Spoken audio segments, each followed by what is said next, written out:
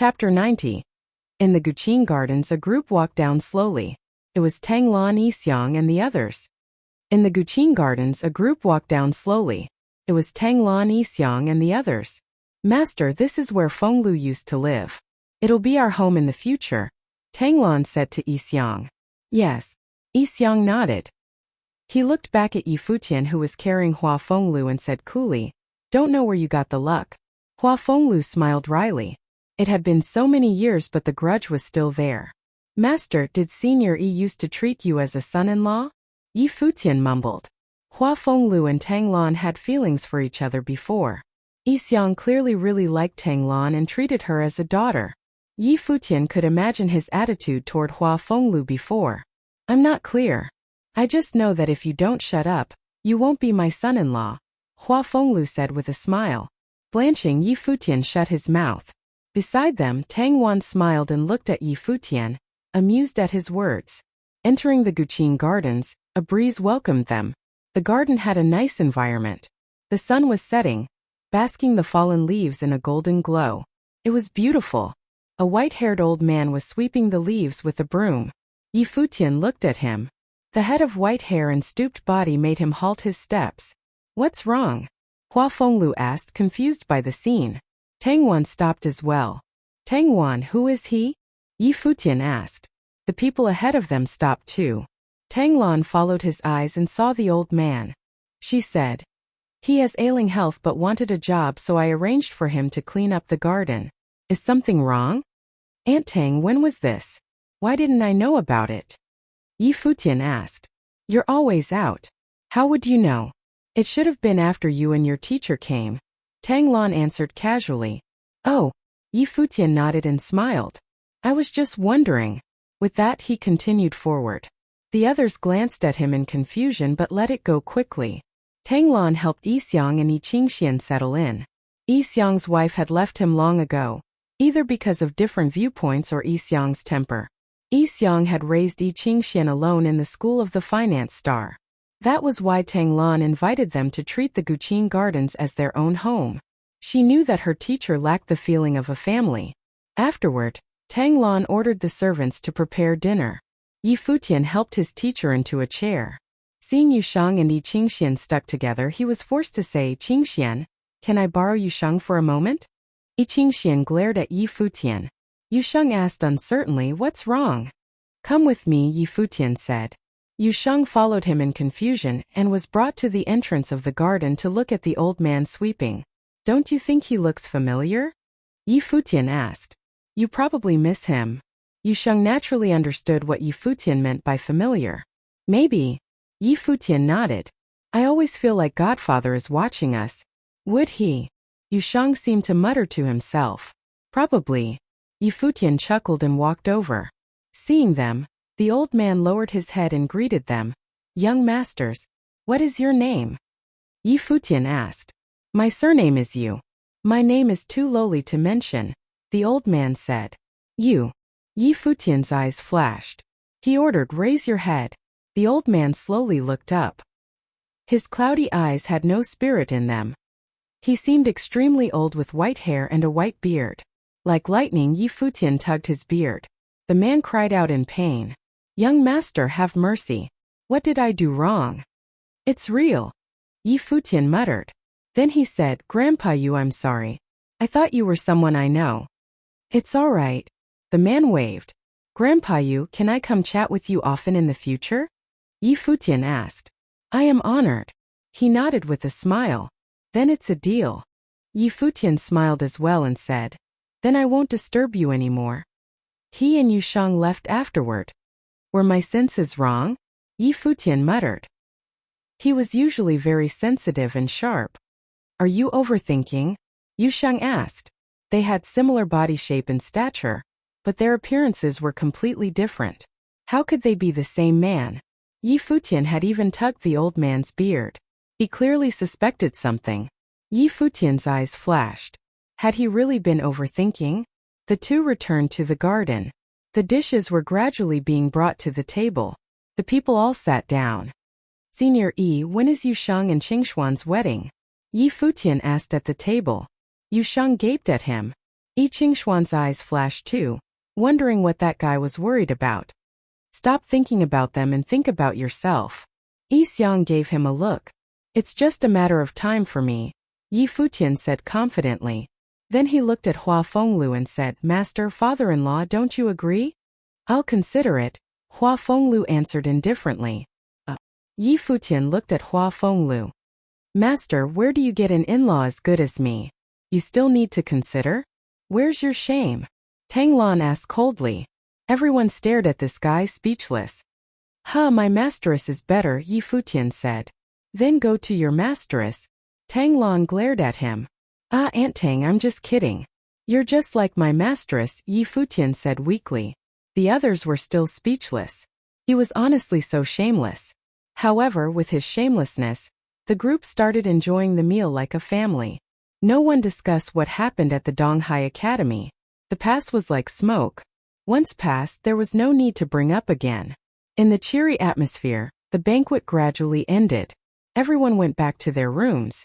Yi Futian went to the garden to play his guqin. There were some impurities in his timbre. He was clearly distracted. It's almost the end of the year again. Yi Futian looked up at the full moon. He remembered how the fox had gone to the Yi mansion to find him after the New Year dinner, shocking the entire family. Then they held hands awkwardly by the lake. Without realizing, another year had almost passed. So much had happened in this year. As he reminisced, a smile appeared on his face and there was more emotion in his music. He had pushed the frustrations aside. Under the moon, he hid his longing in his music. The second day, a beautiful figure came to the Guqin Gardens. When Yi Futian saw her, he made a face. Did this fox know that he was missing her? He thought of her last night and now she was here. Why are you looking at me like that? Hua Jieyu raised an eyebrow at Yi Futian's weird expression and stared. Yi Futian smiled. Because my fox is so pretty. I'm not yours. Hua Jieyu turned away arrogantly. Mistress already betrothed you to me. You can't run now. All we're missing is a wedding, Yi Futian said with a smile. Don't even think about it. Hua Jieyu smiled and then ran to the Qin devil behind him, calling Dad. Jieyu, why are you here? The Qin devil asked. Uncle told me about what happened at Donghai Academy. I knew you'd be back here so I came to look, Hua Jieyu said. That guy's become agreeable? Yi Futian asked, walking forward.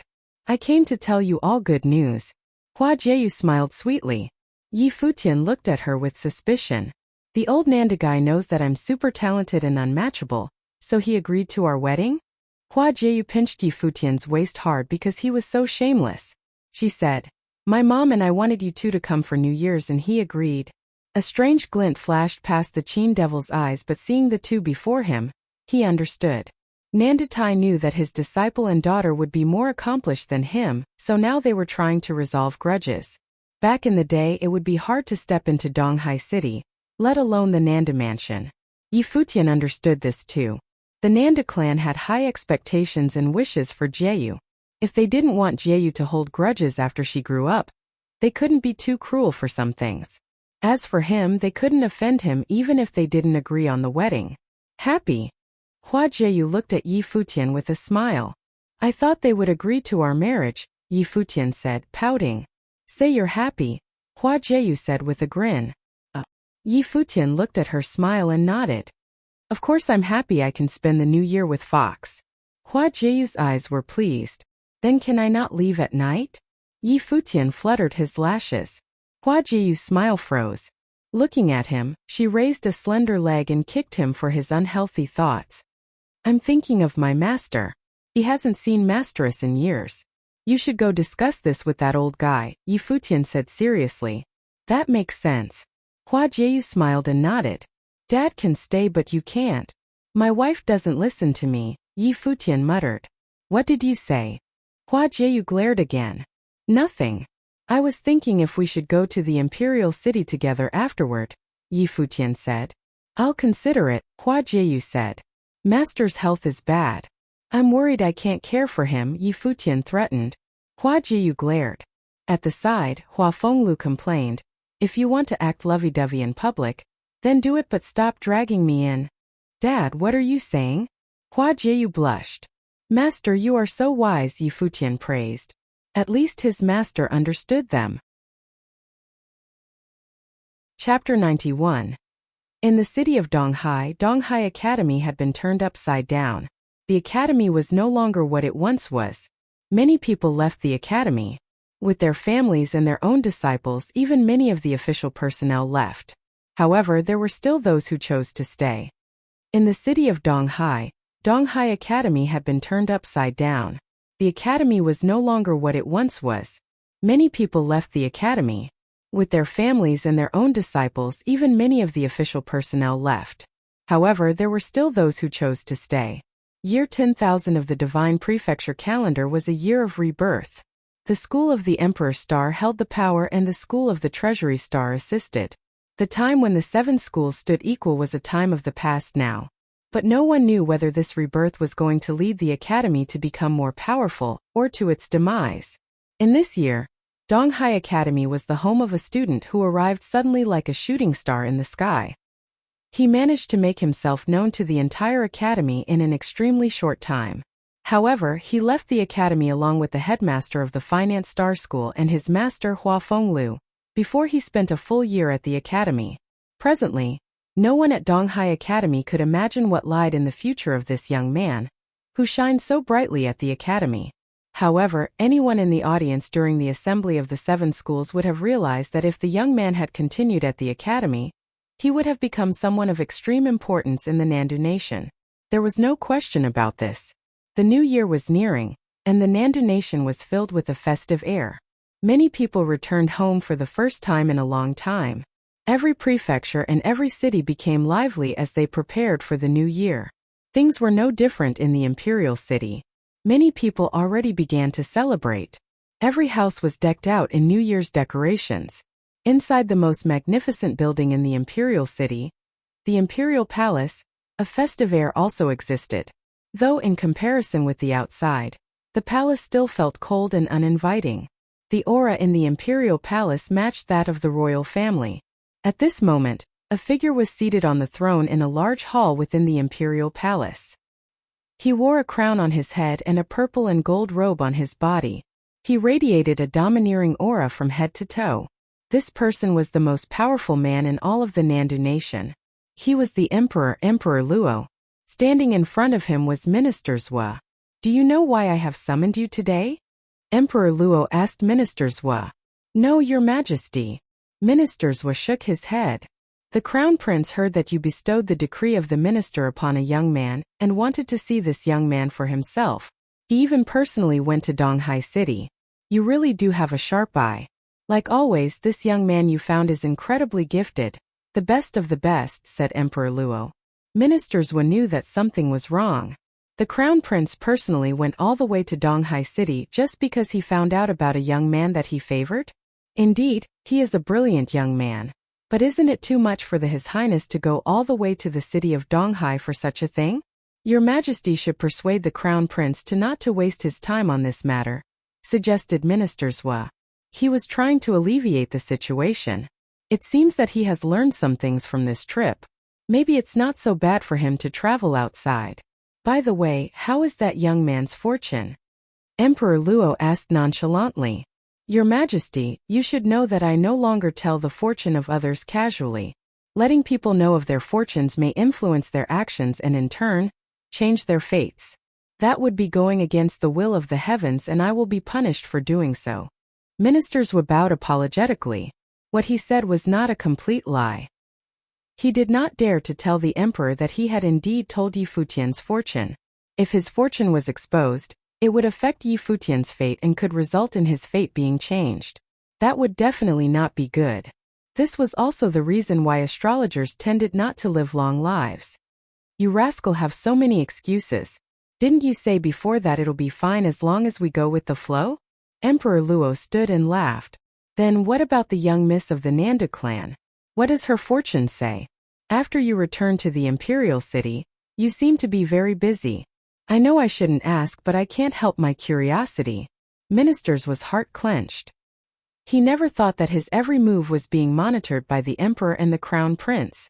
At the thought of this, He began to regret agreeing to Nanda Tai's request of telling Hua Jiayu's fortune. Of course, when he agreed, he never expected her fortune to be so shocking, and he would never have guessed she was related to Yi Futian in any way. Your Majesty, Ministers Wu put his hands together in front of himself and bowed to the emperor. I am grateful to have met you and been allowed to follow under your leadership for all these years. I never dared to slack off and have always done my very best to discover new talent for our nation. Of course I know all of this, you rascal. Watching Ministers Wu, Emperor Luo couldn't help but shake his head and let out a laugh. At this moment, he did not seem like an emperor but an older brother. Over the years I have been increasingly cautious in the use of my powers as an astrologer, and have explained my reasons for doing so many times. On my most recent trip to the city of Qingzhou, I passed by the East Sea Prefecture and met an interesting young man and also told a fortune for someone. Both of these people are very lucky people and will influence the luck of the nation. This is why I've been busy paving the road for the two, wanting to do something for them, explained Ministers Wu. Emperor Luo lightly nodded his head and smiled. I appreciate your thoughtfulness and have no worries about you. Also, that girl is too naughty, so please be tolerant of her. If she does anything to offend you, don't be afraid to teach her a lesson. There is no need to take it easy on her for my sake. Although the princess is a little willful, her gift and personality are both very good, said Ministers Wu. All right, go on now, said Emperor Luo. He patted Ministers Wu on the shoulder. Ministers Wu put his hands together and started to back out of the hall. Only when he was completely outside did he turn his back to the emperor. Beads of sweat rolled down Ministers Wu's forehead. As an astrologer, he had to act with caution. There were many things he could not say. If he were to expose anything, it would be his demise. For example, Nanda Nation's fate or the Crown Prince's fortune. Ministers Wu hoped that his efforts would bring good results. What Ministers Wu didn't know was, after his departure, two people entered the hall. It was Luo Junlin and Minister Hua. Emperor Luo was writing something at his table. While writing, he spoke. Ministers Wu said those two were people of great luck and can change the fate of Nandu Nation. If so, then I plan on following his wishes. Minister Hua and the Crown Prince did not say anything. They waited quietly. They knew that Emperor Luo was writing an imperial order. Moments later, he put down his pen. At the wave of his hand, the golden scroll floated towards Minister Hua. Take this, Emperor Luo ordered. Minister Hua reached out to receive the scroll. He took one look at the order and was shocked. His Majesty was indeed the emperor of an entire nation. His order was to allow Ministers Wu to keep his pride but at the same time, get rid of any worries. Even though I believe in astrology, it can't be fully trusted.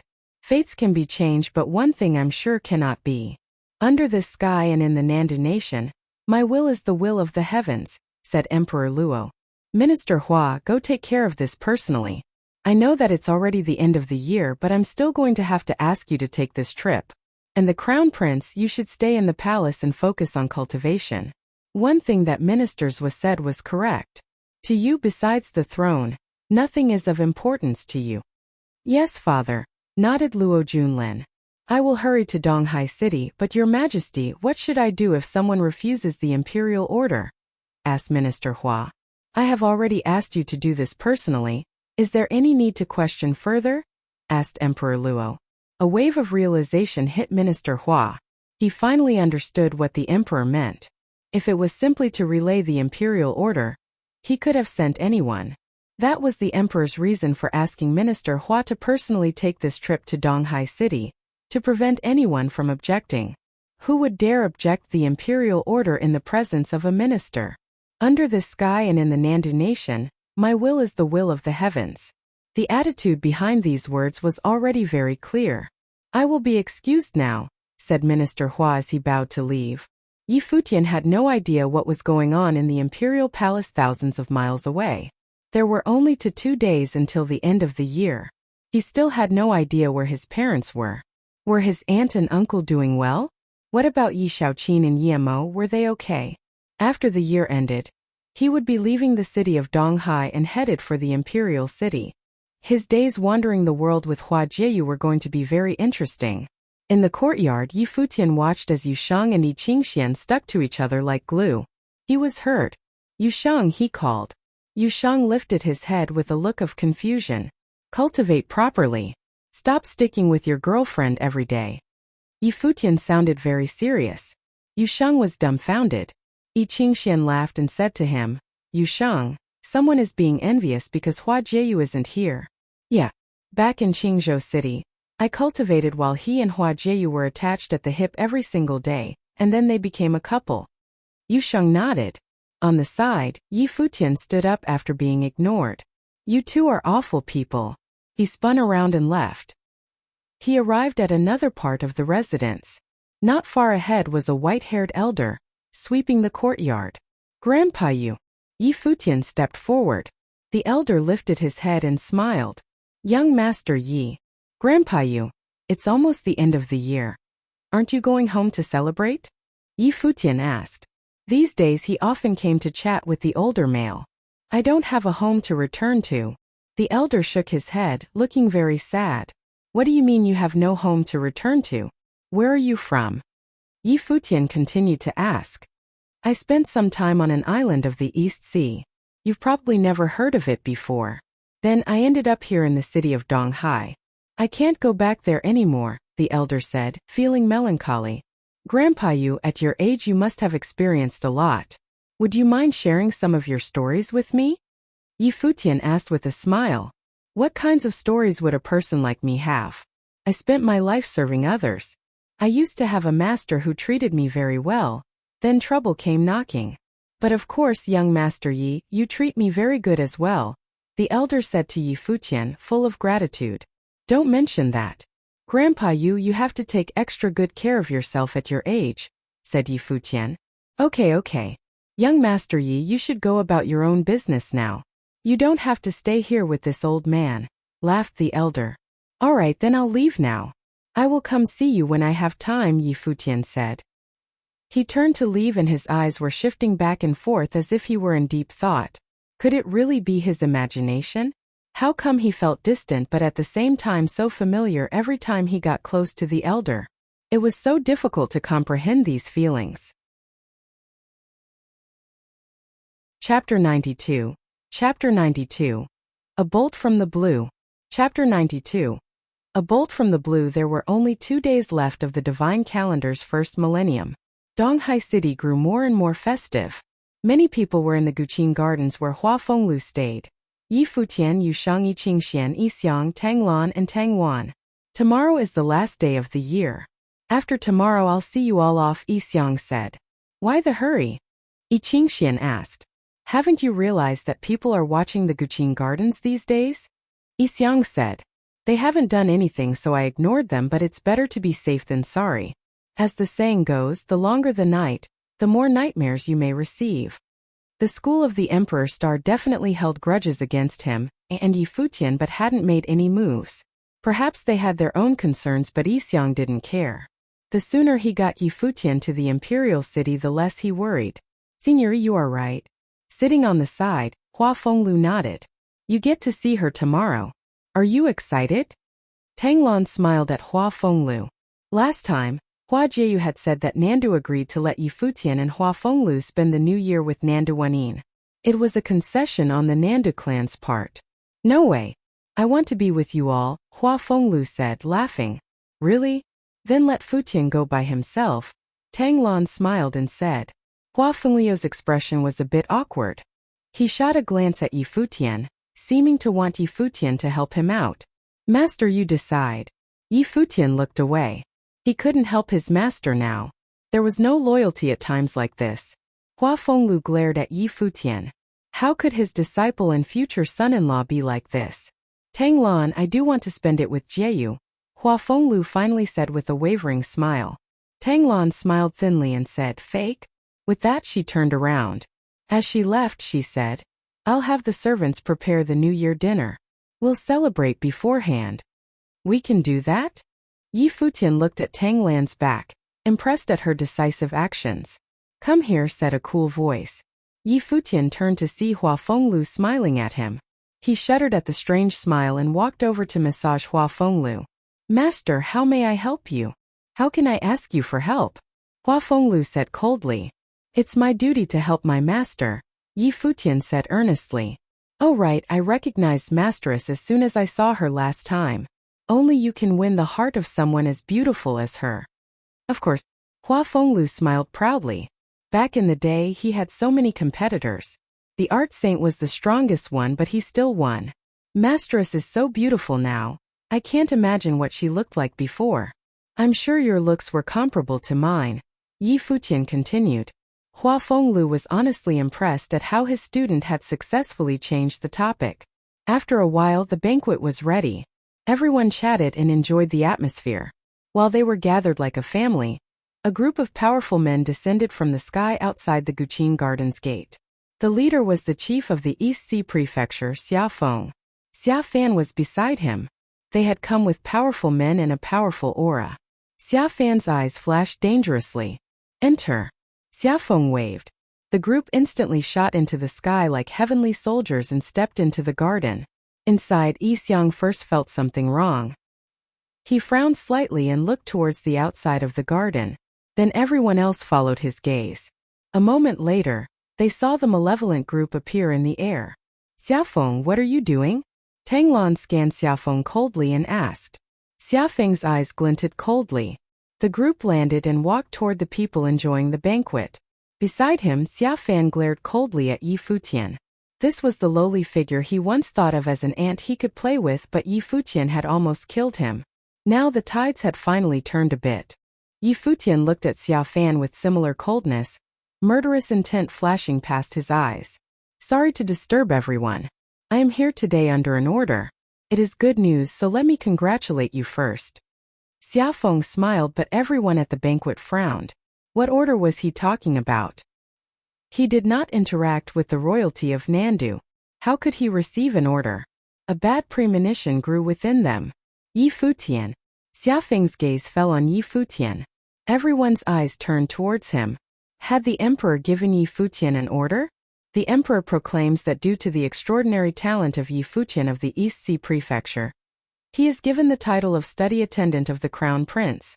From now on, he will accompany the Crown Prince in his studies and cultivation. Xiafeng smiled at Yi Futian while speaking.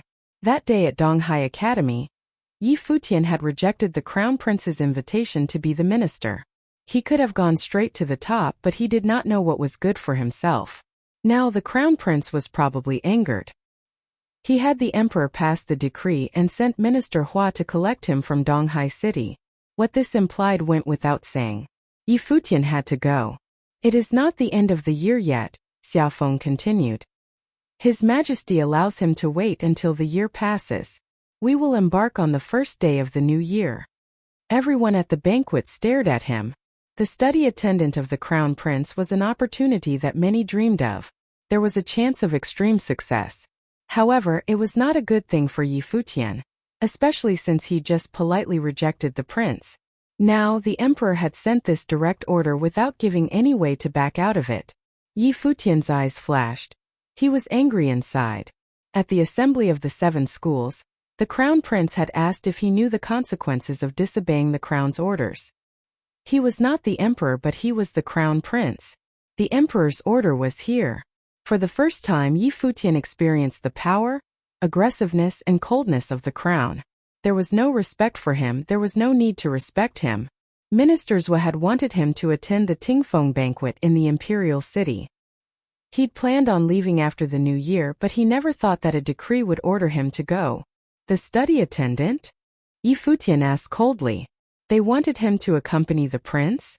Right now, he was even wondering if there was still a need to attend the Tingfeng banquet. Ministers had thought so highly of him but had probably not thought of this result. Yi Futian could feel that this was not Ministers' idea. Ministers had been very friendly toward him, and would definitely respect his opinion. He would not force him to the imperial city in this way, and would definitely not have Xiafeng do it. Got it, Yi Futian said coolly. Xiafeng's eyes sharpened and focused on Yi Futian. This is the emperor's decree. Yi Futian, watch your attitude, Xiafan said in a frigid tone. The emperor gave me the title of the Crown Prince's study attendant. He's not punishing me, so what's with your attitude? Yi Futian sat there staring at Xiafan. These men had broken into the Guqin gardens to announce this as if he was a criminal. Xiafeng sneered inwardly. He realized that Yi Futian knew he had angered the crown prince and was being taken forcefully. Minister Hua was the one in charge, and Yi Futian obviously knew what this meant. Xiafan narrowed his eyes and then laughed. He said, "Very good. I'd like to see how much longer you smile for. I forgot to tell you that Minister Hua is going to the Nanda clan today with another decree." The moment he finished, Yi Futian rose. He stared daggers at Xiafan. "What decree?" "Yes." Xiafan smiled and said, "It's related to your girlfriend." "Okay, is this your business?" Xiafeng said indifferently. Faced with a group of cold glares, he said, "Sorry for the disruption. I'll be waiting outside and will go as soon as New Year's is over." With that, Xiafeng waved and they sauntered off. Yi Futian and the others stared at the backs of Xiafeng's group. They still had not recovered.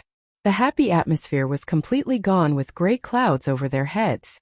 Yi Futian and Hua Fenglu were especially unsettled. At the same time that Xiafeng announced the decree, Minister Hua had arrived at the Nanda clan. Nanda Tai, the clan leader, welcomed him personally. Seeing him, Minister Hua smiled and said, "Brother Nandu, congratulations." "What do you mean?" Nanda Tai was confused. "It is great news. His Majesty has a decree. Is Hua Jieyu here?" Nanda Tai's eyes flashed. He didn't understand why Minister Hua would need Hua Jieyu. Was the Emperor's decree related to Jieyu? Had Ministers was said something to the Emperor? But then why would Minister Hua be here? "I'll call her over now," Nanda Tai said. "No need. I'll go personally, so please bring me to her," Minister Hua said with a smile. Nanda Tai was even more confused, but he nodded and said, "All right. After you." With that, the group started off and arrived in Nanda Wanin's residence. After hearing the news, she and Hua Jieyu came out and stared at the newcomer in confusion. Minister Hua gazed at Hua Jieyu and smiled. "As expected, you are a beauty. No wonder you have an extraordinary fate." "Minister Hua, please enlighten us," Nanda Tai said. Had ministers were really said something about her fate? But an astrologer always kept fates a secret, especially one like Jieyu's. Nanda Tai did not dare publicize it, and not even anyone in the clan knew. He was worried that revealing it would affect Jieyu's fate. The emperor has proclaimed Hua Jieyu as the crown princess. She will travel the palace in the year 1000 of the divine calendar for the title ceremony, Minister Hua said. He thought, no wonder the emperor is the emperor. With these two decrees, Ministers Hua isn't put in a difficult position, but the fatal problems are solved. Since these two will influence the nation, then give them riches and keep them where they can be easily controlled. If anyone had any objections, he could make a prompt decision. Fates could be changed, but the royal order could not be disobeyed. To Hua Jieyu, this order was like a bolt from the blue. Chapter 93, Chapter 93. I am fated to be emperor. Chapter 93. I am fated to be emperor in a split second. Hua Jieyu felt completely lifeless. Her face was as pale as a ghost. His Majesty had bestowed the title of the crown princess upon her. She was to leave on the first day of the new year. Just a moment ago, she was chatting with her mother about the events of tomorrow, when her father and Yi Futian was to come. Then without warning she was hit with this news. Nanda Wanin, Nanda Tai and the rest were all in shock, unable to recover. Is this fate? Nanda Tai asked himself. To be honest, he did not fully comprehend what Ministers Hua meant when he said that Hua Jieyu was fated to be an empress, mother of the world. But now he knew. Ministers Hua meant empress to an emperor, emperor of the Nandu nation. No, said Hua Jieyu. She had finally pulled herself out of her daze. Her eyes showed determination as she said to Minister Hua, I refuse. Minister Hua frowned. Nonsense, this is an imperial order from His Majesty. I refuse, Hua Jieyu repeated with a cold demeanor. She was still looking at him. Minister Hua's gaze was sharp as a knife, but the girl standing in front of him showed no fear. Brother Nandu, does the Nanda clan plan on going against the imperial order? Minister Hua asked. Please forgive her, Minister Hua. She's just being stubborn. Please allow me to talk some sense into her, said Nanda Tai. He had a change in expression. The Nanda clan was no longer royal. They were in no position to fight against the imperial power. Fine, I'll give you guys 2 days. During these 2 days, I will be staying here, and on the first day of the new year, we will be on our way back to the imperial city, said Minister Hua. As he turned to leave, he sneered. Disobeying the imperial order? Who dared to do so in front of Minister Hua? After Nandatai watched Minister Hua leave, his attention fell on Hua Jieyu. He said, Jieyu, the crown prince was born to become emperor. He is an outstanding young man. He is in his 20s and still unmarried. This tells you a lot about his personality. A chance like this only falls to one person in all of the Nanda nation, and now fate has chosen one. You are to become the mother of the world. I don't need fate like this, Hua Jieyu said to Nandatai. He saw the determination in her eyes and continued to try to persuade her. Jieyu, you're only 17. This thing you have with Yi Futian is only temporary. One day when you guys are standing at 2 different levels, you'll forget about all this. As long as you agree to this, I'll send people to bring your father into the Nanda palace and your family will be united again. Hua Jieyu looked at Nandatai with ice-cold eyes. I'm not going to agree, and neither will my father. Wanyin, talk some sense into her. Nandatai looked at Nanda Wanyin, who stood behind her daughter. Now that there are bigger benefits for you, you're willing to let him come back? Nanda Wanyin sneered at Nandatai. Do you really think we'll be happy with a family reunion brought by the sacrifice of our daughter? I won't agree to this. Nandatai's expression did not look good. Coldly, he said, even if you guys object, this is an imperial order. Who can disobey an imperial order? There is still 1 day for you guys to think this over. After that, Nandatai left with a sunken face. Following immediately after his departure, Hua Jieyu's eyes filled with tears as she turned to look at her mother. Mother! In her voice was a deep melancholy. She seemed so weak at this moment. The usual air that surrounded her was no longer there. My poor child, said Nanda Wanyin. She walked up to her daughter and held Hua Jieyu's tear-stained face in her own hands. Her heart hurt to see her child like this. How could both of their lives turn out this way? Why couldn't they be with the person they loved? Nanda Wanyin was the one person who could truly understand what Hua Jieyu was feeling at the moment, because she had also been through this. They didn't care for nobility. All they wanted was to be with the one they loved. Just then a figure came running. It was Nanda Wunshan, who had just received the news. Seeing the mother and daughter, his heart was in pain. Hua Jieyu was even more outstanding than her mother. She was destined to be different. Now, she had been given the title of Crown Princess. Was this what ministers saw in her fortune? Was this her destiny? Mother, I miss him.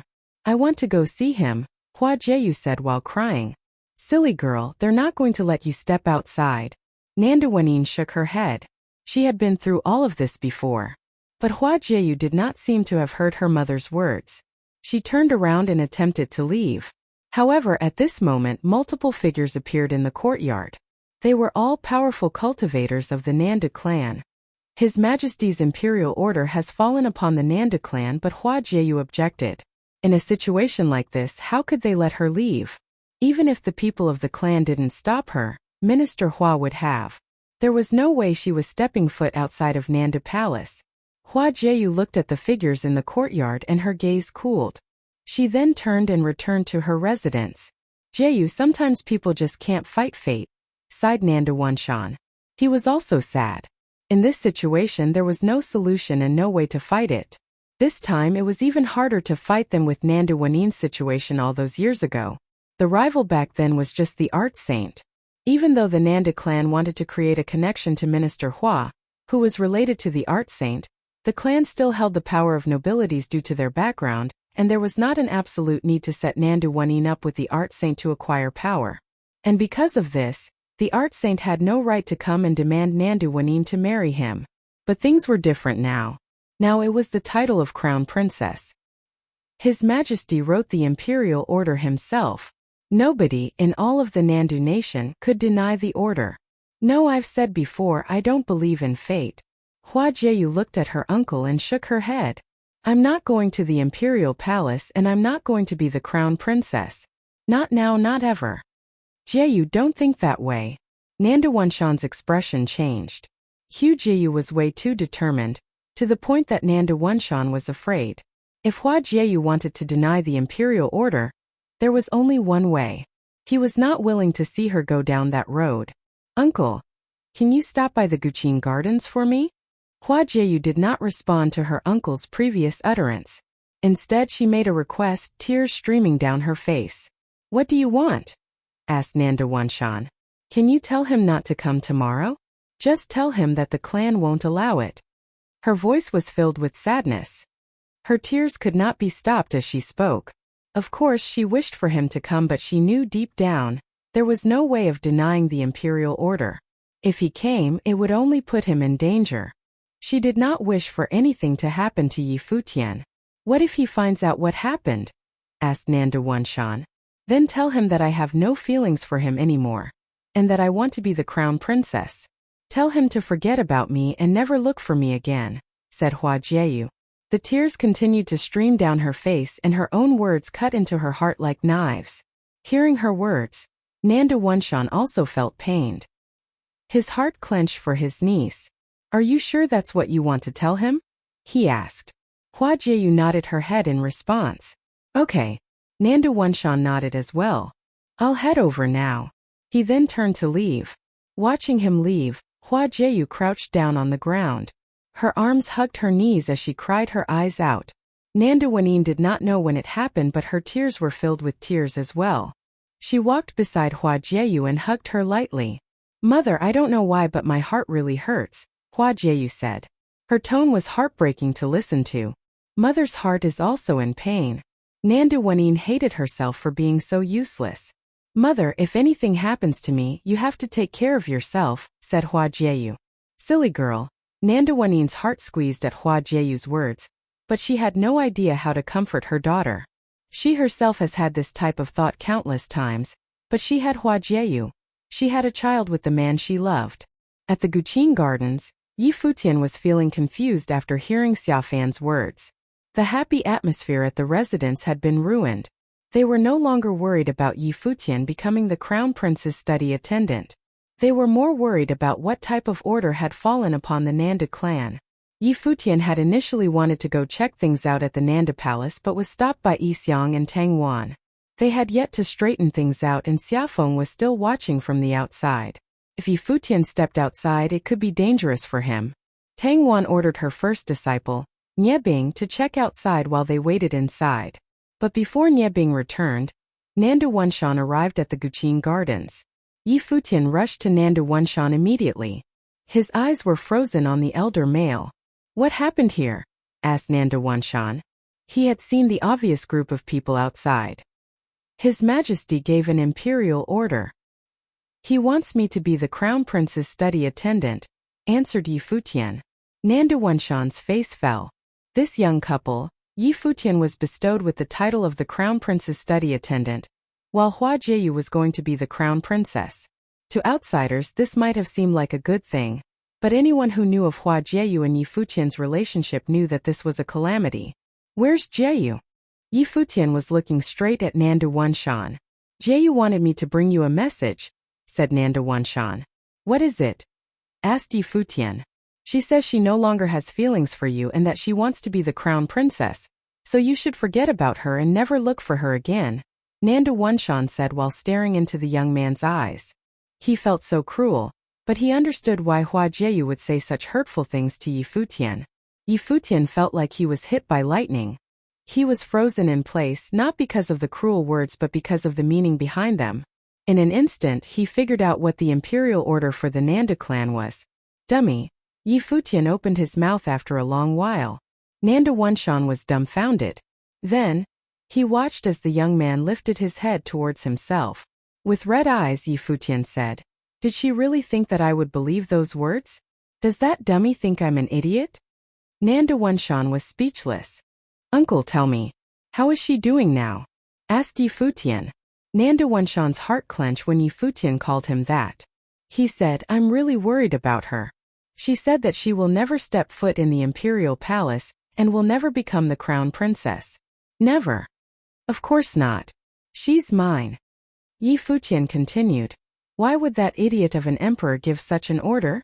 I don't know the specifics, but there is one thing I can tell you, said Nanda Wanshan. Ministers will once told Jieyu's fortune. He said she was fated to be an empress. Maybe he told the emperor. This must be her destiny. Ministers what? Empress? Yi Futian looked at Nanda Wanshan. Ministers what is an astrologer? Yeah, nodded Nanda Wanshan. At this moment, a lot of things suddenly became clear to Yi Futian. You're wrong, Ministers won't tell the emperor, said Yi Futian. Nanda Wanshan lifted his head to look at Yi Futian confused. If Fox is fated to be empress, then that means Ministers must have looked at my fortune as well, Yi Futian said in all seriousness. If she is fated to be empress, then I am fated to be emperor. Chapter 94. Nanda Wanshan looked at Yi Futian. This guy was talented, but saying he was fated to be an emperor was a bit too much. However, he didn't doubt it. Ministers had given Yi Futian the minister decree, and probably had really tested Yi Futian's fate. It meant that he couldn't have an average fate. Nanda Wanshan looked at Yi Futian. This guy was talented, but saying he was fated to be an emperor was a bit too much. However, he didn't doubt it. Ministers had given Yi Futian the minister decree, and probably had really tested Yi Futian's fate. It meant that he couldn't have an average fate. Looking at the handsome figure before him, Nanda Wanshan said, no matter what, do not go to the Nanda clan tomorrow. If it's truly as you said, that Ministers didn't tell the emperor, then there's more to the fact that he sent Minister Hua. If you object, he will definitely not treat you nicely. Uncle, if I have the fate of an emperor and don't mind what happened before, will Nanda support me? Yi Futian asked instead of replying to what Nanda Wanshan said. The Nanda clan was the previous royalty after all. They had strong foundations and were established in Donghai City. If they could abandon everything of Nanda Kingdom, they might be able to change the situation and fight with Minister Hua. This guy. Nanda Wanshan looked at Yi Futian. It seemed that the youth had lost his cool. It was the emperor's decree for Minister Hua to come and give the title of crown princess. Yi Futian was only 17. No matter how talented he was, it didn't mean anything. The crown prince was more talented. There wasn't even a need to choose. How could Yi Futian prove that he had an emperor's fate? You have to think clearly and not muddle your mind. Would you like me to pass a word on to Jieyou? I'm afraid she'll do something silly, Nanda Wanshan said. Uncle, tell that silly girl to not do anything silly and wait for me. Minister Zhuo was right. She has the fate of an empress and is destined to be the mother of the world, Yi Futian said. He trusted Minister Zhuo's prediction because his godfather and Emperor Yi Qing had said similar things before. Okay. Nanda Wanshan sighed inwardly. He glanced at Hua Fenglu again but left without saying anything more. It had seemed that everything was improving. The clan leader had agreed for Nanda Wanin and Hua Jieyou to come to the Guqin Gardens, but the decree had changed everything. In the garden, everyone stood behind Yi Futian. They didn't know what to say and couldn't comfort him. The mood was repressive. Yi Futian turned. Seeing all the eyes on him, he forced a smile and said, "What are you all looking at me for? It's getting late. Go rest." To Hua Fenglu he said, "Master, let's go back." He carried Hua Fenglu toward his own yard. Yi Xiang looked at their receding backs and sighed inwardly. He had planned on taking this group of extremely talented youths to the imperial city tomorrow for the Tingfeng banquet. With Yi Futian and Yu Shang's skills, they could definitely surpass the others. They also had Minister Zhuo's help and would have a smooth path to becoming the best of the kingdom. But this decree had destroyed everything. Minister Zhuo's anticipations and their plans. Yi Futian had just called His Majesty of Nandu the idiot king. His mood was clear. Even though he was only 17, the man was not the king in his eyes. The study attendant of the crown prince? In a few years he might become more impressive than the prince. Now he was only worried that he would die young. Just as Yi Futian had guessed. Even though Yi Xiang had accepted Yu Sheng as his disciple, he also saw Yi Futian as a disciple but treated them differently. Otherwise, he wouldn't help Yi Futian so much. At night there was music in the garden. Yi Futian sat there playing his guqin. There was a breeze and it was quite cold, but Yi Futian's heart was even colder. He played with his eyes closed. At this moment he thought of many happy memories. A beautiful face appeared in his mind. She was so beautiful but also playful. They had met for the first time when they were 12. The 12-year-old girl already had shocking looks. He said that if she was like this at 12, she'd become a fox when she grew up. At 15, they met again in the Qingzhou Academy. The girl purposely lied to everyone so they would have misunderstandings, making him gain a bunch of enemies. Later, he cultivated with his master. They had months of interactions and play, almost like flirting in hindsight. A warm smile appeared on his face. Later, the girl went to the Yi mansion, shocking everyone there. The two then joined hands by the Qingzhou lake to announce their relationship. Then they separated. After that, something happened in Qingzhou City. He crossed the East Sea and caused a commotion in Donghai Academy so she would know he was there. They met again in the Guqin Gardens and the girl hugged him gently. The two were in love but didn't dare to publicize it until the school of the Emperor Star started suspecting it. When Mu Yunxian spread the rumors, he walked into the school of the Emperor Star. He marked their relationship with a kiss, leading to the battle at the gate of the school. They held hands and smiled, facing the future fearlessly. In the school of the Finance Star, the two slept in each other's arms. The girl was shy but did not stop him. He knew that she was willing to give him everything. He swore in his heart that he would marry her. However, no one expected that fate was a joke. The imperial city's order was so aggressive and merciless, it destroyed everything. The music went from heartwarming to sweet. It seemed to contain deep emotions and gradually grew depressed, furious and hateful, wishing to cut apart the world. With a clang, the string snapped and the music cut off. Yi Futian opened his eyes. He looked at the broken string. His eyes were still sharp. When he looked up, he saw the old man with a broom under the moonlight. The violence in his eyes disappeared. He asked, "Grandpa, why aren't you resting?" "I was attracted by your music," the old man said with a smile. "Young master, your music is a bit chaotic today. Did something happen?" Yi Futian glanced at him and felt something affectionate. He said, "Grandpa, someone wants to steal the girl I love." "How can someone dare to steal young Master Ye's girl?" the man asked in confusion. "The Emperor of Nandu. He ordered my girl to become the crown princess," Yi Futian said. "Grandpa, what should I do?" "If she's your girl, steal her back." "So what if he's the emperor?" "You said naturally."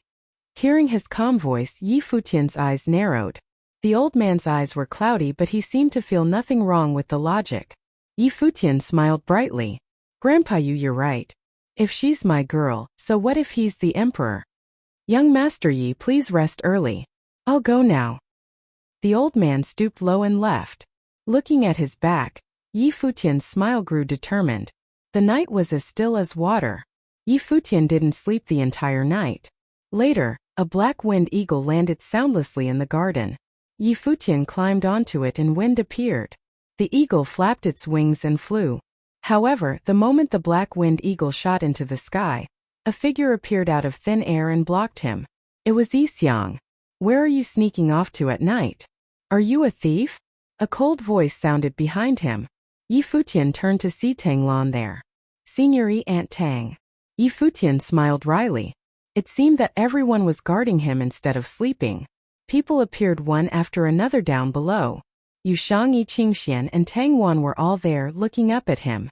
They had guessed he would run away alone. "Whatever you want to do, talk about it after tonight," Yi Xiang said coldly. Yi Futian knew he couldn't leave now. He just nodded and had the eagle land on the ground. Then he went to his room to rest. The others watched him without leaving. They sat in the garden guarding him. It was the last day of year 10,000 of the divine calendar. In the morning, Yi Futian walked out of his room and saw the people sitting in the courtyard. It made him feel warm inside. These people were all part of his family. "Master, you're up so early too," Yi Futian said, walking to Hua Fenglu who was on the bench. "Aren't we going to see your mistress in Jieyu today?" "I'm excited so I woke up early," Hua Fenglu said with a smile.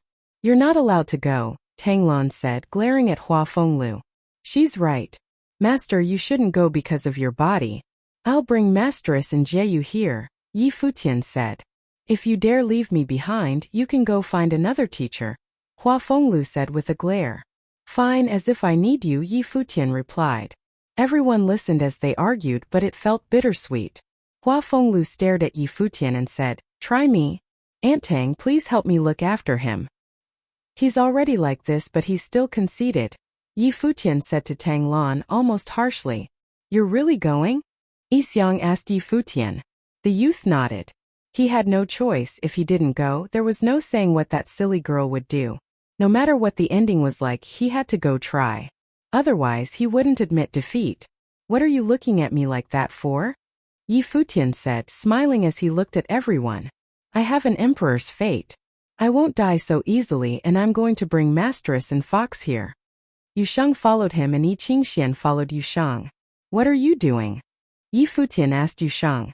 "Going with you," he replied. "I'm going to see my wife." "What are you going for?"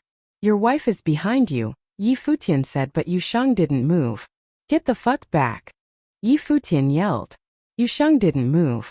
"Yu Sheng, come back," Yi Xiang said to his disciple. Yu Sheng looked back. "I'm going with him," Yi Xiang said. Yu Sheng's eyes were red and his fists were clenched tightly. Yi Futian looked up at Yi Xiang saying, "I'm not your disciple. What are you going for?" "You're an idiot," Yi Xiang replied coldly. Yi Futian froze. Looking at the man, he finally smiled and said, "You're the real idiot." As he spoke, he started walking out. Yi Xiang followed behind him, but not without glaring at Yu Sheng and Yi Qingxian. "Be obedient. Tang Lan, watch them for me." Tang Lan's eyes were red too. Seeing the two leave, she muttered, "You're all idiots." Chapter 95. The last day of the Divine Prefecture calendar year 10,000 did not seem like it was going to be a peaceful day.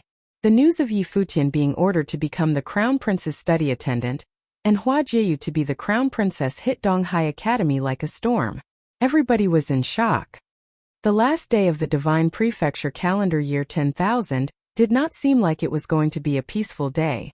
The news of Yi Futian being ordered to become the Crown Prince's study attendant, and Hua Jieyu to be the Crown Princess hit Donghai Academy like a storm.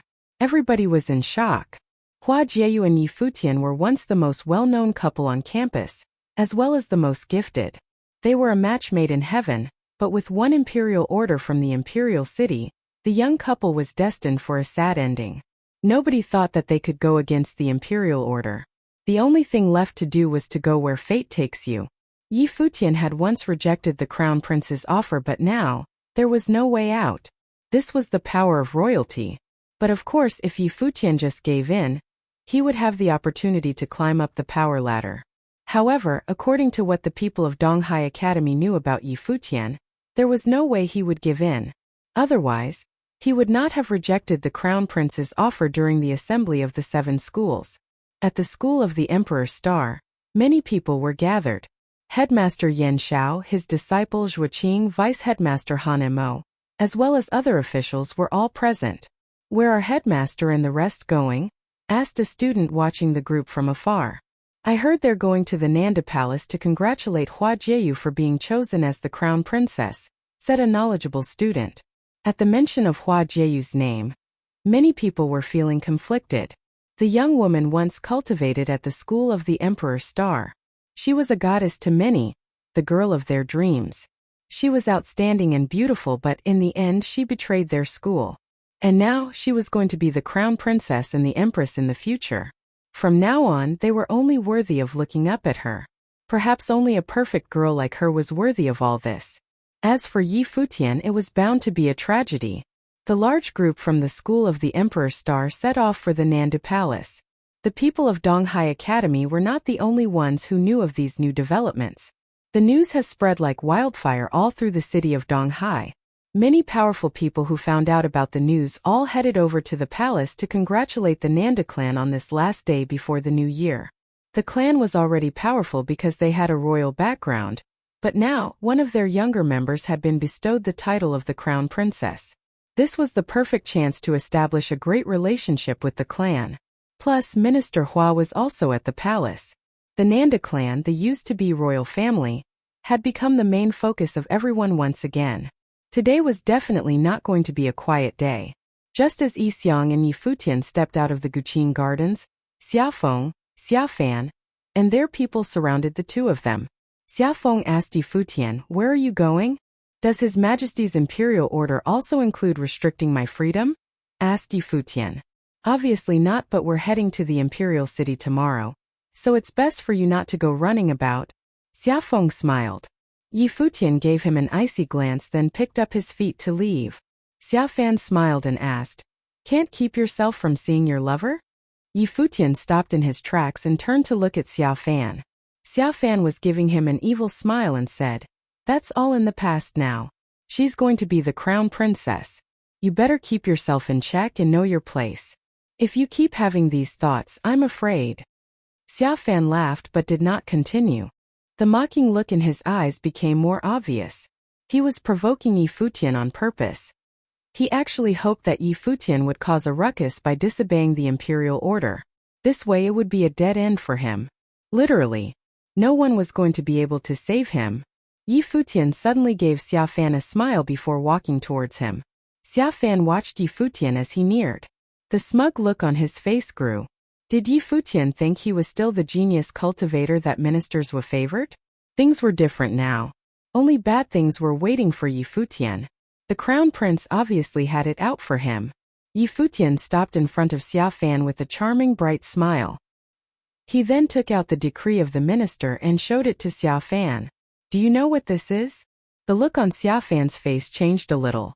Was Yi Futian really threatening him with the decree of the minister at a time like this? Just then, Yi Futian acted at the speed of light.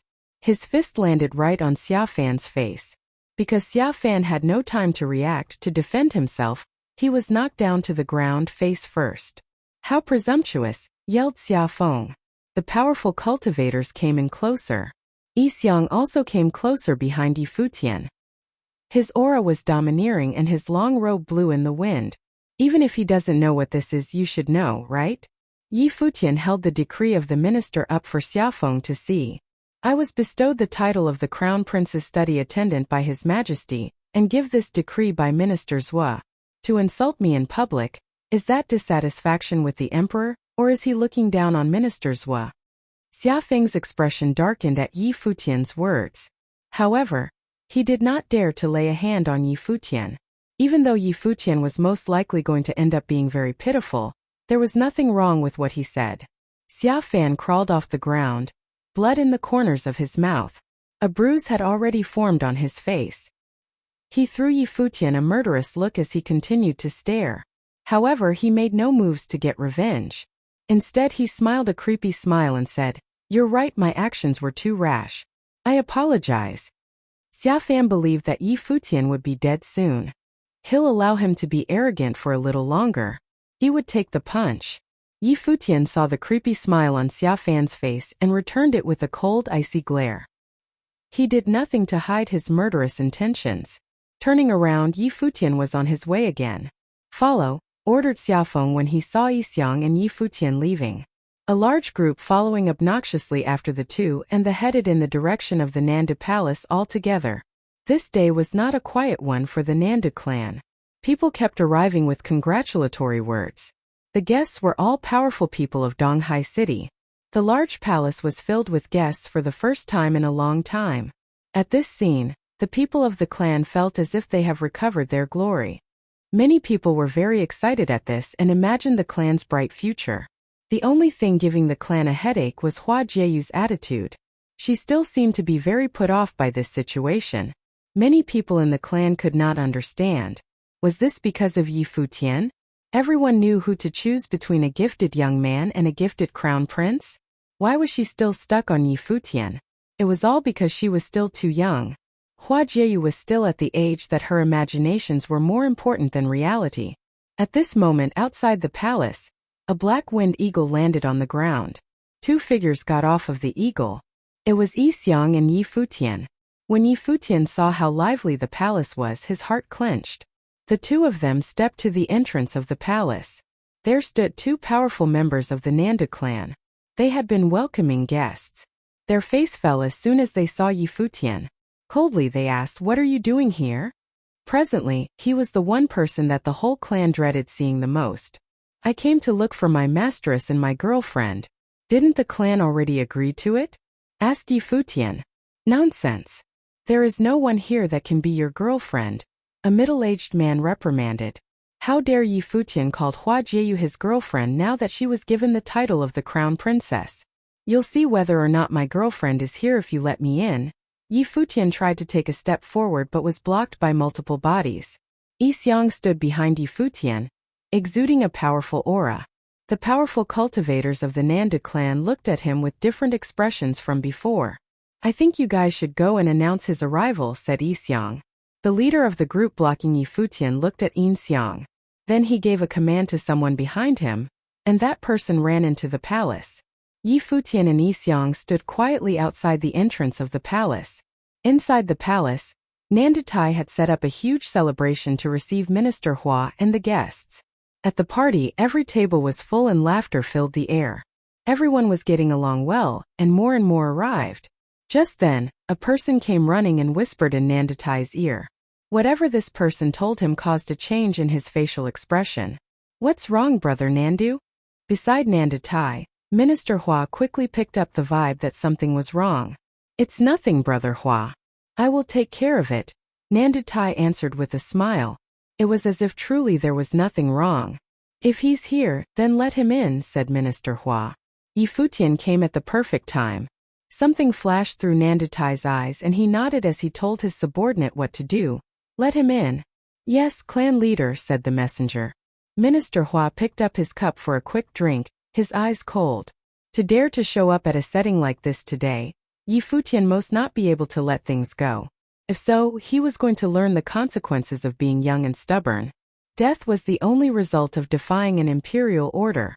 This was probably part of the reason why Emperor Luo sent Minister Hua. Very quickly, everyone in the clan knew of Yi Futian's arrival. Outside the palace, Yi Futian received his reply. The members of the clan led the way.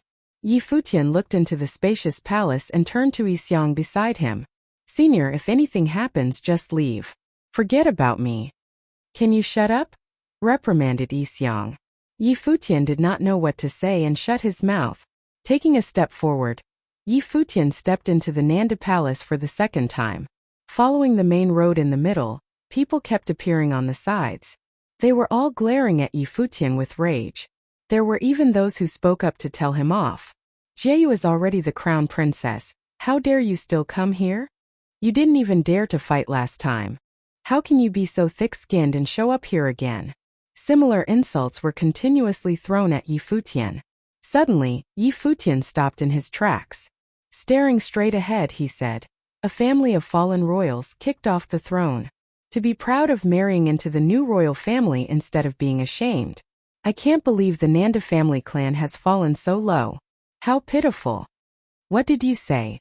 At Yi Futian's words, a lot of people stepped up, giving off a murderous vibe. I said that Nanda family clan doesn't know what pride is. I didn't want to battle last time because I wanted to leave you guys with your pride, but since you guys are all so shameless anyway, then today I will let the Nanda clan know just how inferior you guys are, said Yi Futian. Afterward, a pair of beautiful golden wings appeared. The bright rock spirit was released behind Yi Futian. Then he was lifted into the sky. An immensely bright light formed by the gathering of spiritual qi shined all over his body. Yi Futian, 6-starred glory plane cultivator, challenges everyone in the Nanda clan who is in or below the Dharma plane, he said. The Yi Futian at this moment possessed such a powerful aura. He was going to release his full potential.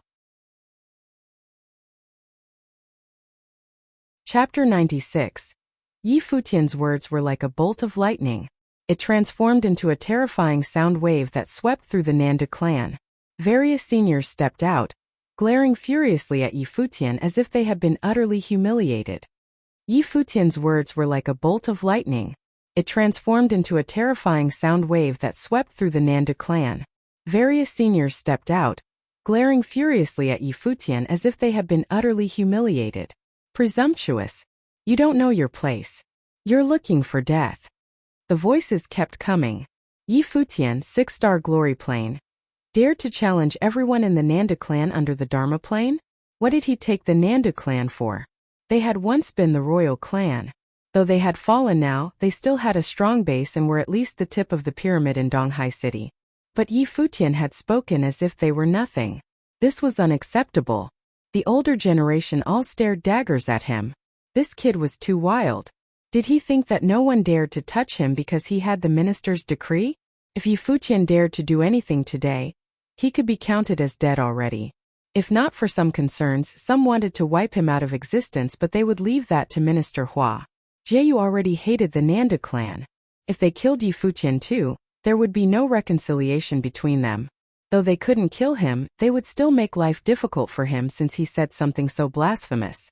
I am a 7-star glory plane. I'm enough to exterminate you. A younger member of the Nanda clan jumped out. A wind element robe was wrapped around his body and he flashed with golden light. He held a golden spear in his hands. As soon as he spoke, he sprang towards Futian like lightning. The golden spear spun, releasing a golden glow. Unstoppable power brewed in it, and it was about to reach Futian. Green spiritual chi glowed around Futian. The wood element lock of 1,000 vines was released with rustles. They covered the sky and went to enclose the opponent. The Nanda clan member roared, but he didn't dodge it. He had a higher cultivation than Futian, and also had the extremely powerful metal element battle techniques. He would not fear Futian. The spinning golden spear cut through everything. Many vines were destroyed, but Futian's lock of 1,000 vines was too sturdy. The man quickly realized that his spear couldn't keep up with the speed of the vines coming. The vines quickly wrapped around him. Then the thick vines tied him down. His legs, arms, and neck were all tied tightly. The vines cut into his wrist and his spear fell from his hands. His neck was strangled, turning his face beet red. He couldn't move at all, immobilized in midair. Futian stood before him. His wings flapped with a gold halo around him. His eyes were so sharp. I don't want to fight any more failures like this. Futian flashed and his wings swept over, slapping the man to the ground. Then Futian continued forward arrogantly. A 7-star glory plane man had been defeated by one blow. He couldn't even break through Futian's one spell. Futian continued forward, reducing the Nanda clan to nothing in his eyes. In the near distance, Xiang strolled behind him. Of course, he understood that Futian barely had any chances of surviving here today, but the youth didn't want to give up. What would he do to win a shred of hope for himself? More and more powerful members of the Nanda clan gathered around him. Another figure sprang into the air. It was Nanda Mu, another genius of the clan. He was at the 8-star glory plane and was extremely strong. Nanda Mu had heard of Futian's records in Donghai Academy. He knew that the youth had defeated those over the 8-star glory plane. Therefore, he didn't underestimate Futian. He released his life spirit, a dazzling sword. With a sword as his life spirit, he was covered in horribly strong intent of the sword. He could slice through anything before him and nothing could stop him. Nanda Mu was a powerful swordsman in training. Sorcery was his supplement. When he grasped the sword, it seemed that he was the only one left in the world. He flashed, and countless afterimages appeared in the sky. It was as if he was everywhere. Futian couldn't distinguish between them at all. The lock of 1,000 vines swept toward one direction. Nanda Mu's pupils constricted. The afterimages disappeared and his true body appeared. Was his enhanced agility ineffective before Futian? He had been seen through so easily. Seeing the vines come at him, he pulled his sword out. There was only one sword, but there seemed to be countless ones in the air. There were various snicks and snaps. The vines were cut apart crazily. Nanda Mu's attacks and speed were both much faster than the first opponent. When the endless vines swept toward him, the sword life spirit seemed to hum. As if he was surrounded by a ring of sharp swords, the intent of the sword flew out and cut the vines.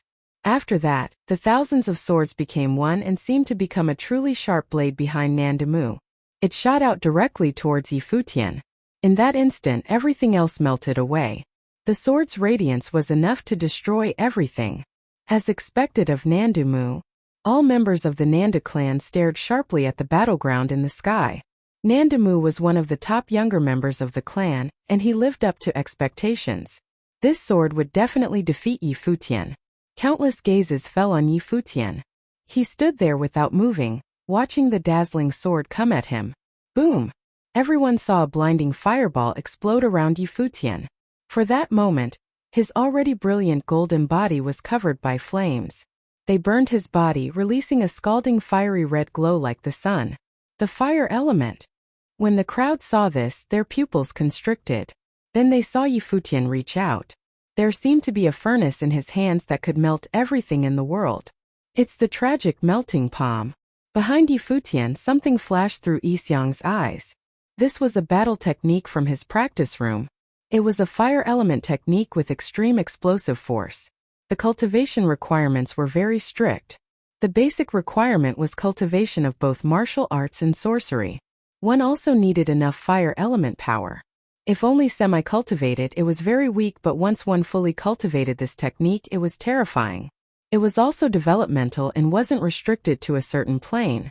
Xiang didn't know Futian had learned this technique. It was his first time seeing Futian use it. Now he was thinking how many secrets this guy really had. Perhaps he could see a glimpse today. He'd already guessed what Futian wanted to do. Now Futian shone like the sun. His body had turned into a furnace too. When Nandamu approached him, he could feel the destructive force that wanted to burn his body to ashes. His sword life spirit screamed. The intent of the sword was shocking. With one strike he could defeat thousands of spells. Now it stabbed towards Futian. Futian reached out his hands. It was like a scary furnace had appeared. He grasped the sword directly. Under Nandamu's shocked stare, his sword melted bit by bit until it disappeared. A gust of shocking heat appeared. If Nandamu continued forward, his body would end up like his sword. How could flesh be compared to a sharp blade? As a skilled man, he was able to stop his charging body. He abandoned his sword and retreated, but it was too late. Futian's wings flashed and his body turned into lightning. Reaching out, he clasped his palms of fire on Nandamu's neck. Then his wings flapped and Futian descended quickly. He raised his hand and slammed Nandamu to the ground while he shot into the sky again like a golden streak of lightning. The powerful figures of Nanda clan watched as Nandamu writhed on the ground. He was covered in burns and had been injured gravely. Someone covered with light took him away. More people stared up at Futian with uncomfortable expressions. Futian was so powerful that even someone like Nandamu was crushed, completely not at his level. If this was the case, the Nanda clan would have a hard time finding someone in the 8-star glory plane to fight with him one-on-one. It may work with a 9-star glory plane genius. Where do you get your arrogance from as a fallen clan? Futian said coldly as he advanced. The Nanda clan was so humiliated, but they couldn't refute him. Seeing Futian advance step by step toward the location of their banquet, a senior said, "Take him down. I don't want to see him take another step." They hadn't expected Futian would be so powerful. If he was allowed to reach the banquet, it would be a disgrace to the clan. Today there were many big figures of Donghai City at the banquet, including Minister Hua. Hua Jieyu, a member of the clan, was now the crown princess. It was a moment of glory with no time for disturbances. Countless figures came out. Some shot to the sky. Others gathered their spells on the ground. The spiritual chi went crazy in the air. Since Futian wanted to fight everyone under the Dharma plane of the Nanda clan, they would satisfy him. After they take Futian down, it would still be embarrassing, but it was better than being defeated by him one by one. Futian was now surrounded by powerful figures. However, he continued forward as if he didn't see anything. Countless spells were released at once, exploding with shocking might. Spells of various schools swept towards Futian as one. In an instant, the youth was attacked by all these spells, but he continued strolling in the air, seeming even more elegant. Chapter 97. Chapter 97 Shock. Chapter 97. Shock. Futian floated arrogantly in the air. His body was illuminated by both a golden light and the light given off by the flames. Futian shined bright like the sun. The attack spells continued to charge at Futian, but every time they got close, they were destroyed by the flames. His body acted as a giant furnace.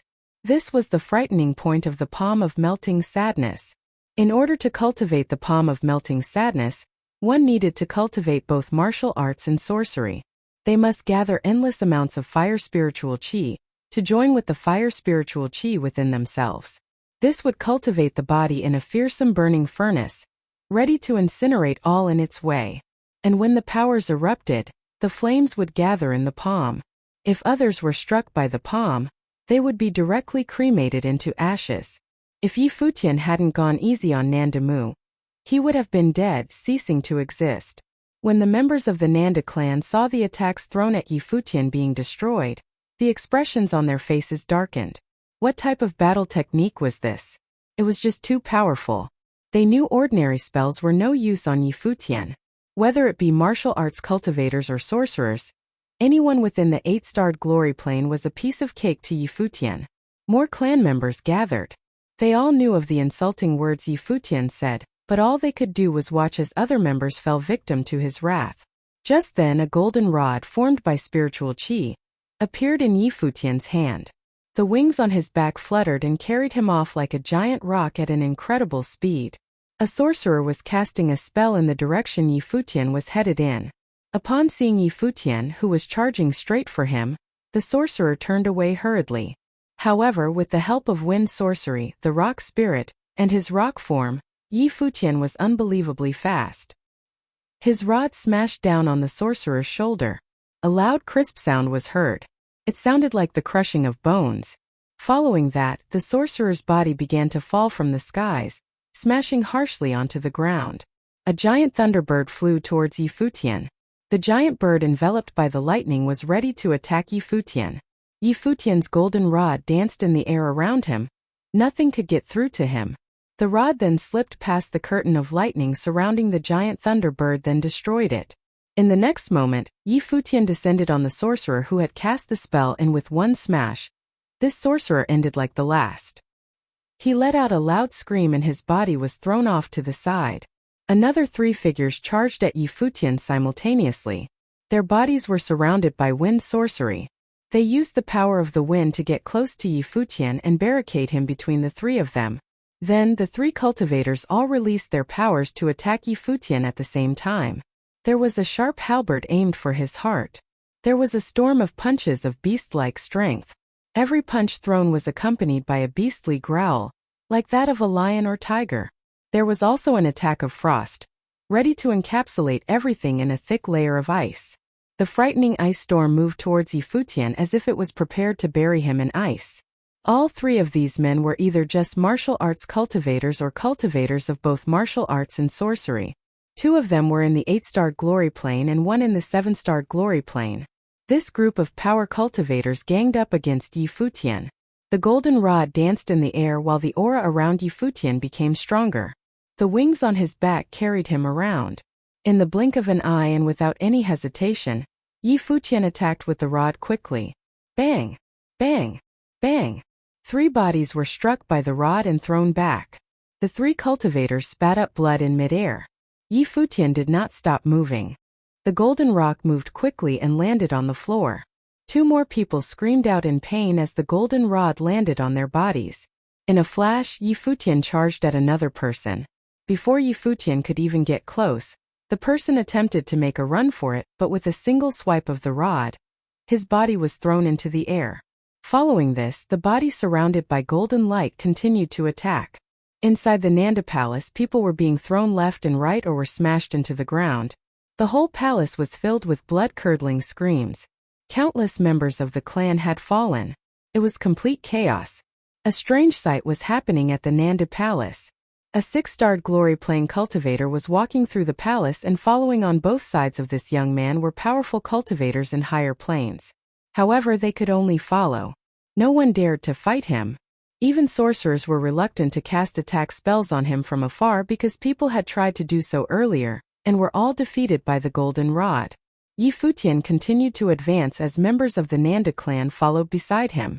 The looks on their faces were serious but also filled with embarrassment. They finally knew just how scary Yi Futian was. The elders of the clan had darkened expressions. They couldn't believe that they were going to allow Yi Futian to continue into the palace. No one was able to stop him. One of the elders tried to make a move for Yi Futian but stopped when Yi Xiang spoke up from behind Yi Futian. He said, "The Nanda clan used to be royalty, you guys should stop now and save your pride. It would be truly humiliating if an elder made a move in this situation." Yi Futian had only challenged members of the clan within the Dharma plane. More of the younger clan members had gathered after hearing about the news. Many of them were outstanding cultivators, but they were all shocked by the scene in front of them. Yi Futian had challenged everyone within the Dharma plane but defeated everyone with such ease. This was too humiliating. Furthermore, if they did not stop him now, Yi Futian would soon make his way to the party venue. Just then a figure blocked Yi Futian's path. He was strong and powerful, a 9-starred glory plane cultivator. "Stop right there," he said. Immediately after he had spoken, Yi Futian charged forward. He did not want to waste his breath on this guy. Unfaltering, the cultivator let out a scream. Spiritual chi collected for a spell. A golden rounded gear spun quickly, cutting into the air, headed towards Yi Futian. The sharp gear was able to attack from all directions. It was able to block the light of the sun with its large size. If struck with the gear, the body would definitely be cut up into pieces. Boom! Yi Futian put one foot forward, his power building up from within. He swung the golden rod down once, and the large gear in his way was destroyed. Yi Futian charged toward his opponent at the speed of light, only to see that he had formed an even bigger gear with spiritual chi. An ear-splitting sound rang out as the gear spun. It was as if the gear could cut through thin air. Seeing that Yi Futian was racing toward himself at full speed, the cultivator sent the giant gear spinning towards Yi Futian with a wave of his hand. Boom! Another swing. The golden rod struck down on the gear, splitting it apart just as it had to the last. Yi Futian continued to advance. The 9-starred glory plane had a completely different expression on his face now. He opened his mouth, wanting to say something as he looked at Yi Futian. However, Yi Futian had no time to waste on him. He swung the rod and threw the cultivator to the side. It was as easy as stepping on an ant. A 9-starred glory plane cultivator was no different from the rest. One swing from the golden rod and they were all defeated. Many members of the Nanda clan were shaking in their shoes. The 9-starred glory plane cultivator who was just defeated was a rather well-known member of the Nanda clan, but even he was unable to stop Yi Futian. Yi Futian sped up. His golden wings spread out to carry him away. "Stop him!" someone screamed in rage. However, Yi Futian was no longer going to stay and fight. As he advanced, the golden rod never stopped moving. People were sent flying all along the way. Finally, the party venue could be seen just up ahead. Many partygoers shifted their attention to Yi Futian. Nanda Tai and a group of the most powerful cultivators of the Nanda clan did not know what to do. However, the guests seemed excited to see Yi Futian. He truly was powerful. During Donghai Academy's assembly of the 7 schools, everyone was left with a deep impression of Yi Futian. They were so taken with that one piece he played, the world. Now he has broken into the Nanda palace, destroying all that got in his way just like a young war god. Such a pity, many of the guests thought to themselves. This brilliant young man was going to end up dead because he chose to break into the Nanda palace and defy the imperial order. Minister Hua held his wine glass and murderous look filled his eyes. It seemed like someone was seeking death, but this was all within his expectations. At this time, 2 people appeared amongst the group of Nanda clan members. It was Hua Jieyu and Nanda Wanin. Hua Jieyu's eyes were trained on the young man headed her way. Tears rolled down her face, her heart in pain. Yi Futian floated in the air in front of the main stage of the venue. He looked towards the person seated up in the main seat and then turned to look at Hua Jieyu. The iciness in his eyes melted again and he smiled. "Fox, I'm here." "Dummy," said Hua Jieyu as she cried. Minister Hua had come all this way with the imperial order from the emperor. It was obviously ill-intended. If they tried to defy the order, Minister Hua would definitely not hesitate to kill the both of them. "Restrain him," ordered Nanda Tai. Many of the most capable younger clan members rushed out and headed for Yi Futian. Then, the regular young clan members also followed suit. They did not look impressed. How could the others allow Yi Futian to make his way all the way here to the venue? Boom! There was an explosion of spiritual chi in the vicinity. The humiliated members of the Nanda clan all released their powers, flooding the venue with an overwhelming storm of spiritual chi. Right now, all cultivators in the Dharma plane and below were prepared to gang up on Yi Futian. They were fully enraged now. Noises sounded as a wood elemental spell was cast on Yi Futian, the lock of 1,000 vines. Vines came from all directions while other attacks from different elemental sorcery rushed toward Yi Futian as well. Boom! A flash of lightning hit Yi Futian. In an instant, his body was bathed in the bright light. Meanwhile, his surrounding turned dark and stormy. Thunder raid, said Yi Futian. The world around him was full of lightning and thunder. Then thunder sorcery descended from the sky, striking the crowd down below. The element of thunder. Everyone was shocked as they watched Yi Futian intently. Whoosh! Yi Futian was now covered in flames. Fire dragons appeared and revolved around Yi Futian. Next, they all roared loudly and came rushing down. The elemental of fire. This was another surprise for onlookers. Winding of 1,000 silk strains. Metal sorcery was released, formed into endless strains of golden silk strains, cutting through the air. Weight of earth, Yi Futian spoke once again. The area began to fill with earth spiritual chi. A heavy force pushed down on everyone. This type of gravity spell was too scary. It restrained everyone's movements. Those high-level officials were frozen with the wine glasses still in their hands as they stared at Yi Futian. He was a full attribute sorcerer. Chapter 98. The people at the banquet were all the big figures of Donghai City, but they were unsettled by a youth. Countless days ago, they had gone to watch the assembly of the 7 schools, attended by the crown prince and minister Hua. Yi Futian, the disciple of the Qin devil, had cleared the name of his master. He had dedicated the song hero to his master, and used the world to display his emperor's intent. The students from the school of the Emperor Star, who stepped onto the battleground, all knelt down to him. He was so brilliant that the crown prince wanted to make him minister, but Yi Futian refused. The people at the banquet were all the big figures of Donghai City, but they were unsettled by a youth. Countless days ago, they had gone to watch the assembly of the 7 schools, attended by the crown prince and minister Hua. Yi Futian, the disciple of the Qin devil, had cleared the name of his master. He had dedicated the song hero to his master, and used the world to display his emperor's intent. The students from the school of the Emperor Star, who stepped onto the battleground, all knelt down to him. He was so brilliant that the crown prince wanted to make him minister, but Yi Futian refused. Countless days later, a decree had fallen upon Donghai City, cutting off the youth's future. They all understood the meaning behind this. There seemed to be only one path waiting for the youth who refused to obey. Even if he agreed to go to the imperial city, the ending would still be the same. Today Yi Futian forced his way into the Nanda clan. He shone brightly, brighter than he had in Donghai Academy. Right now, spiritual chi of various elements wrapped around him. Spells of different schools exploded, instantly defeating countless younger members of the Nanda clan. He was also a musical sorcerer with the elemental talent he revealed now. He was clearly a one-in-a-century full attribute sorcerer. Minister Hua narrowed his eyes, his murderous intent intensifying. It seemed that the crown prince's guess was logical. Minister Hua had seen something early on, which meant that he must kill Yi Futian today to remove the threat. Nandatai shuddered inwardly too. Yi Futian's talent was the same as Hua Jieyu. In fact, Jieyu's talent relied more on spirit elemental to guide the other elements, but Yi Futian was different. His full attribute nature was balanced and powerful. The various elemental spells he cast were the best evidence. The power of each spell was way above what was typical of his plane. This meant his elemental strength was very strong, and this applied to every element. The strong of Donghai Academy shuddered too. Han Mo and Zhuoqing all stared at Yi Futian. It seemed that they still didn't witness Yi Futian's full power at the earlier battle. Was this all of his talent now? Even Zhuoqing was a bit jealous. Yi Xiang still stood quietly behind Yi Futian. His heart trembled too. Was this really Yi Futian?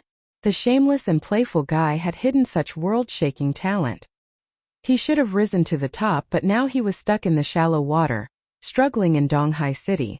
An order from the king forced him into a state of despair. Hua Jieyu kept looking at Yi Futian.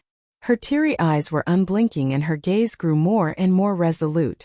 She took a step, wanting to go to Yi Futian, but Nandaku stopped her. "Miss," he said, "don't make it hard for me."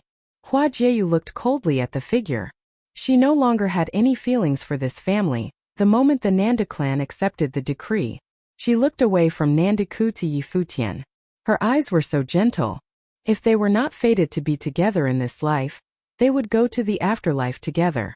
At this moment, Yi Futian was in the eye of the storm. As he cast his spells, those with weak cultivation could not withstand the wildness.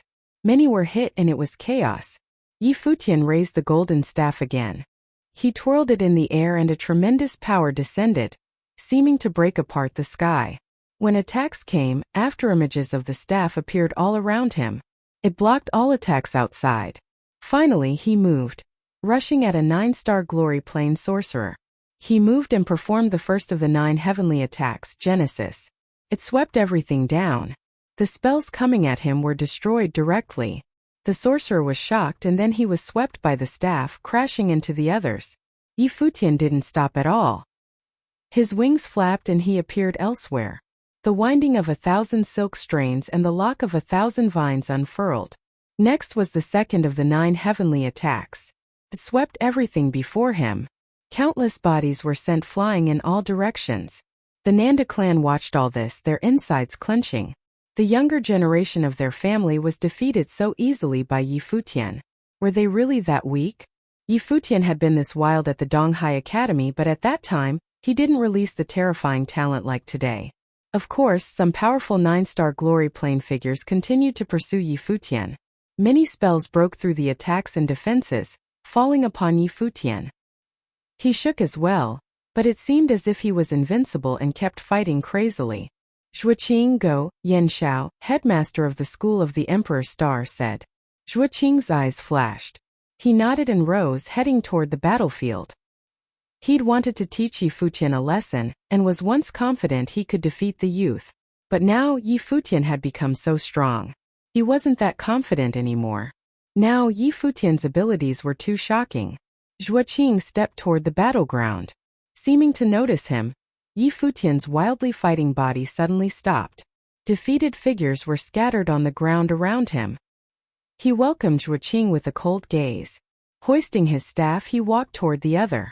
At that moment, a shocking aura appeared around Zhuoqing.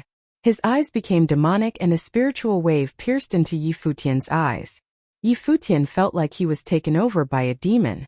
His steps faltered as if it was hard to continue. His hand even twitched involuntarily. It was like Zhuoqing was about to control his body. His ability was very strange. "You guys go," Zhuoqing said. Countless men at the pinnacle of the glory plane acted at once, attacking Yi Futian. At the same time, Yi Futian radiated with similarly powerful spiritual strength. He stepped forward and his power intensified again. He twirled his golden staff and it flew out, spinning around him. It defeated the spells coming at him and stopped the incoming enemies. However, the golden staff also extinguished. Zhuoqing continued forward. His power intensified again, his spiritual power becoming more terrifying. "Earlier I performed the world at the School of the Emperor's Star. Today, I will perform it again for the Nanda clan," Yi Futian said nonchalantly. As he finished speaking, a dazzling light appeared behind him. Countless music notes danced in the air. The shadow of a Guqin appeared behind him. His life spirit. Everyone's heart trembled. They saw how beautiful the golden rock was behind Yi Futian. The Guqin life spirit hovered above him. Crack! Nanditai's hand clenched and broke the cup in his hand. He was clearly shaken. He had 2 life spirits. He was a full attribute genius with twin spirits. Luo Junlin, Crown Prince of Nanda Kingdom, was known to be born to become king. His talent was twin spirits, but he didn't have the full attribute. Now Yi Futian showed that he had this talent, and no one could beat him in the Nanda Kingdom. The gazes of the big figures were fixated on him. Their insides twisted and they felt numb. It was shocking that there was someone as accomplished as him in Donghai City. The people of Donghai Academy were even more shaken. They stared at Yi Futian.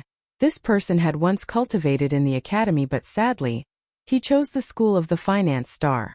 Nanda Wenshan stood with his sister Nanda Wenin, behind Hua Jieyu. Seeing Yi Futian like this, he suddenly remembered how Yi Futian once said, "She's the Empress and I'm the Emperor. Will this be true?" Nanda Wenin watched the boy's extreme talent with teary eyes. This scene was so similar to Hua Fenglio's struggle years ago. Today it was the man Jieyu loved, and he was so much more impressive than his master. He was fighting against the ruler of the Nanda kingdom, as if fighting against destiny. Yi Futian ignored the shaken people. He sat down with crossed legs. His Guqin life spirit floated before him. It seemed intangible, but when he strummed the strings, music was produced. That moment it felt like he was at the peak of his life. He was alone, above the world like an emperor. The civilians could not meet his eyes. They could only bow down to him. This time Yi Futian's performance was even wilder than at Donghai Academy.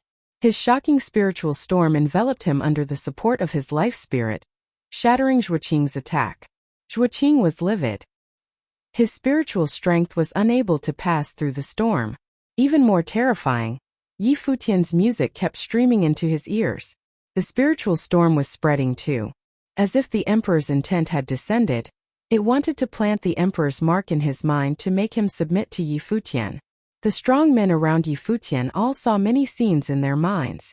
When they looked at Yi Futian, they no longer saw an ordinary boy. Instead, he was a young emperor. He sat there waiting for them to bow down. The emperor's intent. Everyone focused on Yi Futian because the emperor's intent had appeared in Yi Futian again. He wanted the whole world under him. Last time at Donghai Academy, he had played the world for the crown prince. Today he was playing for himself. Who was the emperor? Who ruled the world? The weaker ones of the Nanda clan really prostrated themselves. They were influenced by the music and couldn't fight back. The stronger ones retreated, fleeing the battleground. Zhuoqing's face darkened and retreated as well. Only the youth remained in the area, unmatched. Minister Hua set his wine glass down. The will to kill burned in his eyes. This boy must be killed. The music stopped gradually. Yi Futian raised his head and looked in the direction of Nandutai. You know Hua Jieyu's fate, he said. Then what is my fate?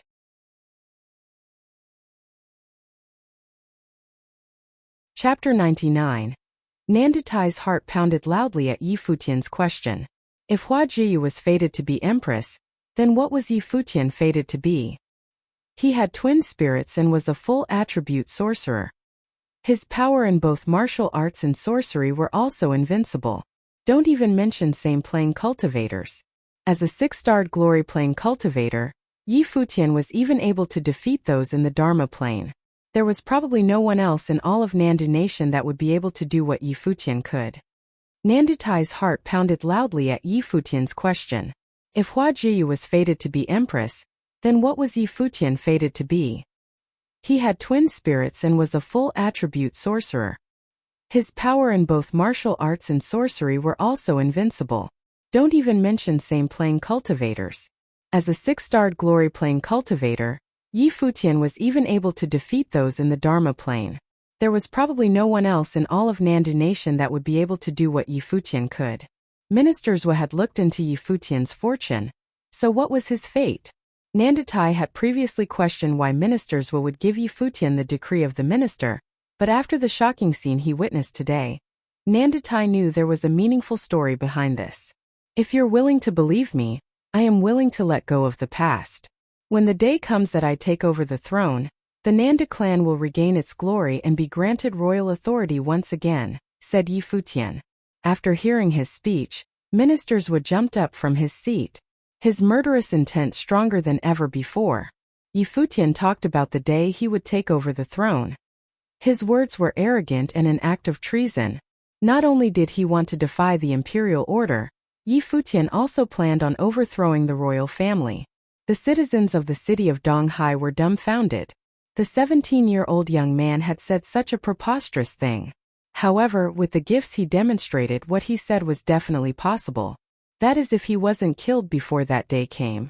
Yi Futian revealed his gifts, his identity as a full attribute sorcerer, his twin spirits, and his determination to be emperor through his peace, the world, all to prove a point to Nandutai.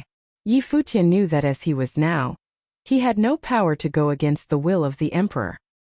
He could only accept what fate had in store for him. He also knew that once he arrived at the imperial city, only death awaited him. He could not accept this and decided to fight against it to the best of his abilities. The result of that was everything that had happened today. All he wanted was for Nanda Tai to see him, for the clan to see him. When Yi Futian had spoken, Yi Xiang was standing next to him. He knew that what Yi Futian said was no longer a simple defiance of the will of the emperor. There was no way that Minister Hua would let him go. Yi Futian's words caused Nanda Tai to waver. It was hard to imagine that the man who controlled the whole Nanda clan would be rendered speechless twice by a single young man. The Nanda family has already fallen, and the younger generation is only mediocre. The clan gets by solely on the title of, used to be royals, and are overjoyed because of a marriage ordered by the emperor. If people didn't know, they would have thought that you guys were so happy because you regained royal authority. In reality, the clan is weak like ants. How do you plan on regaining your glory? By relying on Jieyu? Even if she did as you said, don't you think she'll hate the clan for it? Asked Yi Futian when he saw Nanda Tai wavering.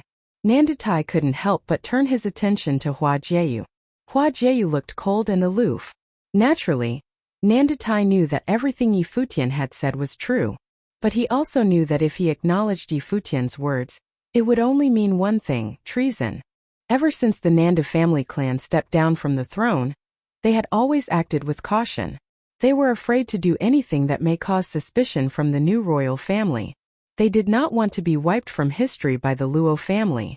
When they received the news that Hua Jieyu was bestowed the title of crown princess, the clan saw a glimmer of hope. The clan would no longer need to live walking on eggshells. If they were to commit treason for Yi Futian, they would need to be 100% sure of their decision. Even though it was possible for them to regain royal power through Yi Futian, if anything were to go wrong along the way, their entire clan would be doomed. I don't know about your fate, neither do I want to know. Ministers would bestowed you with the decree of the minister, and so the emperor put trust in you and gave you the honor of becoming the crown prince's subordinate, but you are being ungrateful. You are publicly defying the imperial order, and even have these treacherous thoughts. If so, then your life should come to an end today, said Minister Hua. He was ready to rid the world of Yi Futian. This was Yi Futian's death sentence.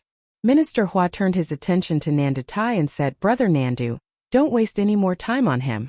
Since this is your palace, your jurisdiction, you should be in charge of ending his life. His Majesty will be able to see your resolution from your actions. It was obvious that Minister Hua also had no idea of Yi Futian's gifts. His purpose of telling Nanda Tai to let Yi Futian in was to see him defy the imperial order. This way there was no need to bring him back to the imperial city, they could kill him on the spot. Even though his fate would be the same even in the imperial city, Minister Zhuo was there. So, it was because to get things taken care of here to prevent any change in plans. But today Yi Futian has actually swayed Nanda Tai. From this point it was easy to tell just how gifted Yi Futian was. Nanda Tai had probably already guessed the fortune that Minister told for Yi Futian. He was fated to do extraordinary things. Nanda Tai saw Minister Hua staring and knew that he was forcing him to make a decision. The Nanda clan was rooted in the city of Donghai and was deeply rooted in society. But this time Minister Hua had brought his people with him. The Emperor's Star School officials who now controlled all of Donghai Academy were also here. Plus Xiaofeng and his people were waiting outside the palace as well. Even if they really wanted to revolt, their chances at victory weren't big. Many people of the Nanda clan would have to die for the cause and they might have to be on the run from the royal family in the future. Was all of this worth it for the words of one teenager? Even if Nanda Tai agreed to revolt with Yi Futian, what would happen if Yi Futian got killed in the end anyway? Uncle, with Futian and Jieyu's gifts, we definitely have a lot to look forward to in the future. All we have to do is ensure their safe escape from the Nanda nation today. Or else, even if we send Jieyu into the imperial palace, she'll continue to hate the clan and we will never regain our glory, said a voice in Nanda Tai's head. It was Nandu Wenshan using spiritual energy to communicate with him. This way no one could listen in on their conversation. The people of Emperor Star School put down their wine glasses, seemingly preparing for battle. If Nanda Tai really decided to revolt, then they would kill Yi Futian and Hua Jieyu first. Getting rid of these two would spare future troubles. If Nanda decided not to revolt, then things would be much easier. They wouldn't even have to make a move. Brother Nandu, are you wavering? Asked Minister Hua in a cold demeanor. He was putting pressure on Nanda Tai. Nanda Tai observed Minister Hua and his people. He knew that if he had any strange actions, those people who attack immediately. Yi Futian has gone against the will of the emperor and deserves to die, Nandatai said, looking resolute. Kill him. Finally, Nandatai has made his decision. He could not afford to place the entire Nanda clan on the line for Yi Futian. Nandatai knew that after he gave this order he was going to lose a lot, but he has already run out of choices. Minister Hua was pressuring him. The only other option was to revolt. Yi Futian has demonstrated just how powerful he was today, so killing him would be sparing future troubles. Nandatai had to make this choice even if Hua Jiyu was going to hate him for it. All of this was Yi Futian's fault. If he knew what was good for him, then he shouldn't have come today. Then, Nandatai wouldn't have to be the one to order his death. That responsibility would have fallen on Minister Hua. Everyone present let out a sigh for Yi Futian. In the end he had lost. Nandatai had decided to kill Yi Futian and not bet the future of the Nanda clan on him. Hua Jiu Nanda Wanin and Nanda Wanshan gave a look of disappointment. They were very disappointed. Hatred filled Hua Jiu's beautiful eyes. However, Yi Futian let out a sudden laugh while looking at Nandatai. He had really failed in the end. He couldn't get Nandatai on his side.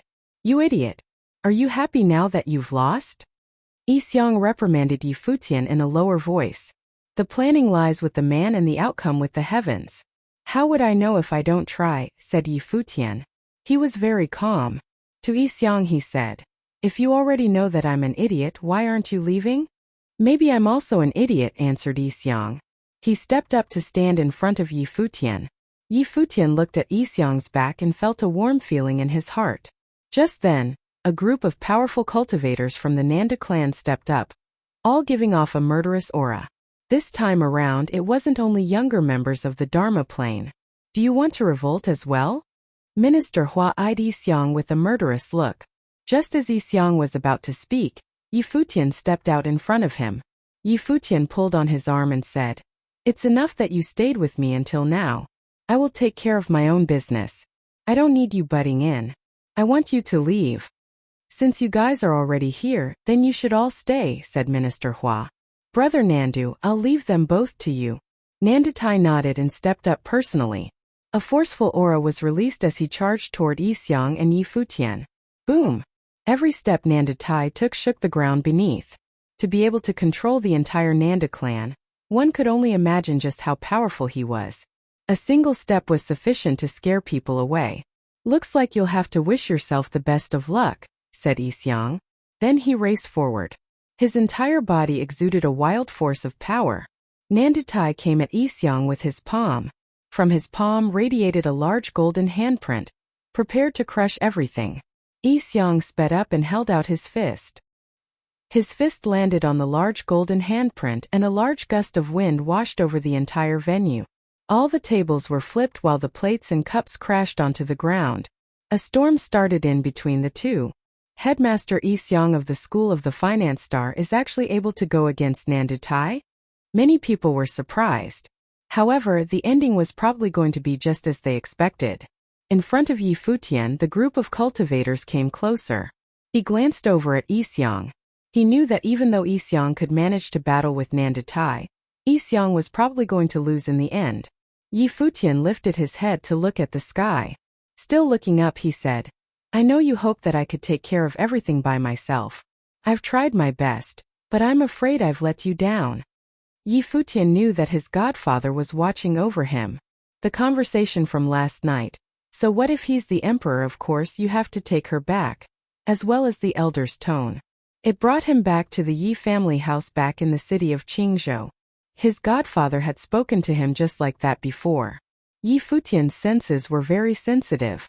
There was no mistake, Grandpa Yu was his godfather. Since his godfather told him to come, then he was definitely watching from somewhere. But Yi Futian understood that his godfather could not reveal himself just yet. Senior Snow Ape was a great example. Since Yi Futian was related to Emperor Yi Qing somehow, then his godfather must be linked to him as well. He could not casually expose himself.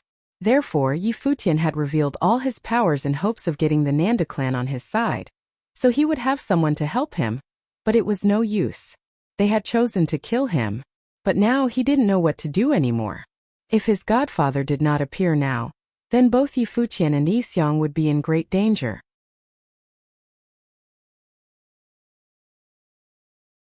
Chapter 100. Many people looked at Futian with shock. Who was he talking to? Was someone secretly helping Futian? Many people looked at Futian with shock. Who was he talking to? Was someone secretly helping Futian? Minister Hua frowned as well. He looked into the sky, but there were no changes. The strong men before Futian were confused as well.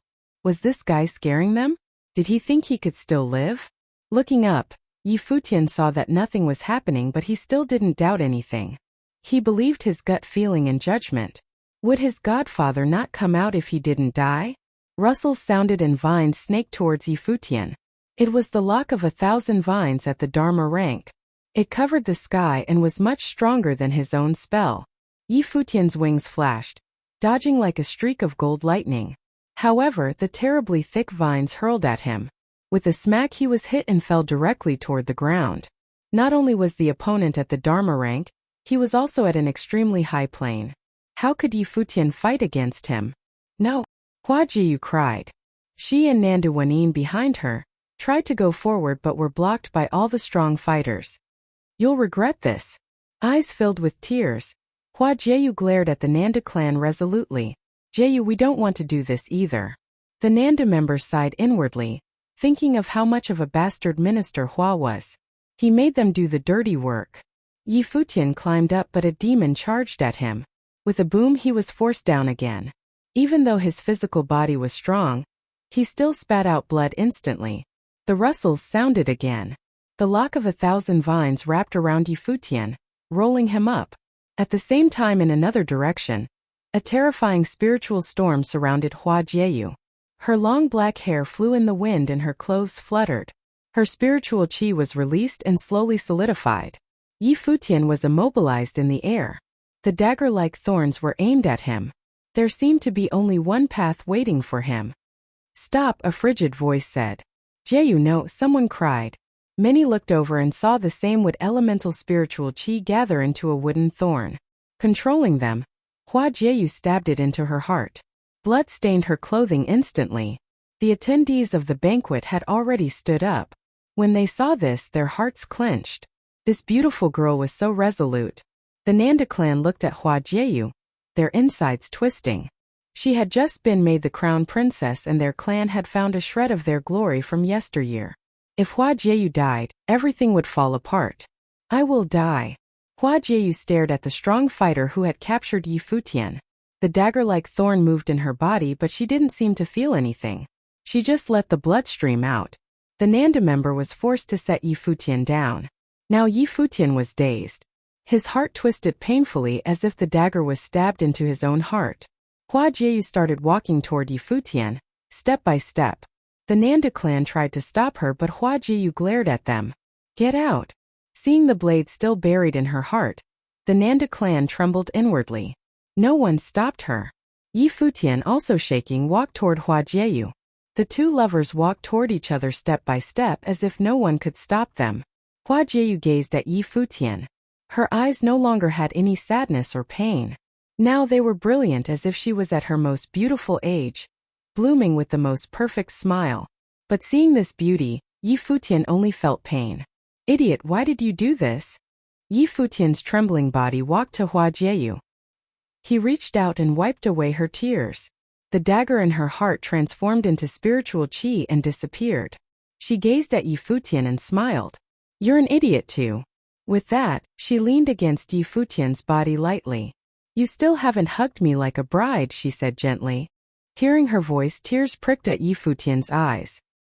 He murmured, I'll do it now like you're my bride. He lifted Hua Jiyu bridal style. She smiled so brightly. If I really die, I want to die in your arms. Her voice was still gentle. Okay. Futian nodded. Hua Jiyu smiled and closed her eyes. Embraced by him so quietly was soothing. Futian looked at the serene beauty in his arms with extremely gentle eyes.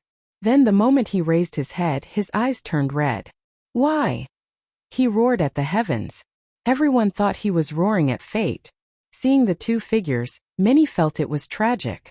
They were only 17 and loved each other so much they would rather die than surrender to fate.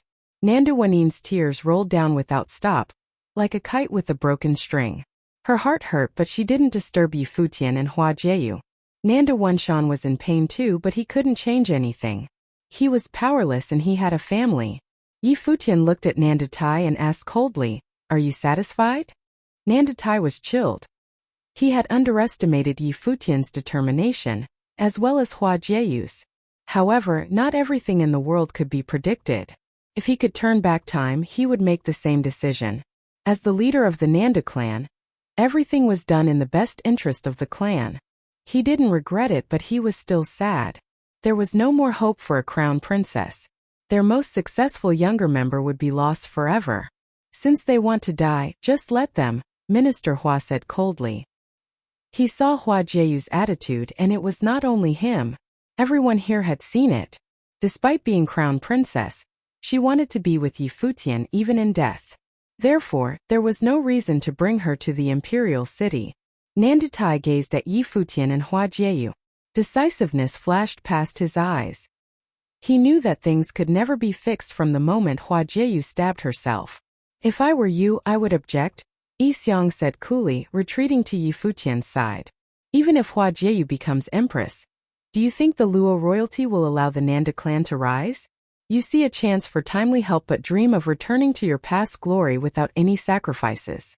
All you can do is dream. No wonder the Nanda clan is falling. Nanda Tai, you have no boldness at all." Ignoring him, Nanda Tai walked forward and ordered coldly, "Kill." With that utterance, every member of the Nanda clan shook inwardly. This time not only Yi Futian would be killed. It also included Hua Jieyu, the most talented woman of their clan. Their hope had been on her, so their feelings now went without saying. At this time there was a long cry in the sky. Everyone looked up and saw a beast had appeared. It was a crane diving downward. An elder clad in white sat atop the crane. He was covered in white and extremely old. He sat peacefully on the crane until it landed within the Nanda clan. Seeing the old man, Yi Futian was shocked. "Grandmaster," he called out, "why are you here?" "While in the school of the Emperor Star, I heard some sounds and was worried, so I came to take a look. I didn't expect it to be like this. I came too late." Seeing how Yi Futian and Hua Jieyu were now, he was sad. Back in the day, his disciple Hua Fenglu had gone through something similar. Now, his two grand-disciples were the same. "Grandmaster." Hua Jieyu opened her eyes. Seeing the elder, her eyes reddened. He was so old and yet had come personally because he was worried. "Senior, long time no see," Minister Hua said, squinting at the elder. Elder Qin looked at him and sighed. "Do you have to make such a big deal over two youngsters?" "Senior, this is the Emperor's order," Minister Hua said. "What is the meaning behind your arrival?" "To take them away, of course," Elder Qin said calmly. Minister Hua scoffed. "Senior, you couldn't win against me before. Why do you think you can take them away today?" Elder Qin, Minister Hua, and the headmaster of the school of the Emperor Star all had the same master. Elder Qin was the eldest, but Minister Hua was the most talented. That was why he could become minister and be trusted by Emperor Luo. "Yes, you are more talented than I, but you are obsessed with power," Elder Qin said. "Every gain comes with a loss. Since you pursue power, your cultivation will take a blow. Senior, would you like to try? At your age, you should be resting peacefully. I think it would be better if you don't try." Minister Hua stepped forward. Elder Qin didn't like to compete with others, and Minister Hua didn't like that. Before, he had invited Elder Qin to come out of his hermit lifestyle but was rejected. If he had been willing to ally with Yan Shao, Donghai Academy would have long been controlled by the school of the Emperor Star. That was why Minister Hua never liked this senior, even though he had higher status and always stayed in the school. But if he still didn't know his place today, Minister Hua would kill him without any concern.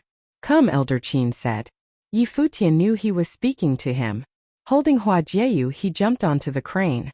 "Wanin." Elder Qin gazed at Nanda Wanin. Her body flashed and she was on the crane as well, beside Yi Futian and Hua Jieyu. Glowing, Yi Xiang hovered in the sky beside the crane. Minister Hua waved his hand.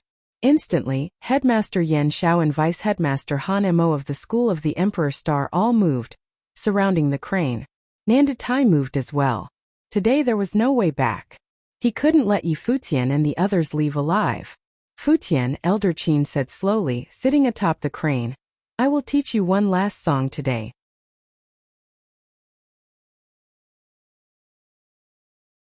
Chapter 101. Listening to Elder Qin's words, Yi Futian felt a wave of sorrow. He made it sound like a farewell. He knew that Elder Qin was already really old and that Minister Hua was right. At this age, he would not be able to withstand a battle of this caliber. But because of him and Hua Jieyu, Elder Qin came running to their aid just because he was worried for them after hearing news from the School of the Emperor Star. Listening to Elder Qin's words, Yi Futian felt a wave of sorrow. He made it sound like a farewell. He knew that Elder Qin was already really old and that Minister Hua was right. At this age, he would not be able to withstand a battle of this caliber. But because of him and Hua Jieyu, Elder Qin came running to their aid just because he was worried for them after hearing news from the School of the Emperor Star. Grandmaster, called Hua Jieyu. In Yi Futian's arms, Hua Jieyu still had tears in her eyes. Deep down, she felt that something bad was going to happen. She never wanted to drag anyone into this situation. She even had her uncle tell Yi Futian not to come to the Nanda Palace today, but he came anyway. Now, even Elder Qin was getting dragged in. Hua Jieyu felt awful. Senior brother, why are you doing this to yourself? Asked Headmaster Yan Xiao of the Emperor Star School. He sighed inwardly. He did not think that Elder Qin could change the situation in any way. Even with Yi Xiang, it was impossible. The difference in power between the two parties was too great. Minister Hua came as ordered by the emperor. Everything was already set in stone. There were only two options for Hua Jieyu and Yi Futian. Have their lives be controlled by the royal family or die. There was not a third option. But Elder Qin did not seem to have heard his words. Gently he said, Futian, this is a piece that I wrote but have yet to name.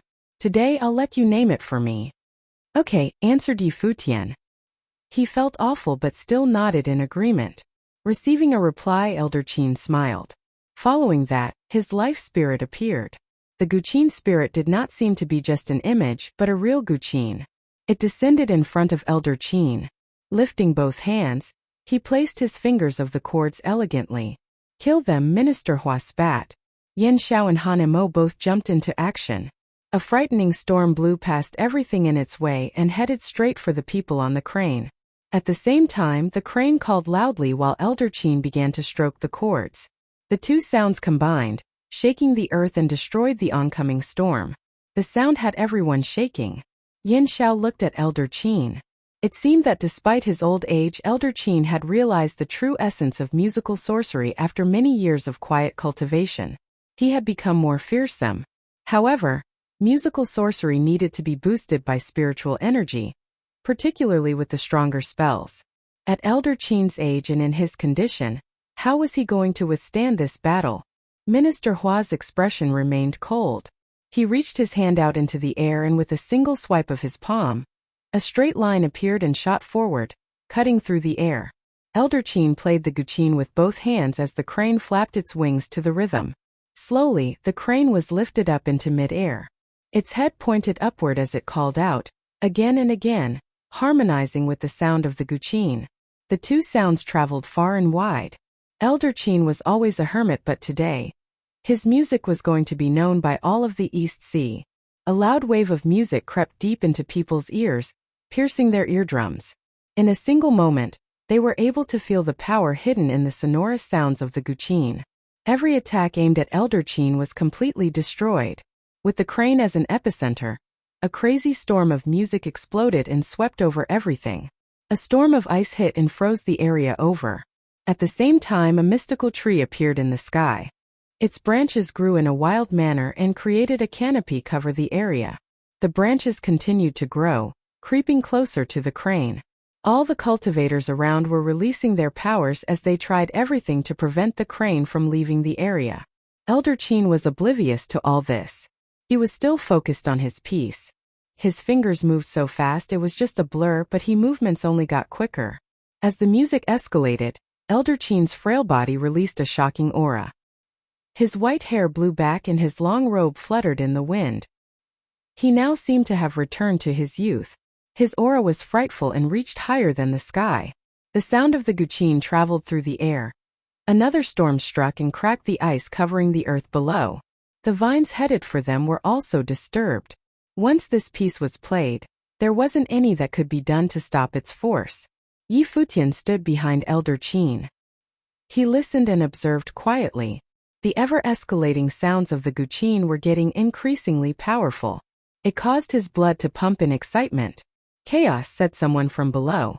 Every cultivator from the Nanda clan lifted their head to look up at the sky. Their hearts pounded wildly.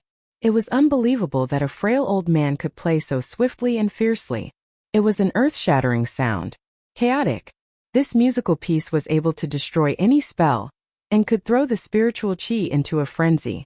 Spells couldn't be formed from spiritual qi, unless the piece was interrupted. "Have you gone mad?" asked Minister Hua. He was now in the air and followed the crane. Naturally, he was also afraid of what Elder Qin could do. Elder Qin kept getting stronger and the sounds of the guqin kept escalating, its effects more powerful. However, Elder Qin did not have spiritual energy strong enough to upkeep this type of musical spell. That was unless he had a death wish. Elder Qin was too immersed in the music, not hearing a thing Minister Hua said. The crane rose higher and higher into the sky. After breaking through the canopy formed by the branches of the mystical tree, the crane headed out of the Nanda palace. The elder was set on bringing the young couple away from this place. "Chase after them," ordered Minister Hua. The cultivators stepped into the sky and followed after the crane. Did Elder Qin and Yixiang really think they could escape with the couple with a lineup like this? Nanda Tai was also chasing after them. He was shocked to see every attack thrown at Elder Qin repelled by the wave of music. Headmaster Yixiang of the Finance Star School and Elder Qin of the Emperor Star School were two people of the highest status, and they actually put themselves in danger for Yi Futian. If Yi Futian was able to promise Nanda Tai the throne of the Nandu nation, what could he have promised Yixiang and Elder Qin? Perhaps nothing at all. Perhaps they simply believed in him. But why did Yi Futian deserve this? Were his extraordinary gifts a good enough reason for these two big shots to risk their lives for him? Nanda Tai tossed these thoughts to the back of his mind. He did not want to think of this right now. His first priority was to keep Yi Futian and the others from leaving. Nanda Tai had already made the decision to kill him. If they let Yi Futian go today, it would only mean trouble in the future. The large group headed out of the Nanda palace. The guests of the party also followed. They wanted to know how this battle was going to end and what the fate of these young lovers was. The sound of the guqin was still escalating. Yixiang stood beside Elder Qin and looked at him with great respect. Any person of his level was able to see through this situation. This was probably the last piece Elder Qin would ever play. Yi Futian turned around, his back now towards Elder Qin. He shifted his attention to those chasing after them, and saw every attack being destroyed by the music. He felt calm and at peace. "Grandmaster, the name of this piece is A Chaotic World," said Yi Futian. Yixiang's eyes blazed with emotion. Yi Futian named the piece, A Chaotic World. The meaning behind the name needed no explanation. If Yi Futian didn't die today, then it was going to get chaotic in the Nandu nation. As the elder continued to play, he smiled and nodded. A chaotic nation. What a fitting name. The crane has finally flown out of the palace property. They watched as another group of people rushed into the skies. It was Xiaofeng and his people who had been waiting outside the palace. They didn't think that Yi Futian and the others would make it out alive. This came as a surprise to Xiaofeng and the people of the East Sea Prefecture. With a sharp sword in his hand, Xiaofeng waved it around in the air. Spiritual qi began to flow around him and formed the intent of sword. As the crane headed in his direction, Xiaofeng raced forward. Following him was the intent of sword. A stream of swords appeared, prepared for mass destruction. The stream of swords swept toward the crane. It seemed that Elder Qin had not yet noticed this. He focused solely on playing the guqin. The music continued to escalate, wanting to break through into the heavens. The scary wave of music cut through the stream of swords and pierced into Xiaofeng's head. His movements ceased and after a moan of pain, he spat blood. His face paled. However, his sword did not stop advancing. The stream of swords was also still on the move. Yi Xiang took a step closer to the front of the crane. He threw out both fists at an incredible speed. His punches were so quick that it looked like 1,000 punches were being thrown at once. The punches broke through the stream of swords, destroying everything. The crane moved with the punches and flew right through the stream with no problem. They continued on their way. Xia Feng fell to the ground. He lifted his head to watch the figures above. His expression was not so good. He did not have much spiritual energy to begin with, and musical sorcery was able to attack spiritual energy. With this piece that Elder Qin was playing, if Xia Feng tried to challenge it head-on, he would die of spiritual energy exhaustion. When he saw Minister Hua, Nanda Tai and the two headmasters of the Emperor Star School chasing behind the group, Xia Feng knew that they too were unwilling to face the power of the music head-on. "Senior brother, this piece is indeed very powerful, but for how long do you think you'll be able to last?" said Minister Hua. "There is no escape for you guys." The music continued. Elder Qin had no intentions of stopping. Slowly, he lifted his head with a smile. "Yi Xiang, take Futian and Jieyu and leave." Yi Xiang looked at the elder. He made no objections and nodded. "All right, Grandmaster." Yi Futian's heart clenched. He knew what was going to happen next. "Child, don't be sad. I didn't have much time left anyway. If I am able to help you guys escape today, then I can die happy," said Elder Qin. He seemed so at peace. "Grandmaster, didn't you say that you had to see us get married?" Hua Jieyu had tears in her eyes. "Child, I have lived a long life and don't have much time left. Promise me that you two will live a happy life, and like I said before, always love each other," said the elder. He smiled and he turned around abruptly. "Xiao Gao, take them away from here and don't come back." Finishing what he had to say, the elder stepped off the crane and headed towards the group chasing them from behind. Tears fell from the crane's big eyes. It flapped its wings quickly and continued to advance, never once stopping. "Grandmaster," called Yi Futian and Hua Jieyu. Yi Xiang watched in silence and told them, "Don't let Elder Qin die in vain. You both must live on."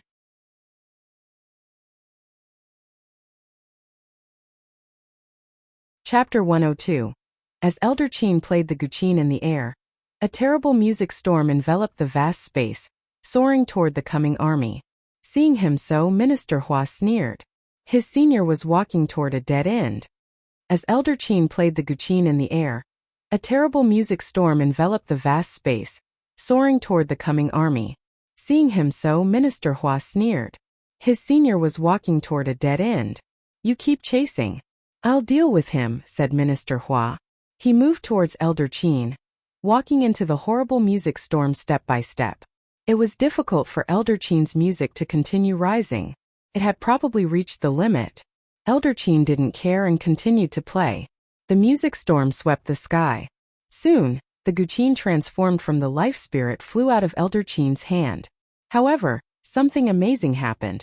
The guqin that floated in the air was still being played as if it was playing by itself. Beams of illusory light projected from Elder Qin. Each beam seemed to be his phantom, constantly blending in with the guqin spirit. That spirit was suspended in the sky. The strings jumped freely. The high-pitched music vibrated between the heaven and earth. The shocking sonic energy enveloped the whole space so that no one could escape from it.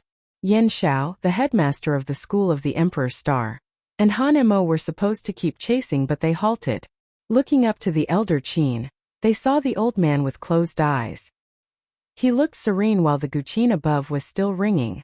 The sharp sound constantly beat the eardrum. The music, which shouldn't be able to rise further, rose again, growing more and more frightening. They couldn't continue the chase and had to concentrate on defending themselves. Otherwise, the consequences would be miserable. Even Minister Hua, strong as he was, stopped at this moment. Looking at the spirit of the guqin playing automatically, he finally figured out what the Elder Qin was doing.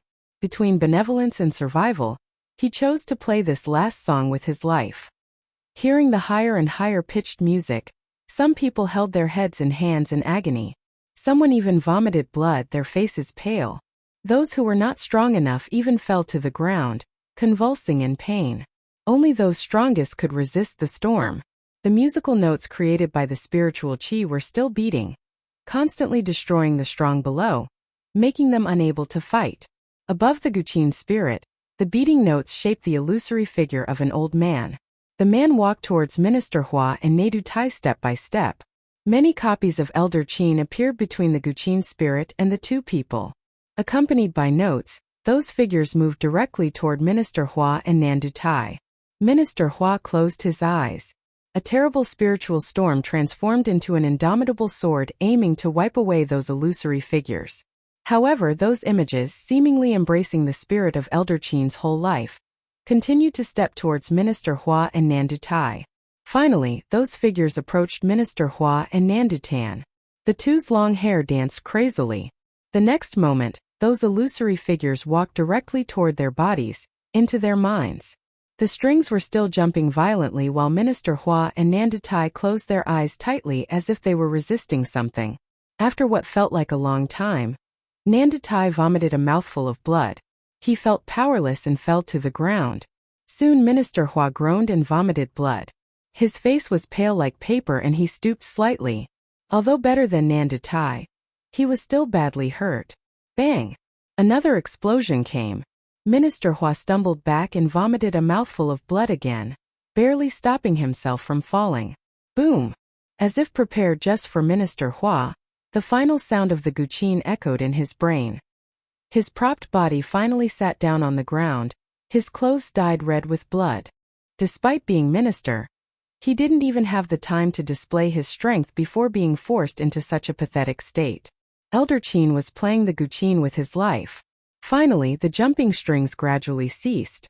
The people saw that the Guqin spirit disintegrated into beams of light, dispersing between heaven and earth as if it had never existed. The music completely disappeared. Elder Qin was quietly sitting like a statue, calmness and serenity on his face. He is dead. Keep chasing, Minister Hua ordered coldly. Yin Xiao and Han Mo were slightly wounded, but Elder Qin's final attack wasn't aimed at them. They continued chasing forward.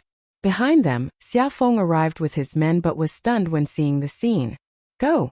Minister Hua ordered directly. Yes, Minister. Xia Feng nodded and continued their chase. After they left, Minister Hua gazed at the elderly figure with a complex expression. Senior, I do not like you because there seemed to be nothing that you cared about, but I didn't expect you to die so heroically. I will remember the music you played today forever. Minister Hua looked at the old man's figure and said, Unfortunately, your death won't make them survive. They still can't escape from my grasp. Minister Hua sat down to heal. Nandu Tai sat beside him, his face still pale. The reason why Elder Qin chose to use all the power to attack them before dying was probably because he wanted to buy some time by stopping the two strongest people. But Yin Xiao and Han Mo were not common people, while the regiment led by Xia Feng wasn't hurt either. As Minister Hua thought, since the school of Emperor Star could overwhelm the other 6 schools of Donghai Academy, the headmasters Yin Xiao and Han Mo were definitely very strong. With wind sorcery wrapped around their bodies, the two chased with the fastest speed. They were even faster than the crane. Its cultivation was lower than Yin Xiao's. Standing on the back of the crane and seeing Yin Xiao and Han Mo chasing behind, Yi Xiang vaguely guessed something. He said, Go quickly. Do not think about me.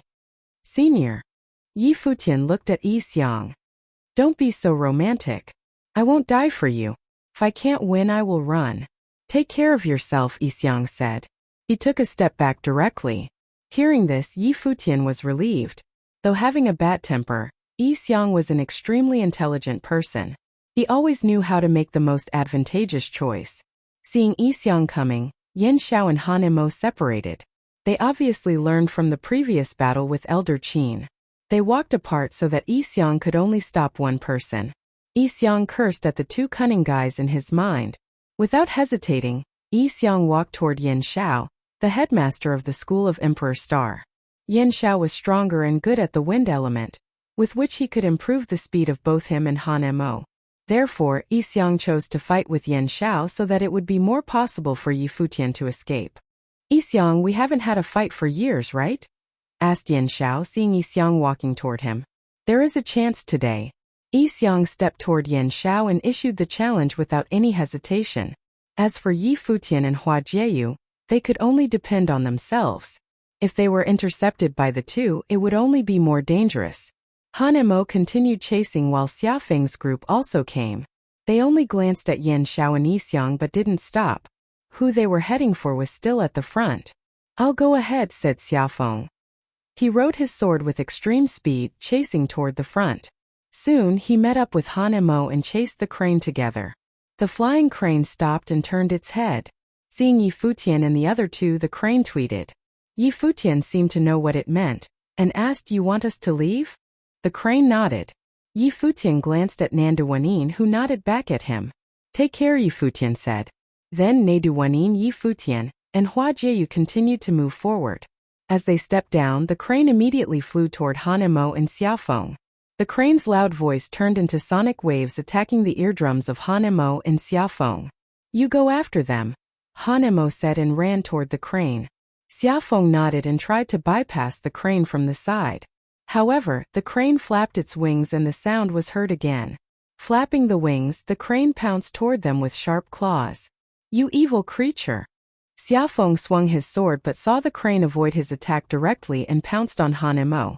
The crane was trying to stop both of them. Han and Mo and Xiafeng both frowned.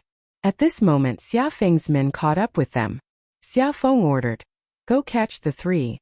He and Han and Mo surrounded the crane, not letting it rescue Yi Futian and the others. The army moved past.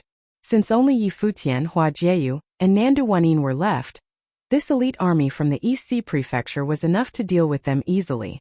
Even the slightly threatening Nanduwanin couldn't resist them, so Xiafeng had no worries. As they had expected, the three were soon blocked. They stopped and Nanduwanin looked at Yi Futian. "Take Jieyu away." "No use." Holding Hua Jieyu, Yi Futian shook his head. They had escaped all this way but they were too weak. The enemy hadn't given up and had finally caught up with them. It was impossible to escape now. Nanduwanin also understood the situation. Would they really die here today? Poor Elder Qin had fought for the last opportunity for them and even sacrificed his life, but still, nothing could be changed.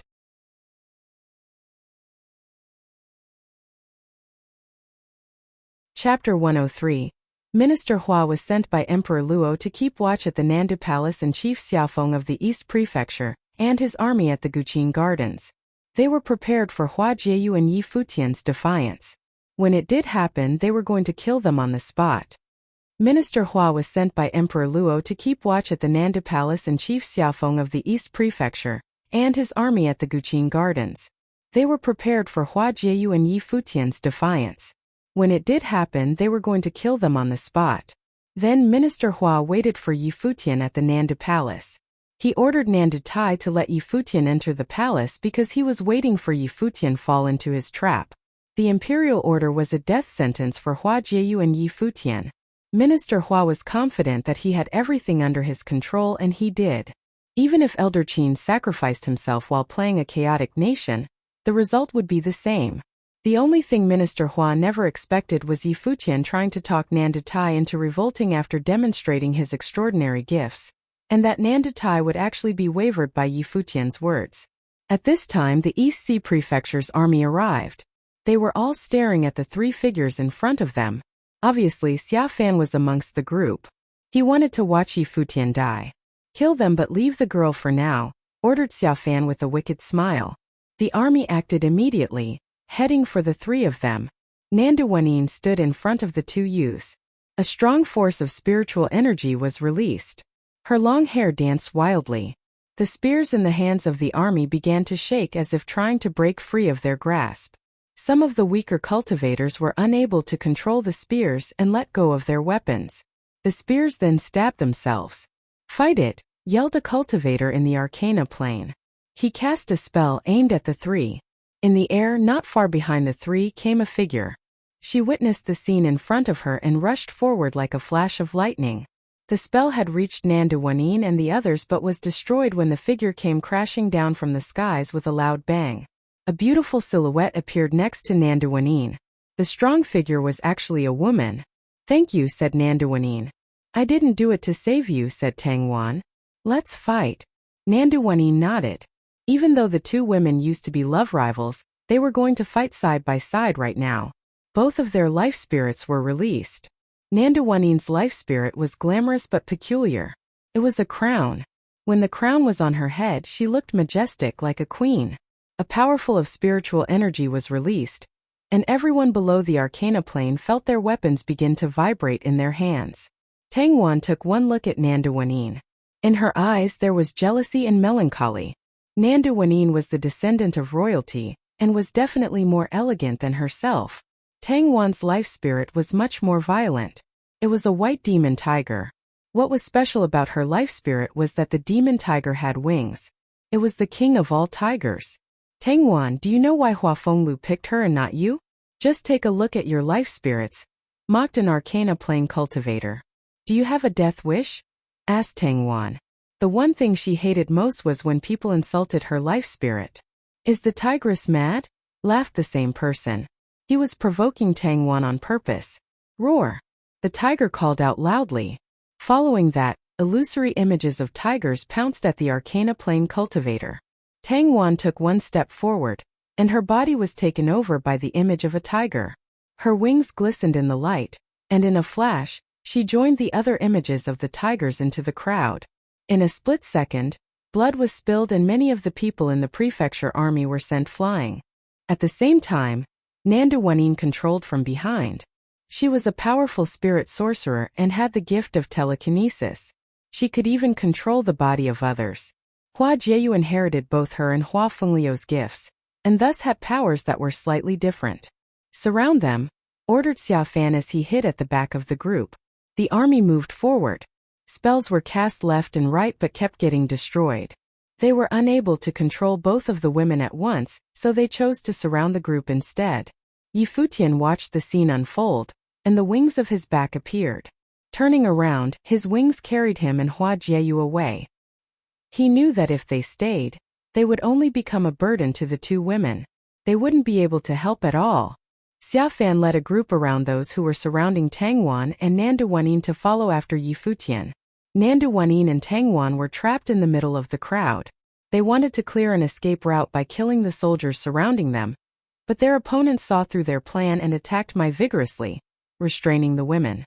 Xia Fan watched Futian's fleeting back as he chased after the couple. The wicked smile on his face grew wider. Who would have thought, after so many big shots tried to kill Futian, he had been able to escape until now, just to die in Xia Fan's hands. Still trying to escape?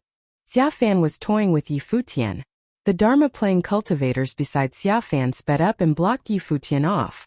As of now, whether it be Elder Qin or the people from the Guqin Gardens, most of them had been pulled into the battle.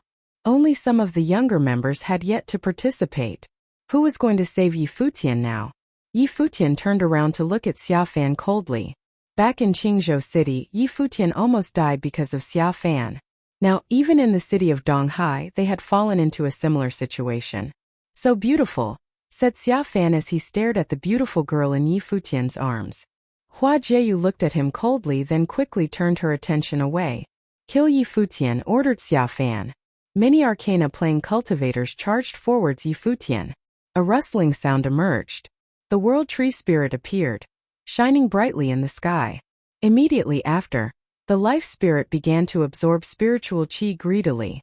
Back at the Nanda Palace, he did not release this life spirit because he did not want to expose too much. Also, he believed that his godfather would come out to save him, but he was wrong. His godfather did not show up and Futian did not understand why. Now he was really at a dead end. There was no use in hiding anymore. He wished for a chance to live.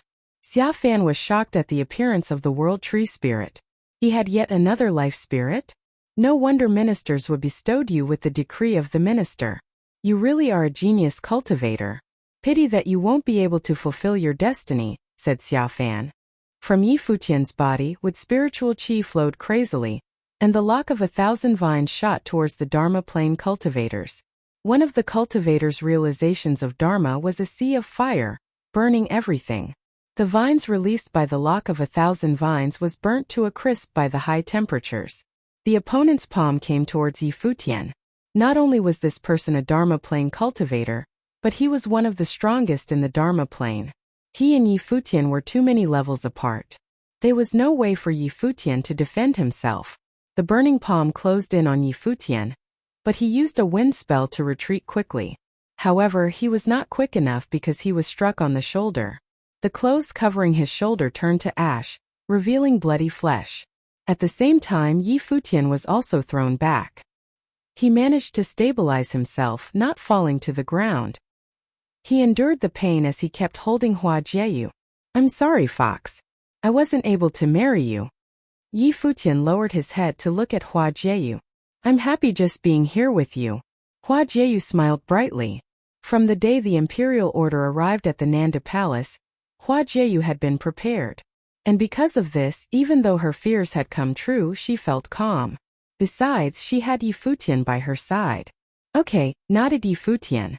He looked up at the Dharma Plane cultivators and released all of his life spirits with a smile.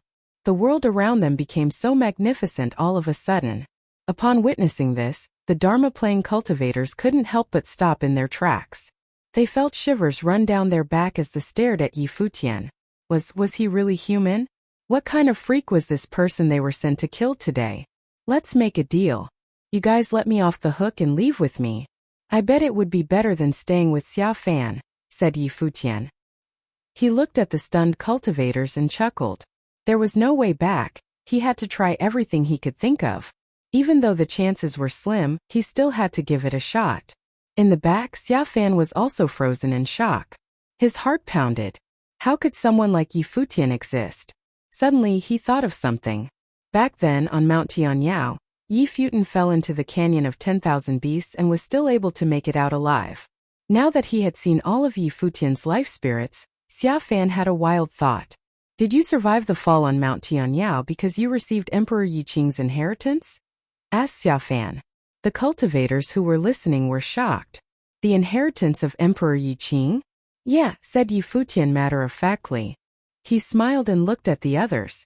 "Do you guys think you'll be better off with the successor of Emperor Yi Qing? Or with Xiao Fan? Don't listen to him. Do you guys really think that he would kill you guys for revenge if you leave with him today?" asked Xiao Fan. "Kill him immediately, and you guys will be rewarded when we return." The Dharma Plane cultivators' eyes lit up in realization. They thought of the rest of the army and the Arcana Plane cultivators coming behind them and knew that leaving with Yi Futian was unrealistic. They would never get away. Two figures charged at Yi Futian simultaneously. Even though they were not completely willing now, they knew that they had to kill him if they wanted to live. To have the blood of such an important person on their hands was also something to be proud of. Feeling the two figures getting closer, Yi Futian tried to release his sorcery, but it was no use. His attacks were ignored by his opponents and they continued to come towards him. A spear was headed his way, and Yi Futian spun around abruptly, putting his back to the spear. He looked down and smiled at Hua Jieyu in his arms. He tried really hard, but he couldn't defy the imperial order. Emperor Luo wanted him dead, so that was the only thing he could do in the Nandu nation. He had never even met Emperor Luo. If he had the chance, Yi Futian really wanted to meet him. "Dummy." Hua Jieyu reached out her slender fingers and caressed Yi Futian's handsome face. She returned his smile. She knew that even at the last moment, Yi Futian wanted to protect her, taking the blow for her. He really was a dummy. A stabbing sound was heard, and the long spear pierced Yi Futian's body. At this moment, evilness spread across Xiao Fan's face.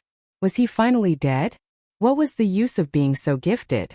The cultivator who had stabbed Yi Futian let out a sigh. This unbelievably talented young man had died in his hands. He used force to try to pull the spear out of Yi Futian, but the weapon would not budge. A noise sounded. It sounded like blood pumping. At that moment, the cultivator was astonished to find out that the spear he had stabbed Yi Futian had been reduced to nothing. "What's going on?" asked the cultivator. He lifted his head to look at Yi Futian's back. It was as if something had been broken in Yi Futian's body. A blinding light erupted from his body. Then there were 2 rays of light. 2 became 3 and 3 became 4. Countless rays of light were emitted from Yi Futian's body. It was like the light of an emperor. 10 feet, 20 feet, 100 feet. The rays of light shone into the sky like a fairy tale. Another look at Yi Futian's world tree spirit revealed that it was giving off a golden sheen and had become a mystical tree. Spiritual qi gathered crazily around the tree. The silhouette was no longer that of a teenager, but that of a majestic emperor.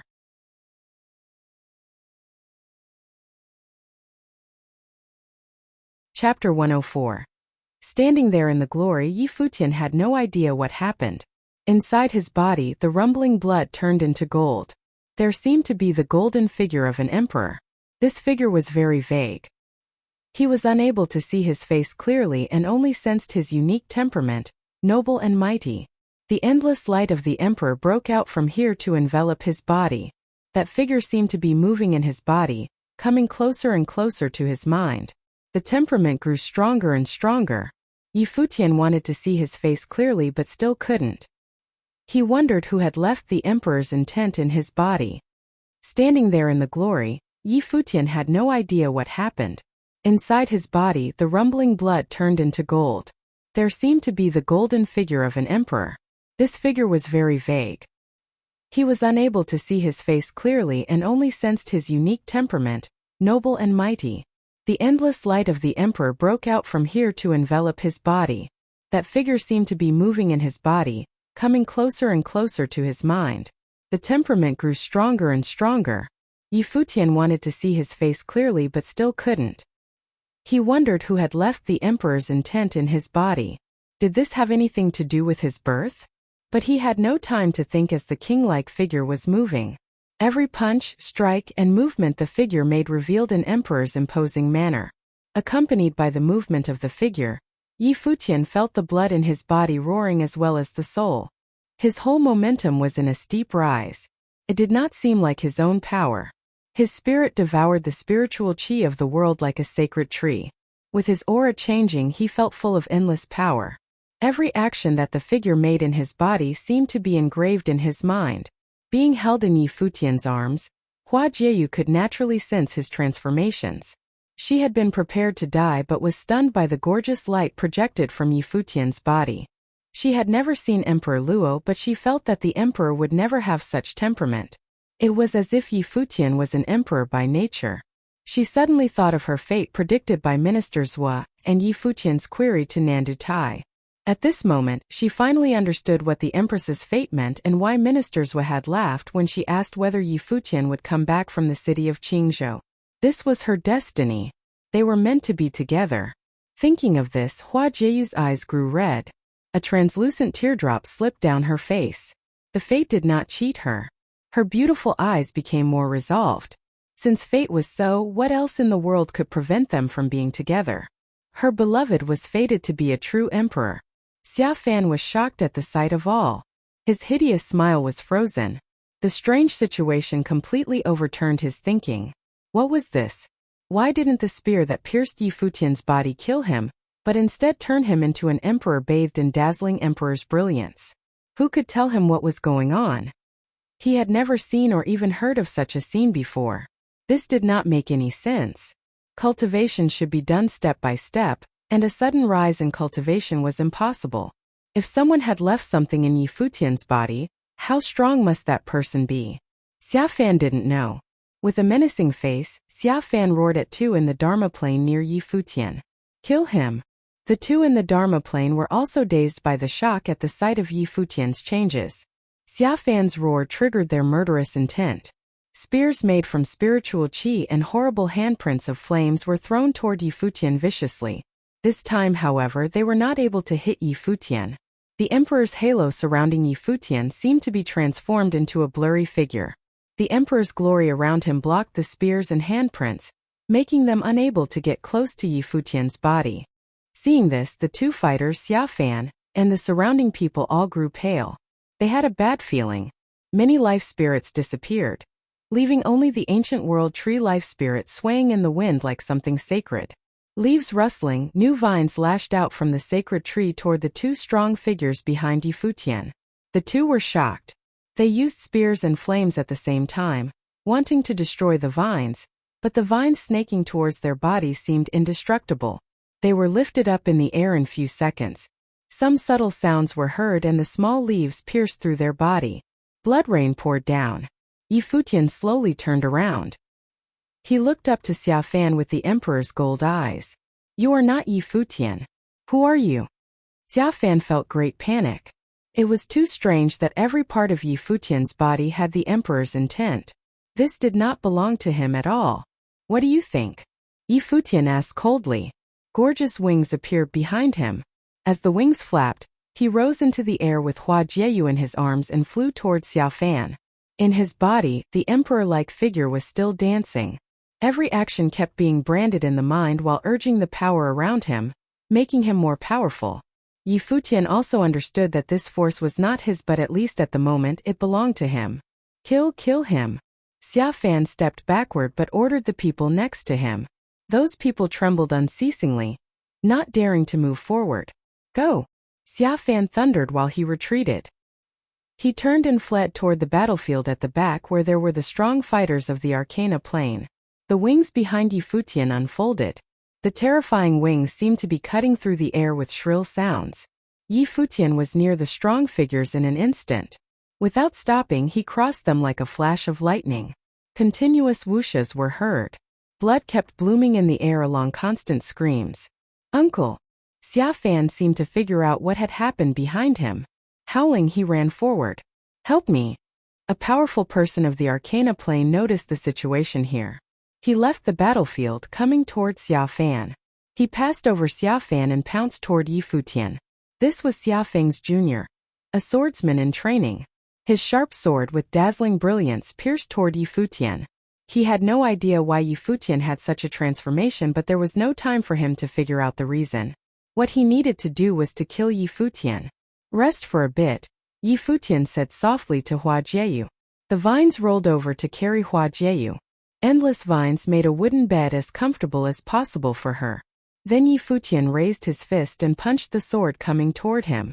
This punch was not the battle skill he had practiced, but with the movement in his mind in sync. He just punched naturally, and the momentum of the emperor surrounding him was thrown forward too. A terrible storm formed immediately, wiping out the sword's viciousness. The swordsman in training paled. Yi Futian moved in the air and the second blow was thrown out. The punch seemed simple but contained the momentum of the universe and the emperor. An illusory figure of emperor attached to him. They hurled their fists together. Facing the emperor's power, everyone shall surrender. No one could fight back. That swordsman was frightened. The great momentum contained in the emperor's fist rolled over his body, and then there seemed to be a thunderous exploding. This swordsman in training of the Arcana Plane was shattered and nothing was left. No!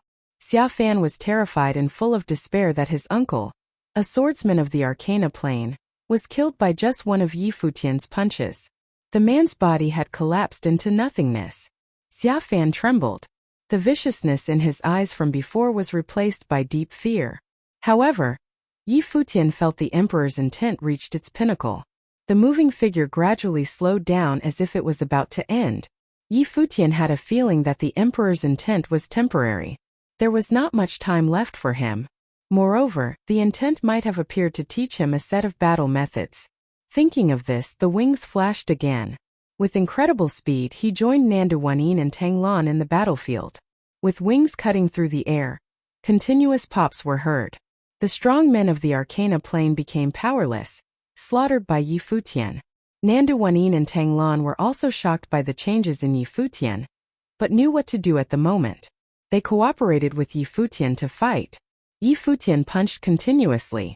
Each fist and handprint contained the powerful momentum of the emperor. The strong were constantly killed and defeated. More and more corpses were piled on the ground. In few minutes, only two strong figures of the Arcana Plane were left and they turned to escape. Yi Futian was too strong that they simply couldn't overcome him. Yi Futian flashed, dodged, and punched like lightning. His fist tore through the air and smashed someone. The emperor's intent grew stronger. Looking at the last escaping man, Yi Futian threw out a palm. A handprint of the emperor destroyed everything. It pursued the escaping man and shattered his body. Other than Xiao Fan, all were killed. Nandu Wanin and Tang Lan looked at Yi Futian with great shock. The emperor's intent soared to the extreme at this moment. Hundreds of meters of the emperor's bright light shone. Yi Futian didn't notice their eyes and walked toward Xiao Fan. Xiao Fan retreated step by step with great fear in his eyes. Let me go.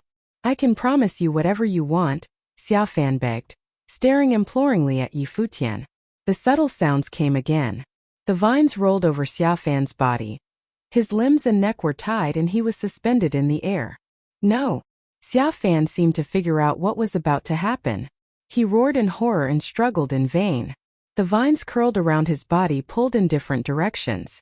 It was like an execution.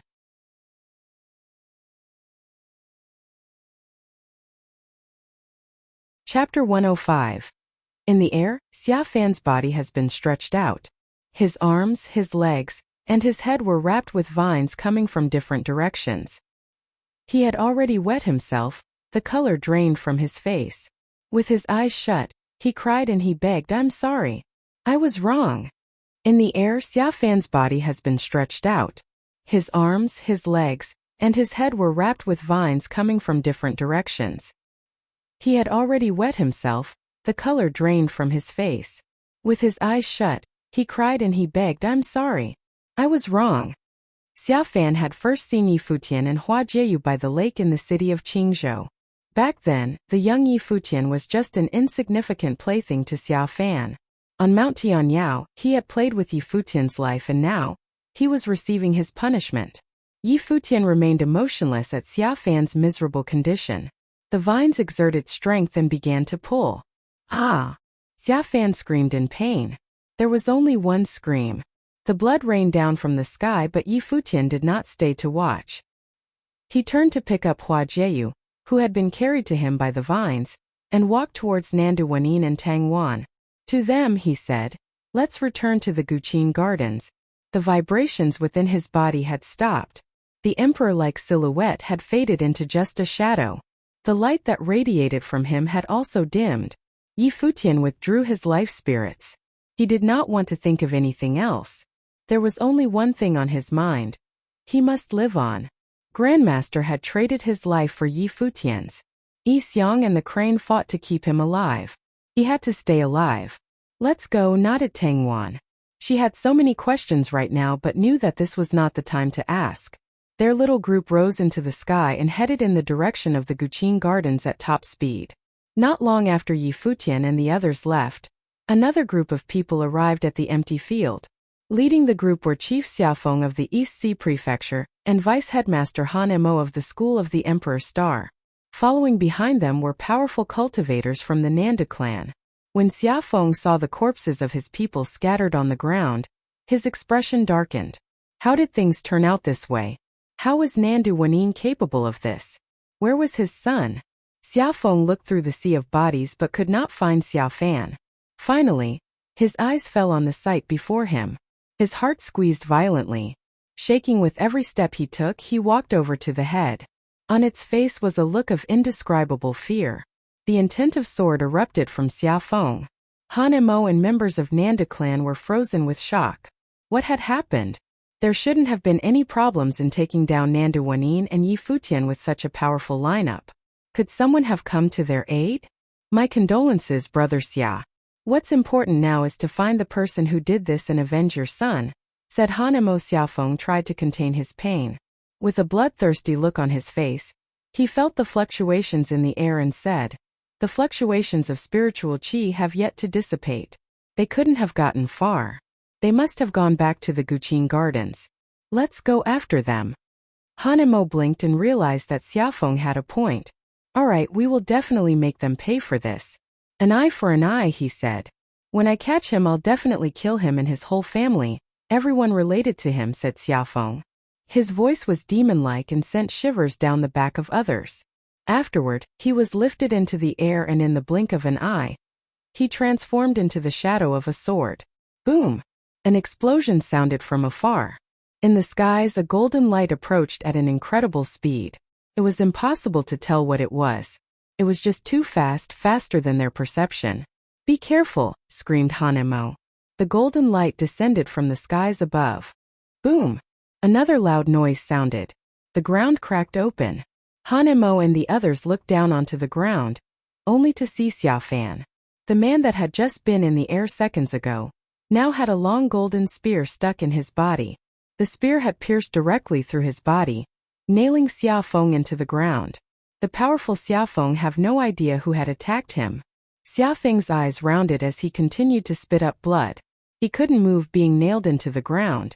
His hands were still shaking. In the moment, he was no longer thinking of revenge. All he felt was pain and hopelessness. Han Mo and the members of the Nanda clan were shaking in their shoes. What was going on? Not far ahead, there seemed to be a figure coming closer. The figure seemed to be moving very slowly, but in the blink of an eye, he had gotten much closer to the group. It was a white-haired elder. His hunched body made him look very old. He came closer with his hands behind his back. Upon seeing the elder, everyone shook with fear. Did the elder do this? Whose family are you guys trying to kill? Asked the elder. His eyes fell towards Xiafeng and the group led by Han Mo Sr. Who are you? Asked Han Mo with a tremor in his voice. Me. The elder looked at Han Mo and a scary windstorm hit. A dim golden light was hidden in the eye of the storm, moving towards Han Mo and the rest. Run, shouted Han Mo. He tried to escape by flying but stopped when he saw the storm form into an all-consuming black hole. It pulled them into the storm. Everything in the area was a mess. The black hole storm kept pulling people in. Senior, who on earth are you? Why are you doing this? Asked a member of the Nanda clan. The elder stood quietly. He made no movements and just looked at the clan member and said, "The person you are trying is my young master." The clan member was shocked. He shook his head. That's not possible. If Yi Futian came from such a strong background, why did he come to Donghai City without his family? Why did he want to study at Donghai Academy? Why did he study music from the Guqin Devil? Han Mo suddenly thought back to when Yi Futian spoke into thin air at the Nanda Palace. At that time everyone thought his actions were peculiar, but now everything made sense. What the elder said might actually be true. Han Mo's heart was pounding. Senior, we're just following the Emperor's orders. We don't really want to cause any harm to Yi Futian. Please forgive us, begged Han Mo. He felt desperate. If he had known that such a scary character was protecting Yi Futian, he never would have taken part in any of this. The Emperor's order? What's that? Asked the elder. He looked at Han Mo. Han Mo had a feeling that the Almighty Emperor amounted to nothing in the eyes of the elder. You said that my young master is being chased down and sentenced to death because he defied the Emperor's imperial order. So what should be the punishment for killing my young master? The elder continued to ask. Han Mo's face paled. Defying the imperial order was a capital offense, but if Yi Futian was of a higher power than the emperor of the Nanda nation, then what would the punishment for trying to kill Yi Futian be? There could only be death. Can you explain this situation to me before I die? Han Mo had lost all hope. All right, nodded the elder. My young master is. When the elder finished what he had to say, Xiafeng, Han Mo, and the members of the Nanda clan were all in deep shock. They had just received some inconceivable news.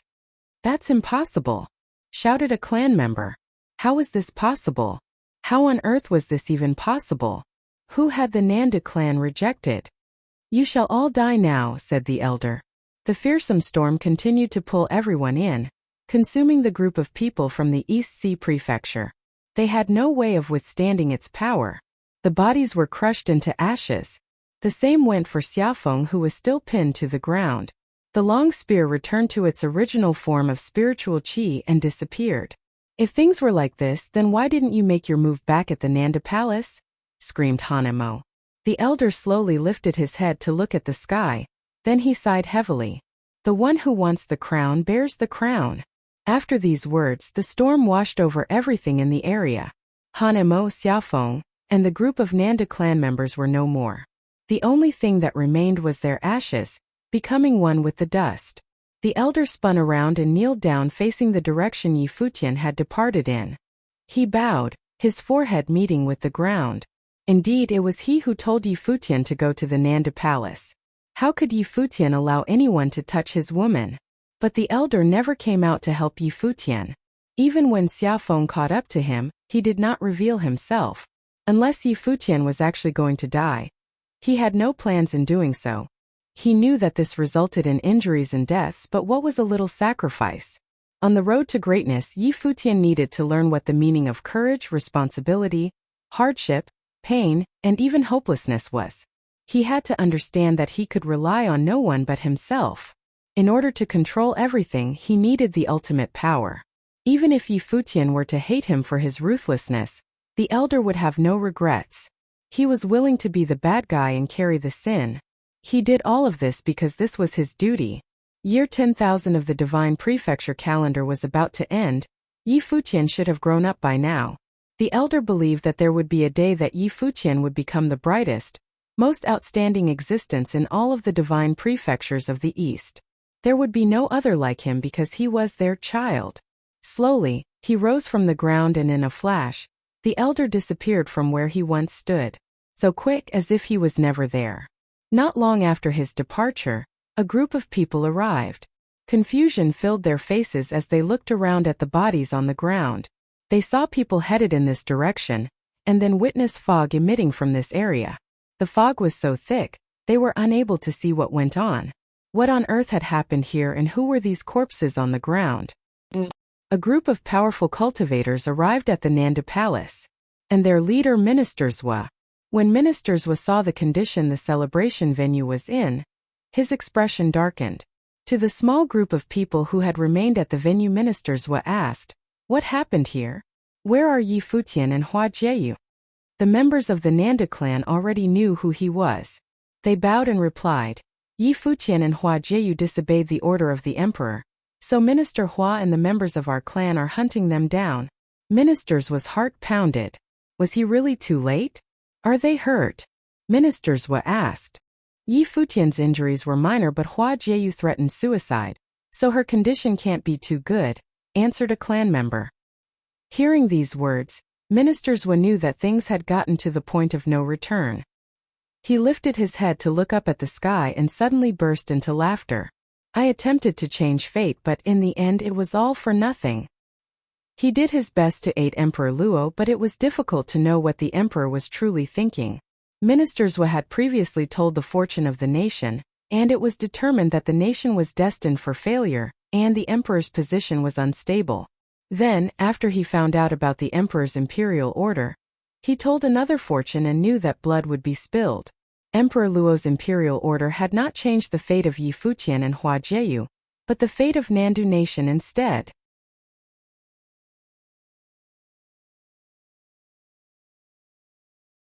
Chapter 106. In the Guqin Gardens, Yu Shang and the others waited anxiously. Right now, the car was ready with demons to pull it. Tang Lan had prepared it. After arranging everything here, she went to aid them and coincidentally ran into the three being pursued. In the Guqin Gardens, Yu Shang and the others waited anxiously. Right now, the car was ready with demons to pull it. Tang Lan had prepared it. After arranging everything here, she went to aid them and coincidentally ran into the three being pursued. Several figures dropped from the sky. It was Nanda Wanin, Yi Futian, and Hua Jieyu. When Hua Fenglu saw that his wife and daughter were there, his heart trembled. Holding on to Yu Shang, he tried to get up and walk to them. "Jieyu, what's wrong?" Hua Fenglu asked when he saw Yi Futian holding her. "Dad, I'm okay." Hua Jieyu smiled at Hua Fenglu. "Where's my father?" Yi Qingxian asked Yi Futian. She didn't see Xiang anywhere. Other than him, everyone else was back. Senior Yi helped me stop the pursuers. He has high cultivation and won't have any problems, Yi Futian said to Yi Qingxian, seeming to comfort himself while comforting her. "How can Headmaster Yi stop Minister Hua and the others? How did you all come back?" Hua Fenglu asked. Yi Xiang and Yi Futian couldn't bring the women back by themselves. "Master, Grandmaster." Yi Futian's eyes were red and he felt depressed. Hua Fenglio's insides trembled. Understanding instantly, he thought of the past and looked up to the heavens, tears in his eyes. His master had used his life to save Hua Fenglio's disciple, wife, and daughter. "There's no time for tears. Let's go," Tang Lan said. They all knew she was speaking the truth. Hua Fenglu nodded. Pushing aside Yu Shang, he knelt onto the ground and kowtowed to the distance. He hated that he was powerless and that his master had died for him. Yi Futian walked up. He handed Hua Jieyu to Nanda Wanin and knelt down as well, kowtowing toward where his grandmaster had last been. "Grandmaster, I will go to the school of the Emperor Star to find you in the future." Yi Futian said. Then he helped Hua Fenglu up and walked toward the car. After everyone climbed onto the demon and car, Tang Lan asked, "Where to now?" "To the East Sea first," Yi Futian said. The East Sea was boundless and going there was definitely the best choice. "What about my father?" Yi Qingshuan's eyes were red. She was extremely worried. It's actually easier for Senior Yi to escape alone. "He'll be okay," Yi Futian assured her again. Yi Qingshian nodded. She knew they couldn't remain any longer. At this time Yu Sheng grasped her hand with his big hand, giving her strength. Then the demon jumped into the air and pulled the car through the clouds. After they left, Minister Hua and Nantu Tai arrived at the Guqin Gardens with their men. Seeing the empty garden, Minister Hua's face darkened. "Where's Xiaofeng and Hanemo?" he asked coldly. "They probably continued chasing. Earlier Yixiang had stopped me, but Hanemo and Xiaofeng continued on.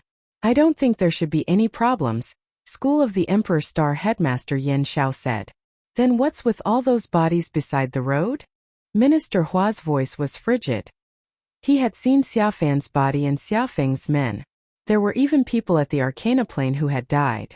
According to Yen Xiao, Yixiang was busy with him. Of those who had continued fleeing, only Nandu Wanin was at the Arcana Plain. How could they have killed all those men? Furthermore, Hanemo, Xiaofeng, and the Nanda clan had all been chasing after them. Unless someone was helping them in the background, we can only wait for Hanemo and Xiaofeng's news now, Nanda Tai said. He looked unwell too. If the youth survived, he would definitely take revenge for everything that happened today. In addition, only he knew what Minister's was prediction of Hua Jieyu's fate was. Earlier, when the decree had come, he had mistakenly thought that the Empress' fate meant becoming the queen. When he saw Yi Futian's brilliance, he thought of the Minister's decree given to Yi Futian and realized he was wrong. Go and state citywide control and plant men at all the exits, especially in the sky, Minister Hua ordered. However, he knew deep down that if Xiaofeng and Hanemo couldn't keep up, it would be very hard to capture them. If they'd really escaped, he wouldn't be able to answer to Emperor Luo. Minister Hua had come to deal with 2 youths himself, but they'd escaped. He would be too ashamed to report this. They waited for a long time, but Hanemo and Xiaofeng didn't return. The Nanda clan members were gone too, as if they'd vanished. When night fell, Nanda Tai returned to his home. Yen Xiao returned to the Donghai Academy, while Minister Hua went to Xiaofeng's house. Still there was no news of him. Nanda Tai learned from his clan members that Minister Hua had visited. After hearing what happened, he had left while laughing wildly.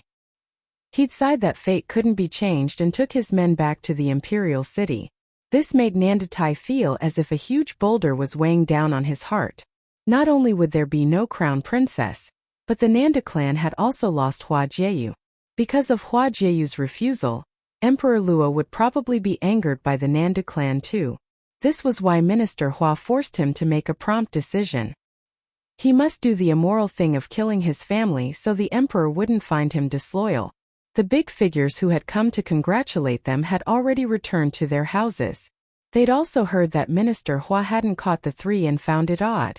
How could Yi Futian escape from a group as formidable as Minister Hua's? This was not something that followed logic. On the last day of year 10,000 of the divine calendar, unpredictable events happened in Donghai City. Minister Hua had come with the emperor's decree to the Nanda clan to make Hua Jiyu the crown princess. Everyone had gone to congratulate them. They all thought that the Nanda clan would return to the stage of the Nanda kingdom, rather than being stuck in Donghai City. However, there was a change. A 17-year-old youth broke in, displayed ultimate glory with twin spirits and full elemental talent. Not only did he go against the royal order, he tried to convince the Nanda clan to do the same. The Nanda clan decided to kill him once and for all. He should have died, but he left with his life. Minister Hua couldn't catch him. Finally, he took away Hua Jieyu, who should have become crown princess. No one knew where he would go, but everyone knew that one day, he would return. Year 10001 came. The first day of the new year, countless rumors spread throughout Donghai Academy. Apparently, Crown Princess Hua Jieyu almost committed suicide for Yi Futian. Apparently, the genius who had fought before the school of the Emperor Star had twin spirits and cultivated all elements. He had defeated all the strong figures under the Dharma rank, and even Zhuoqing couldn't fight him. He'd always been hiding his true abilities in Donghai Academy. They also heard that Elder Qin of the School of the Emperor Star had played his last song to save Yi Futian and Hua Jieyu. The Emperor Star would no longer Elder Qin. Yi Xiang had gone against the royal order for Yi Futian too. Xia Fan, son of East Sea Prefecture Chief Xiaofeng, had been killed by execution. Xiaofeng was gone, as well as School of the Emperor Star Vice-Headmaster Han Mo and countless strong men of the Nanda clan. Yesterday it was as if a terrifying storm had swept through Donghai City. This storm ended with Yi Futian and others disappearing. Outside Donghai Academy, two beautiful figures stood there, gazing at the academy. It was Lin Xie and Xiao He. Yesterday, Lin Xie's father had been at the Nanda clan too and witnessed everything. I can't believe his talent is that high. Xiao He sighed. After hearing what had happened, the two girls were all shaken. I plan on attending Donghai Academy's spring quarter examinations and enter to cultivate, Lin Xie said. Why do you suddenly want to go to Donghai Academy? Xiao He asked in confusion. After the spring quarter examinations, the Imperial City will hold the Tingfeng banquet, Lin Xie said calmly. The students of Donghai Academy will attend, and I want to go see too. There was another reason she didn't say aloud. If she cultivated at the academy and he returned one day, she would see him. Oh, the Tingfeng banquet. Wouldn't all the geniuses of the 36 academies of Nanda Kingdom go? I wonder how many there will be. Anticipation filled Xiao He's eyes. But if he didn't leave, he would definitely shine the most brilliantly at the banquet.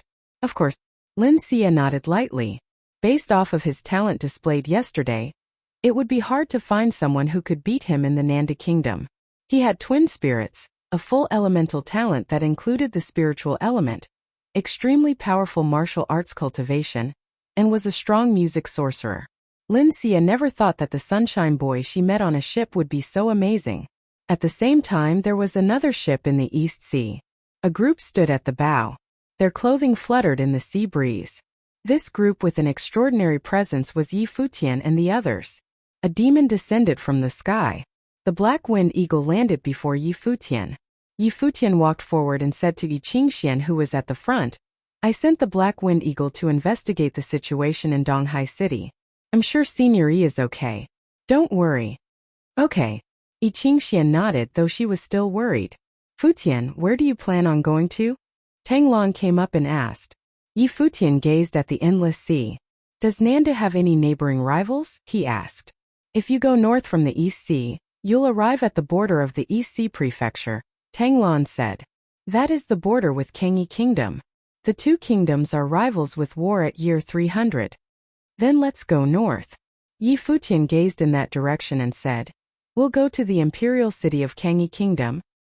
He had planned on attending the Tingfeng banquet of Nandu, but Emperor Luo's decree had ruined everything. Since he could not stay in Nanda Kingdom, he would go to the imperial city of Kangyi Kingdom. Okay. Tang Lan nodded. With the shocking talent Yi Futian had displayed yesterday, there were no worries of finding a place to establish himself. It would be easy to find support if he searched for it.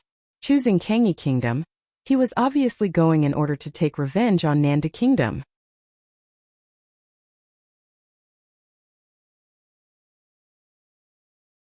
Chapter 107.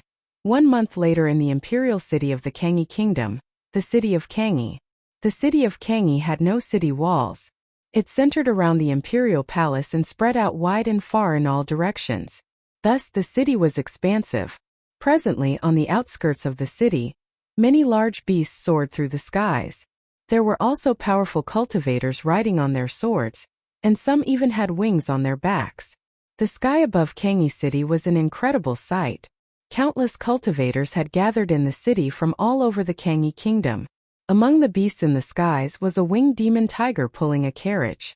On this white tiger's back stood several figures. The two people at the front were around 17 years of age. One was unbelievably handsome, and one was exceedingly beautiful. These two youngsters were Yi Futian and Hua Jieyu, who had traveled a long way. Behind them were Yu Shang and Yi Qingxian. Inside the carriage sat Hua Fenglu, Nanda Wanyin, Tang Lan and Tang Wan. Tang Lan's eldest disciple Nye Bing had her own home. That day in Donghai City, she left the Guqin Gardens. After all that had happened in the city of Donghai, Yi Futian was no longer the happy-go-lucky young man he once was. And after that day the light of an emperor dawned upon him. His aura had experienced a slight change. Different from before, he had gotten even more handsome and more charismatic. "We're finally here," muttered Yi Futian. Kangyi Kingdom's imperial city was massive in comparison to Donghai City. This ancient city had a rich history and majestic architecture. From the exterior of the buildings you could not tell that it had been around for ages. They were ancient but dignified, which made the mood throughout the entire city more solemn. "Yeah." Hua Jieyu nodded in agreement. "Once upon a time when Master Yu Shang and I first arrived at Donghai City standing atop the Black Wind Eagle, I had wanted to conquer the city. But in return, that city has left me with memories I shall never forget." Yi Futian smiled lightly and said in a self-ridiculing way as he observed the vast imperial city ahead. In the time it took the group to arrive in Kangyi City, Hua Jieyu's injuries had healed, but their wounded hearts would never heal from the events in Donghai City. Especially for Yi Futian, Emperor Luo's imperial order, being hunted down by Minister Hua and the school of the Emperor Star, the Nandu clan's choice and Grandmaster. All of it was deeply engraved into his memory, unable to forget even if he tried. Hearing Yi Futian's words, Hua Jieyu reached out her hand and held tightly onto Yi Futian's. Her eyes remained up ahead and filled with determination. She was not going to forget about anything that happened in Donghai City either. They were able to make it here today because of Grandmaster's sacrifice. Yi Futian could feel the warmth that radiated from Hua Jieyu's hand and tightened his grip on it. He had originally planned to go to the Nandu Nation's imperial city, but now, they had arrived at Kangyi Kingdom's imperial city. Yi Futian was not going to allow history to replay itself here. The sharp sword that Hua Jieyu pierced through her own body, Grandmaster's selfless sacrifice, brought him pain to this day. Tang Wan stepped out of the carriage and took a look at the majestic city below. The skies were still crowded. She asked, "Futian, where are you planning to go?" "Kangyi College," Yi Futian said without a hint of hesitation. It was evident that he came with a plan in mind. Kangyi College was similar to the academies in the Nandu Nation. Its status was equivalent to Nandu Academy located in the Nandu Nation's imperial city. The college was backed by the royal family. Many genius cultivators attended this school. Even disciples of the royal family cultivated at the college. However, Yi Futian was not going there to attend school but for the grand event being held soon in the imperial city. The Fenghua Banquet. The Fenghua Banquet was an imperial banquet. The emperor of the Kangyi Kingdom would come personally to examine the abilities of younger generation cultivators. If it had not been for Emperor Luo's imperial order, Yi Futian should have been preparing to attend the Tingfeng banquet in the Nandu Nation's imperial city. But life was unpredictable. He was now in the Nandu Nation's rival country, the Kangyi Kingdom, preparing to attend the Fenghua banquet. Kangyi College was the place to sign up for the Fenghua banquet. Many of the people in the skies right now had younger cultivators with them. They had most definitely came for the same reason as Yi Futian. Hearing that Yi Futian was headed for Kangyi College, Tang Lan understood his intentions. She said, "Are you guys planning on participating? The Fenghua banquet has an age limitation. Participants must be under the age of 20. This means that quite a few young genius cultivators in the Dharma plane may show up." To travel all the way from Donghai City to the Kangyi Kingdom's imperial city, it was obvious that the group knew something. "I know," answered Yi Futian. He continued, "Those picked by the emperor at the banquet will be put on the Fenghua rank. The top 10 people on the list will all be rewarded and the top 3 can request one thing from the emperor. As long as the request is within reason, he usually grants it." "What request do you want to make?" asked Tang Lan. Yi Futian turned back to take a look at Hua Fenglu in the carriage and said, "I want him to restore Master's powers." A spark reached Tang Lan's eyes. If Yi Futian was able to make this request with the Kangyi Emperor's abilities, he would definitely be able to find a way to do it. Even though the list is determined purely based on the Emperor's liking, and has nothing to do with how strong and powerful you are, you won't be able to stand out in the crowd if you don't have extraordinary abilities. It will be difficult to rank in the top 3 unless you're prepared to expose all of your gifts, said Tang Lan. "I must make it into the top 3. Yi Futian said with determination in his eyes. The emperor of the Nandu nation wanted to kill him without reason. But now in the Kangyi kingdom, even if Yi Futian revealed his gifts, the Kangyi emperor would only praise him. Besides, the Fenghua banquet was a place to test the skills of junior cultivators. Elder Qin had already passed and Hua Fenglu was not yet healed. This was a chance he could not give up. Okay, nodded Tanglan. Yi Futian looked determined enough to succeed. I will also participate with you. Hua Jieyu said softly. Fox, you're too pretty. Isn't it flaunting too much? Yi Futian examined Hua Jieyu's beauty. At 17, her beauty was in full bloom. Screw you. Hua Jieyu glared at him. The conversation was so serious before, but Yi Futian turned it into a joke in the span of seconds. However, deep down, Hua Jieyu was glad. On the entire trip, Yi Futian looked so solemn, not like the happy jokester he used to be. It was obvious that he was deeply affected by the things in the city of Donghai. She wanted to see him go back to his true self. Even though he acted shameless at times, she liked him that way. I want to participate too. Standing in the back, Yu Sheng finally opened his mouth. Of course, said Yi Futian. The white tiger demon continued forward. Yi Futian did not land to ask for directions. He simply followed the group in the skies. The direction in which the most people were traveling must be the direction where Kangyi College was located. There was no question about it. Kangyi College was located in the center of the city, near the imperial palace. It could be said to be a true school of nobility. Even princes and princesses cultivated at the college. To be able to attend this school, students had to have gifts out of the ordinary, or else, even if you were a noble, you were not allowed to attend Kangyi College. The school had the royal family backing it and had no reason to care about what others thought. In the skies outside of the Kangyi College, beasts, cultivators riding their swords, and those flying with the help of their own wings were all gathered together. There were so many people. The Fenghua banquet would begin in 3 days, but people were still coming to sign up at Kangyi College. Finally, Yi Futian and his group had also arrived. It was just as he had imagined. A variety of cultivators were present. He had never seen many of the beasts in the sky. They looked fearsome. There were even beasts of the Arcana plane. Yi Futian wanted to wait until he had higher cultivation and use his ability as a beastmaster to control some powerful beasts. The beasts and cultivators finally landed when they had reached Kangyi College. There was no one who dared to enter the school premises by air. Yi Futian and the others also landed. He noticed the thin chiffon Hua Jieyu used to cover her face, hiding her beauty. Looks like you know just how distracting your looks are, laughed Yi Futian. Hua Jieyu ignored him. Yi Futian turned back to look at Yi Qingxian and Tang Wan. Qingxian 1, do you guys want to attend the Fenghua banquet as well? No, Yi Qingxian shook her head. Me neither. Tang Wan smiled. Both girls knew that they were still lacking and nothing would come of attending the banquet. Yi Futian nodded and said, then you guys should first find some place to stay nearby. I'll have the Black Wind Eagle go with you guys. Okay. Be careful, Futian, ordered Nandu Wanin. I'll be fine, Masteress. Yi Futian smiled. After he, Hua Jieyu and Yu Sheng walked towards Kangyi College. As soon as they set foot on the campus, they saw many people headed in the same direction. In that direction sat a line of elders making records.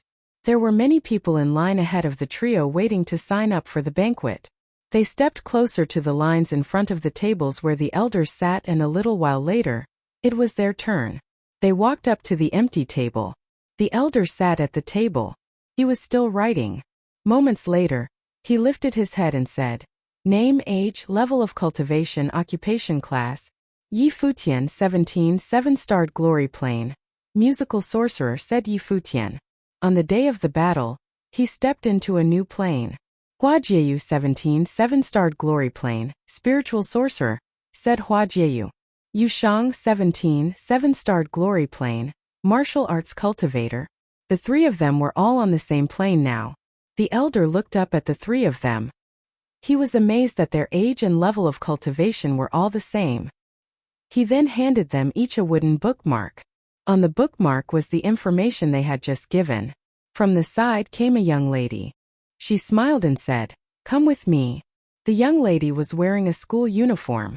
Before the Fenghua banquet, the students of Kangyi College were in charge of taking care of everything. Thank you, said Yi Futian. The trio followed the young lady. She looked to be about 18 years old. She was very pretty. My name is Xia, the girl said. She took a couple of extra glances at Yi Futian. She had seen many handsome males at the college, but it was rare to find someone who looked like Yi Futian.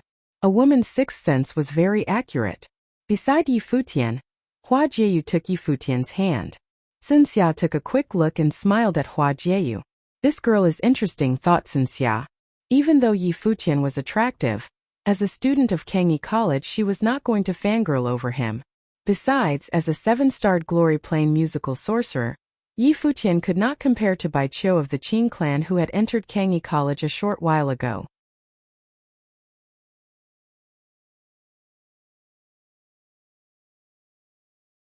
Chapter 108. In Kangyi Kingdom, other than Kangyi College, there were also a few powerful clans who trained accomplished disciples as well. They definitely would not miss out on the Fenghua banquet. The Qin clan was a force of Kangyi Kingdom known for their studies of the Guqin. There were not many disciples because only musical sorcerers could be accepted. This was also why the strongest musical sorcerers of the kingdom were grouped in the Qin clan. Bai Qiu was the most talented of the Qin clan's younger generation. Apparently, he had already entered the Dharma plane and had an unbeatable talent. Not long ago, Bai Qiu had led the disciples of the Qin clan to the Kangyi College. Xia had seen Bai Qiu with her own eyes and saw the youth was extremely handsome. Therefore, someone who was only a 7-star glory plane musical sorcerer, and not from the Qin clan would only be there to enhance the others at the Fenghua banquet by contrast, even if he could pass the pretest. Even the other disciples of the Qin clan seemed better than this youth beside him, let alone Bai Qiu. Of course Xia wouldn't say all this. She just smiled and led the way, saying, "The pretest of the Fenghua banquet will be administered by the Kangyi College. I am taking you all to the exam site now." Yi Futian nodded. Since they knew about the Fenghua banquet, they had naturally done some research. The Fenghua banquet was the imperial examination, and it was not open to everyone. After applying, they had to pass the pretest held by the Kangyi College to truly be qualified to attend the Fenghua banquet. The Kangyi College checked the credentials for the emperor. The leaf court of the Kangyi College was now filled with all sorts of talent. They had all applied for the Fenghua banquet. Many were gathered here for the pretest as it was one of the exam sites. In the center there was a podium. There were 2 figures fighting on it now, both applicants of the banquet. 3 elders of the Kangyi College sat before the podium. "I'll help you hand the bookmark in," Xia said to Yi Futian with a smile. Yi Futian nodded and gave the bookmark to him. Then Yi Futian saw Xia take one out too and put them together. "Xia, a 9-star glory plane sorcerer. I will attend the Fenghua banquet too," Xia said. She introduced herself again while eyeing Hua Jieyu, and then walked towards the elders. Hua Jieyu's gaze was calm. She knew Xia told her for a reason, but she didn't care. She had held Yi Futian's hand earlier not because she wasn't confident in herself but because she knew how attractive Yi Futian was to girls. The 2 fighting on the podium were both of the 8-star glory plane. One was a sorcerer while the other was a martial artist. However, Yi Futian discovered something strange. Right now, most of the audience's attention was not on the fighters. Instead, they focused on the other side. There was a group of people dressed in white. They seemed untainted by the world. That's the Qin clan. The strongest musical sorcerers of Kangyi Kingdom are from that clan. Is the middle one Bai Qiu? He truly is handsome. The people around them all discussed the clan. Yi Futian was intrigued that the Kangyi Kingdom had a Qin clan, and apparently produced the best musical sorcerers. He looked over at the handsome and slender young man in the center of the group. He looked around 18 or 19. His aura was extraordinary and he stood out like a stork amongst chickens. At this time someone walked to Bai Qiu. He wore the uniform of the college. The 2 smiled and chatted, seemingly ignoring the fight on the podium. After handing in the bookmark, Xia returned to Yi Futian's group. She saw Yi Futian looking in Bai Qiu's direction and smiled. That's the Qin clan. Bai Qiu is the most accomplished of their younger generation. He's apparently in the Dharma plane now. He's a musical sorcerer like you, and the one beside him is my senior from the college, Yu Jiang. He's also in the Dharma plane. The 2 of them are the most popular candidates for the Fenghua rank. Who else is included? Yi Futian asked. Sun Xia glanced at Yi Futian. She thought that he was probably not from the imperial city.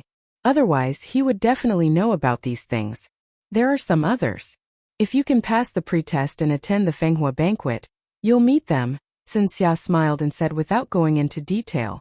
Yi Futian was only at the 7-star glory plane. Knowing all that was meaningless because he was nowhere near their level. Oh, Yi Futian knew that Sun Xia wasn't willing to say more. He nodded and stopped talking, watching the fight quietly. People went up continuously. After a long while, Yu Sheng was finally called up. Yu Sheng walked to the podium. Another figure stood before him. He was also a 7-star glory plane, but he was a sorcerer. The fight would display their true abilities clearly. Attack me with your best efforts first, Yu Sheng said. He knew the other was a 7-star glory plane sorcerer. If the opponent was defeated before performing, he would be disqualified no matter how great his talent was. You can go first. The opponent smiled confidently. Hearing this, Yu Sheng didn't hold back. He took a step and the podium shook. His composure changed in an instant, stunning the sorcerer. The sorcerer's spiritual qi began to gather crazily, and the apparition of a golden tiger appeared behind him. Then it roared and ripped toward Yu Sheng with shocking power. Yu Sheng punched forward. There were countless shadows that tore apart the golden tiger's image. The powerful force ripped through everything and landed on the opponent, sending him flying. Seeing this, the Kangyi College elders made a checkmark on Yu Sheng's bookmark and put it to the side. At the same time, one said Yu Sheng passed. Yu Sheng stepped down. The one who had been forced off the podium climbed up and glared at Yu Sheng.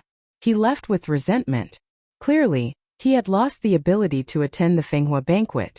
Your friend is quite strong, Sun Xiao said to Yi Futian with a smile. Yi Futian didn't reply. Yu Sheng was way beyond quite strong. This was just the pre-test, so there was no need to show off everything. After that, Hua Jieyu was called up.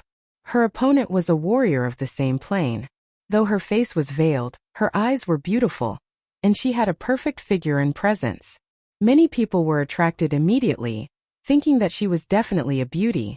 After you, Hua Jieyu said to the youth. She didn't say much, but a burst of powerful spiritual energy bloomed. The opponent felt something and moved toward Hua Jieyu quickly. However, at the same time, an invisible power was blocking him. Then what element spiritual qi gathered into a spell and wrapped around him. Boom! Powerful strength burst forth. The opponent burst free from the entanglement like a wild demon. At this time, spears appeared before Hua Jieyu. They kept stabbing toward the opponent, who roared and stopped. His battle intent burst and attacked the spears coming at him. Simultaneously, he stepped forward and flew into the sky. He soared at Hua Jieyu like an eagle. Seriousness flashed past Hua Jieyu's eyes. She stepped forward. It was only one step, but the opponent seemed to stop in midair. Vines curled up toward him and slammed him to the ground. Okay, both pass. The Kangyi College elder nodded and put away their bookmarks, meaning both had passed the pretest. The defeated one was upset because he had been confident he could win in the pretest. He hadn't expected to meet someone so extraordinary. May I see your true appearance? He stood up and asked politely. Hua Jieyu glanced at him and turned to leave the podium. She returned to Yi Futian's side. Many looked at Hua Jieyu in shock. She was so arrogant. Yi Futian emogu. It was Yi Futian's turn now. He walked up to the podium. The one opposite him was clad in white. He was from the Qing clan. Clearly, the Kangyi College elder thought that if Yi Futian couldn't even beat a random Qing clan disciple, he had no need to attend the Fenghua banquet. The two sat down with crossed legs and released their Guqin spirits. This attracted many gazes. In the near distance, the Qing clan members looked over with interest. Music sounded at the same time. Gumo's music was wild like a tide of 10,000 beasts. The sound of galloping in the air was terrifying. It was like a wave of demons was charging at Yi Futian. Yi Futian's music was calm, graceful, and lovely. It seemed to be reminiscing someone from the past. As his music flowed out, the formless demons charging at him were gradually tamed. Then Yi Futian's music changed abruptly. It turned sharp like an unsheathed sword. It cut everything and the beasts wailed. Gumo's music was in disarray. No longer strong and wild. His spiritual energy was in a mess and his music was disordered too. With a huff, the Qin spirit disappeared. Yi Futian passed, the elder announced. Guemo was defeated just like that. The Qin clan members were surprised. Their fellow disciple was disqualified from the banquet. Such pure music and extraordinary mindset. This boy is talented, Bai Qiu praised. Then he asked from across the arena, "Where do you cultivate? Do you have a clan?" Yi Futian looked up at Bai Qiu. He smiled and said, "I cultivate with my master and have not entered a clan. The Qin clan is the most prestigious for musical sorcery in Kangyi Kingdom. Are you willing to join us?" Bai Qiu smiled at Yi Futian. "If you are willing, I can recommend you. I am lacking a Guqin student." Everyone present was shocked. It seemed that Bai Qiu thought highly of this musical sorcerer, and had invited him directly into the Qin clan. He was even willing to let the youth study with him. A Guqin student was someone who would follow him and could learn from him at any time. If Yi Futian could follow Bai Qiu, this would be a great advantage for him as a musical sorcerer.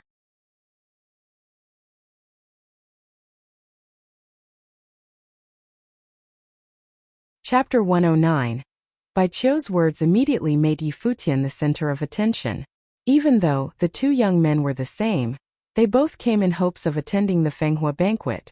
However, despite this, many people only signed up to attend the banquet for the experience. How many people could actually display outstanding skills?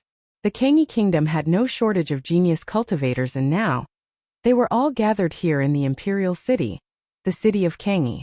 But in the end, only 10 people would be chosen by the emperor to be on the Fenghua rank. Bai Qiu of the Qin clan, Zhuo Qianfan and Yu Zhang of the Kangyi College, the incredibly skilled young Lord Yi Wuchen from the Yi Palace, the Hua family's daughter, and Yun Di of the Demon clan. These people were the ones who would stand out the most at the Fenghua banquet. Of course, Kangyi Kingdom's #1 beauty could not be forgotten. She was known as the one of peerless beauty. Because of this, when Bai Qiu asked Yi Futian to be his musical attendant, no one thought of it as demeaning. As the Kangyi Kingdom's most outstanding young man, Bai Qiu was destined for a bright future. Even his musical attendant would have a chance to be a big shot in the future. This was an opportunity not everyone had. To offer Yi Futian such a position, it was evident that Bai Qiu was impressed by his gifts. Even Sun Xia looked at Yi Futian in surprise. Yi Futian and his friends were all 7-starred glory-playing cultivators. They came to sign up for the Fenghua banquet and each showed their impeccable gifts. If Yi Futian was able to follow Bai Qiu into the Qin clan, it would only do him good. However, standing beside Sun Xia, Yu Sheng and Hua Jieyu did not think this way. They stared at Bai Qiu shocked. To them, who knew Yi Futian, Bai Qiu's words were nothing but a joke. He wanted Yi Futian to be his musical attendant? Where did he get that confidence from? Yu Sheng could not help himself. Sun Xia glanced at Yu Sheng but did not say anything. On the battle platform, Yi Futian was taken aback. Sun Xia had said that Bai Qiu was a prodigy from the Qin clan, a Dharma-plane musical sorcerer. It was no wonder that he was so confident. Since the Qin clan is so well known in the Kangyi Kingdom, then their musical sorcery should not be any less inferior to that of Elder Qin. But this did not mean that he would be willing to join the clan. He had only signed up for the Fenghua banquet as a musical sorcerer because of Elder Qin. He was not going to let the elder down. However, to become Bai Qiu's music attendant, the meaning of these two words should be similar to that of a study attendant, a servant who takes care of others. I don't have such a habit. Yi Futian smiled at Bai Qiu and calmly answered. Your music is pure and you possess an extraordinary mindset, but your music is still not perfect. It is obvious that you don't have a good teacher. Why not try it out? Said Bai Qiu. His gaze was calm. In Bai Qiu's opinion, if Yi Futian could cultivate under his guidance for a couple of years, he was bound to improve. This was his reason for extending such an offer. No need, chuckled Yi Futian. As a prodigy from the Qin clan, Bai Qiu was indeed exceptional. What Yi Futian played on the guqin was not any specific musical piece but something he came up with on the spot. So, of course, it was not perfect. Bai Qiu did not say much else. To him, this was only a small episode before the Fenghua banquet. Many of the females present looked toward Bai Qiu and thought he was indeed a gentleman, just as the rumors had it. Yi Futian returned to stand beside his friends. Just then Sun Xia's name was called. The trio was not in a rush to leave, so they decided to stay behind and watched Sun Xia's performance. It was an interesting duel. When Sun Xia stepped off the battle platform, Yi Futian gave her a compliment. "You're very powerful. You guys are not so bad yourselves," smiled Sun Xia. "All we have to do now is to show up outside of the Imperial Palace in 3 days to attend the Fenghua banquet, correct?" asked Yi Futian. "That's right. In 3 days, everyone will gather for the banquet and the Emperor will grace us with his presence," nodded Sun Xia. "See you in 3 days." Yi Futian said his goodbye and left. Watching them leave, Sun Xia smiled. 3 days later, young cultivators from all over the kingdom would gather outside of the Imperial Palace. Even though Sun Xia had incredible gifts, she only wanted to participate in the banquet. She had no hopes of stealing the spotlight. Those 3 were mere 7-starred glory-playing cultivators, so even if they had great gifts, they would only be heads in a crowd. Yi Futian followed the main road out of the Kangyi College campus. Along the way, many more young cultivators arrived. He knew well and clear those who had the courage to sign up for the Fenghua banquet would not be too weak. Stepping out of Kangyi College, there were many elders waiting outside. They had come from all over the kingdom with their juniors. Even if the younger cultivators were unable to become the star of the banquet, it would be a once-in-a-lifetime experience. From the skies, a black wind eagle headed down for landing and stopped in front of Yi Futian and his friends. The 3 of them stepped onto the eagle and the creature lifted them away. Just as they took off, many others did so as well. They were all headed in one direction. There, a group of figures was approaching. They all seemed to be surrounding a single person. That person seemed to steal everyone's attention. Very quickly, the trio also had their attention stolen. Looking over to the crowd in the skies. Far away, a magnificent purple gold rock soared through the sky. It was an arcana plane beast. Its entire body was enveloped in a purple golden light. Its wings spread out wide, creating great winds every time it flapped its wings. Purple gold rock, Yi Futian's eyes sparkled. It was an extremely rare beast. The rock possessed powers of 3 elements: thunder and lightning, metal and wind. The beast had great growth potential and fearsome speed, as well as extremely powerful attack abilities. Rumors said that the purple gold rock was a distant relative to the golden rock, and had the blood of the golden rock running through its veins. On the purple gold rock stood a beautiful young woman. She had an alluring body and beautiful skin. A sweet scent radiated from her person, and her eyes were captivating.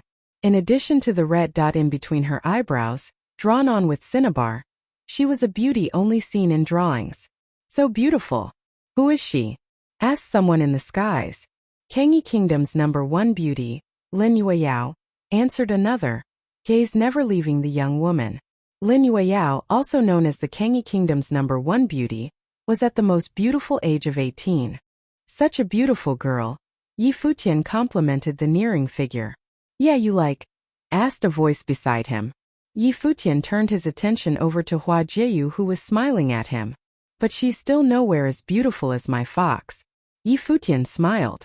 Hua Jieyu glared at him shyly, feeling satisfied with his answer. Although she had to admit the young woman was indeed very beautiful. The purple gold rock called as it approached. The figure on its back looked towards Yi Futian, and as if she could hear what he had said, she smiled. It was as if her eyes could speak. One look was enough to get one's heart beating. Fortunately, Yi Futian was used to this type of teasing from Hua Jieyu. Lin Yueyao's look had no effect on him. With countless eyes glued on her, Lin Yueyao landed and walked into Kangyi College. Many people followed after her.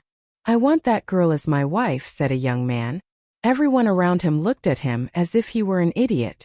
He wanted to chase Lin Yueyao? What a dreamer. Maybe if he got on the Fenghua rank, Lin Yueyao would spare him a glance.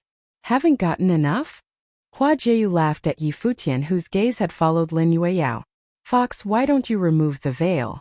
I wonder what kinds of expressions they will make when they find out that my girlfriend is way more beautiful in comparison to their #1 beauty." Yi Futian smiled.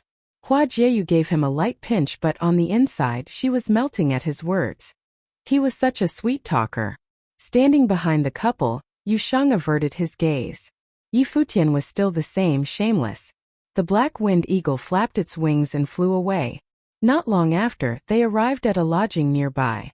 In a court within the lodging, Hua Fenglu was basking in the sun. Nandu Wenin was with him. The two of them together was a beautiful sight. You guys came back so quickly. Did it go well? Asked Hua Fenglu. Yes. Now we just have to wait 3 days for the start of the Fenghua banquet, nodded Yi Futian. Hua Fenglu and Nandu Wenin were not surprised. With Yi Futian, Hua Jieyu, and Yu Shang's gifts, any one of them would be able to make it past the preliminary round without any problems. Master-Mistress, doesn't it feel like we're a family out on vacation? Parents, daughter, and son-in-law smiled Yi Futian. Hua Fenglu laughed. It actually did feel that way. Then what am I? Just then Tang Lan appeared and asked coldly. Yi Futian stood frozen. A concubine? Tang Lan asked Yi Futian. Yi Futian did not know what to say. Beside him, Yu Shang threw him a look of pity, and walked over to Yi Qingxian. There was no right answer to her question. Tang Lan, if you're willing, I don't mind, said Nandu Wenin. Yi Futian blinked. Nandu Wenin was actually willing to agree to it? Yi Futian looked at Hua Fenglu and thought, Master's charisma is so much stronger than mine. Do you really think that's what I'm after? Tang Lan asked in a cold demeanor. Hua Fenglu coughed and glared at Yi Futian. Yi Futian chuckled and looked at Hua Jieyu. She smiled and asked him, if I also don't mind you taking a concubine, would you want to? No, I only like you, answered Yi Futian. He wasn't stupid. If he had said yes, that would be the end of him. Humph. Hua Jieyu smiled lightly. That's more like it. Hua Fenglu and Nandu Wenin watched the young couple as they bickered, and a soft smile spread across their faces. After all that had happened in the city of Donghai, they knew how difficult it was for Yi Futian and Hua Jieyu to be together. As parents, they only wished that the young couple could continue to stay by each other's side. Alright, go cultivate now. The Fenghua banquet is only 3 days away. It will be gathering of the best in all of the Kangyi kingdom. It won't be like how it was at Donghai Academy, said Hua Fenglu. Donghai Academy was only a prefecture academy in the Nandu nation. Okay, Yi Futian nodded his head lightly. Naturally, he also understood that even though both his natural gifts and combat skills were very strong, amongst the people attending the Fenghua banquet, there would be many Dharma plane cultivators. He had to go above and beyond to get the emperor's attention. It was his only way of getting on the Fenghua rank.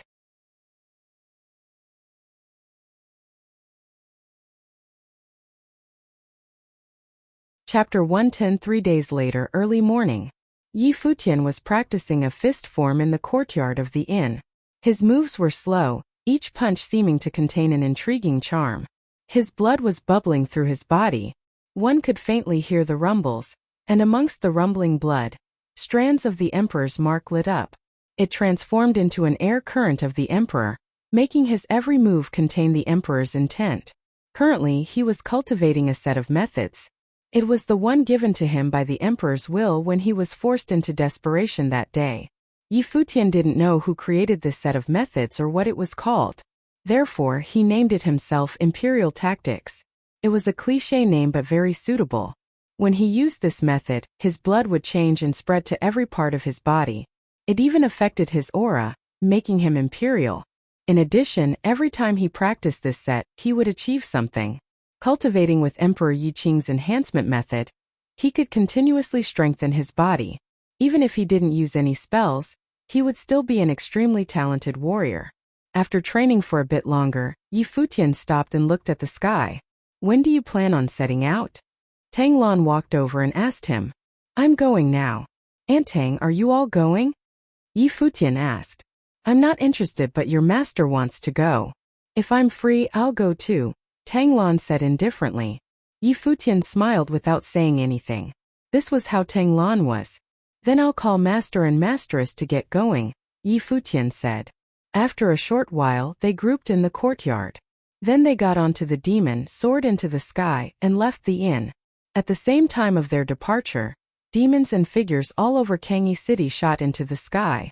They were all going toward the same place, the palace. It seemed that all of the strong ones in the imperial city were in the sky at once. It was a shocking sight. As Yi Futian's group continued advancing, They could vaguely see the various glamorous buildings. It was the palace of Kangyi Kingdom. They continued, getting closer and closer to the palace. Many others were around them and they all looked excited. Is this the Fenghua banquet? All the young talents of the kingdom are gathered here. I will definitely display my skills at the banquet and have the emperor notice me. I wonder how powerful the talents of the imperial city are like. I really anticipate it. Voices streamed from all directions. Countless people came, some from the imperial city, others from the various cities of the Kangyi Kingdom. They were all the cream of the crop. Otherwise, they wouldn't travel thousands of miles to attend the Fenghua banquet. Futian followed the huge crowd forward. The Fenghua platform outside the palace was already in view. This was where the Fenghua banquet would be held. At this time, a line of figures clad in white floated across the air. They were so handsome. It's the Qin clan. Bai Qiu is there. Many looked over at the Qin clan. They had to see Bai Qiu, who was the most popular contender for the Fenghua rank in the imperial city. The powerful ones of the demon clan are also here. Many others looked to the back. There they saw countless demons striding forward. In the center of the crowd was a youth. He was not yet 17 years old, but his face was filled with arrogance and aggressiveness. This was Yun Di, the most talented of the demon clan's younger generation. Lin Yueyao. At this time a purple gold rock flew past with a beautiful figure atop it, attracting many gazes instantly. She was extremely talented and was also known as the #1 beauty of the Kangyi Kingdom. Probably no one was as attractive as her. Even Bai Qiu of the Qin clan and many members of the demon clan couldn't help but look over at Lin Yueyao. Hua Fenglu and the others observed quietly. At the moment, Yi Futian, Hua Jieyu, and Yu Sheng were not eye-catching. No one noticed them, but Hua Fenglu knew that at the end of the banquet, they would shine the brightest. They would overwhelm the pride of the Kangyi city. Finally, they arrived at the Fenghua platform. Many guards stood around the majestic platform, keeping the order. This battle platform had a long history. It was where the emperor commanded the generals. It was also where the emperor tested the princes and officials. The emperor's royal seat was at an extremely high place directly before the Fenghua platform. It was very majestic. Nobody who came, whether it be those who rode demons or flew on their swords, dared to be higher than that position. It was where the emperor sat. Who dared to be higher than the emperor? Only the nobles and the most powerful talents of Kangyi City were qualified to sit on either side of the royal seat. They had to be personally given the ability by the emperor to observe the Fenghua banquet with him.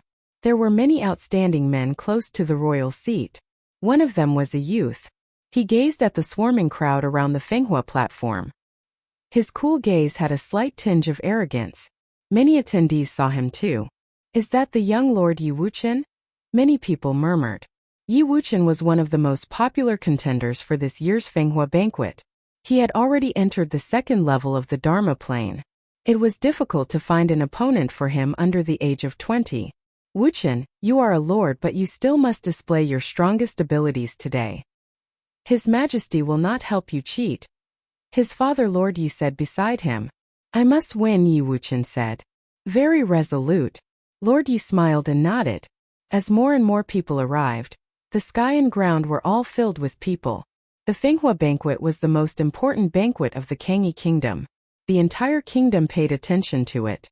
The skies outside the palace were not off limits on this day, so more people would witness the banquet. The sun rose and sunlight shone down, falling onto the royal seat. A line of carriages rode out from the palace. The emperor and empress sat in the center. Everyone stared as soon as they appeared. All the nobles besides the royal seat stood up. The figures sitting on their demons in the sky stood up too. They all looked in the direction of the carriage. The emperor, empress, princes and princesses descended from the carriage and walked forward. The emperor sat in the royal seat. The empress, princes and princesses sat behind him. Greetings, your majesty and your highness. The nobles all rose and greeted with a bow. After that, everyone else bowed down as well. The sound seemed to shake the world and was extremely spectacular. The emperor of Kangyi Kingdom seemed to be around 30 years old. He was not handsome, but he had the aura of an emperor. Even when he smiled, he still looked distinguished. The empress was extremely beautiful. She was dressed glamorously but looked composed. She seemed to be around 25 years old but was much older than that. Her looks were comparable to Nanduanin. The emperor smiled and waved at everyone. Today is the Fenghua banquet. The stars are the young talents of our Kengi kingdom. There is no need for the formalities. Let us be relaxed. Thank you, Your Majesty.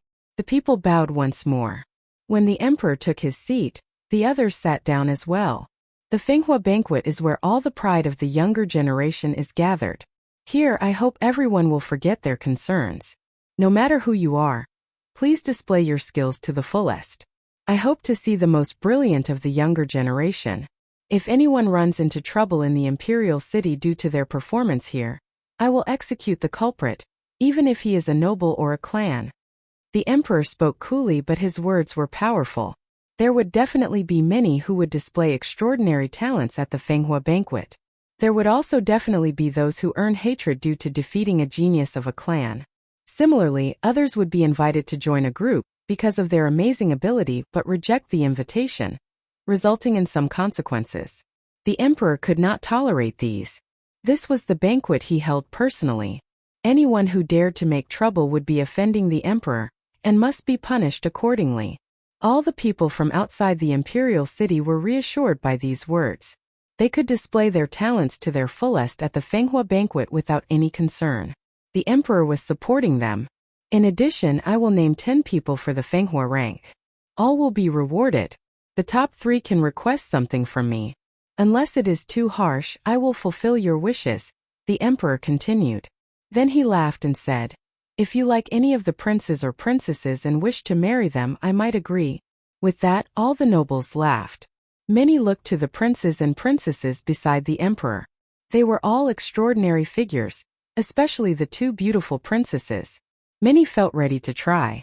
Maybe they really could become the princess's husband. But remembering that only the top 3 of the Fenghua rank were qualified, they could only smile bitterly. Indeed, those who could enter the top 3 were the best of the best. The emperor would not lose anything if they could marry the princesses. Should I try marrying a princess? Futian looked at a princess. She was so beautiful.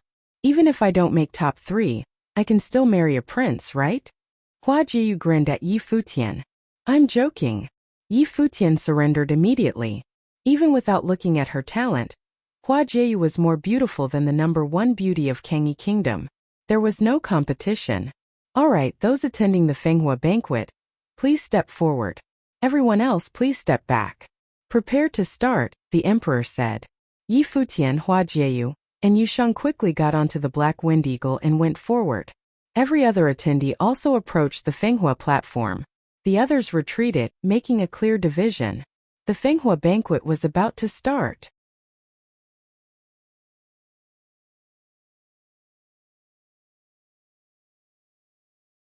Chapter 111. On the Fenghua platform, a group of elders clad in Kengi College uniforms stepped up. They gathered at the front of the platform and split into different sections. After, they placed the stacks of bookmarks in their hands on the platform and organized them. The names on the bookmarks were those of this year's Fenghua banquet participants. Over 10,000 bookmarks meant that there were over 10,000 attendees. One could only imagine how difficult it would be to get picked by the emperor and make it on the Fenghua rank. These elders were all cultivators in the Arcana plane and had extremely high cultivation. Most of them had photographic memory. Wangteng Zhuofei Liyun. At this time the elders began to call out names. People who had their names flew down to land on the stage. There were those who could fly, those who were dropped off by beasts, or even those who jumped off their beasts' backs. All of this commotion caused the platform to shake. 100 bookmarks were withdrawn from the piles, which meant that 100 people had their names called. Very quickly, all these people gathered on the platform. The Fenghua platform was massive and could easily accommodate 100 people. Everyone was able to stand comfortably in a different area. All of these people were in the 6-starred glory plane, which was the minimum allowed to attend the Fenghua banquet. If one was in any plane lower than such, it was unnecessary to participate in the banquet. Amongst these 100 people, only 3 of you will make it to the next round. Of course, it is also completely possible that not a single person makes it. So you may begin to demonstrate your talents now. Remember, you may choose to forfeit. Once someone forfeits, everyone else is forbidden from making further attacks on that participant. Also, no life-threatening injuries are allowed, said an elder from Kangi College. Choosing 1 out of 100. There were too many people participating in the Fenghua banquet and thus, it was necessary to quickly filter out the most outstanding people from the beginning. Starting from those of the same plane was the fairest. It was a way for the best talents to stand out from the rest. At least then, they wouldn't be eliminated right off the bat. In a split second, spiritual chi exploded on the platform. It became extremely hectic. Sorcerers immediately put distance between themselves and the rest, while martial arts cultivators were looking for the perfect opportunity. Quickly, someone began to attack those around them. With this one attack, the battle began. In the air and on the ground, countless pairs of eyes focused on the Fenghua platform. Futian was also watching seriously. Only qualified people could participate in the Fenghua banquet. There were no weaklings. Many participants had already revealed their gifts in both martial arts and sorcery. There were also those who were multi-element sorcerers and of course there were many mandate sorcerers. The battle was fierce.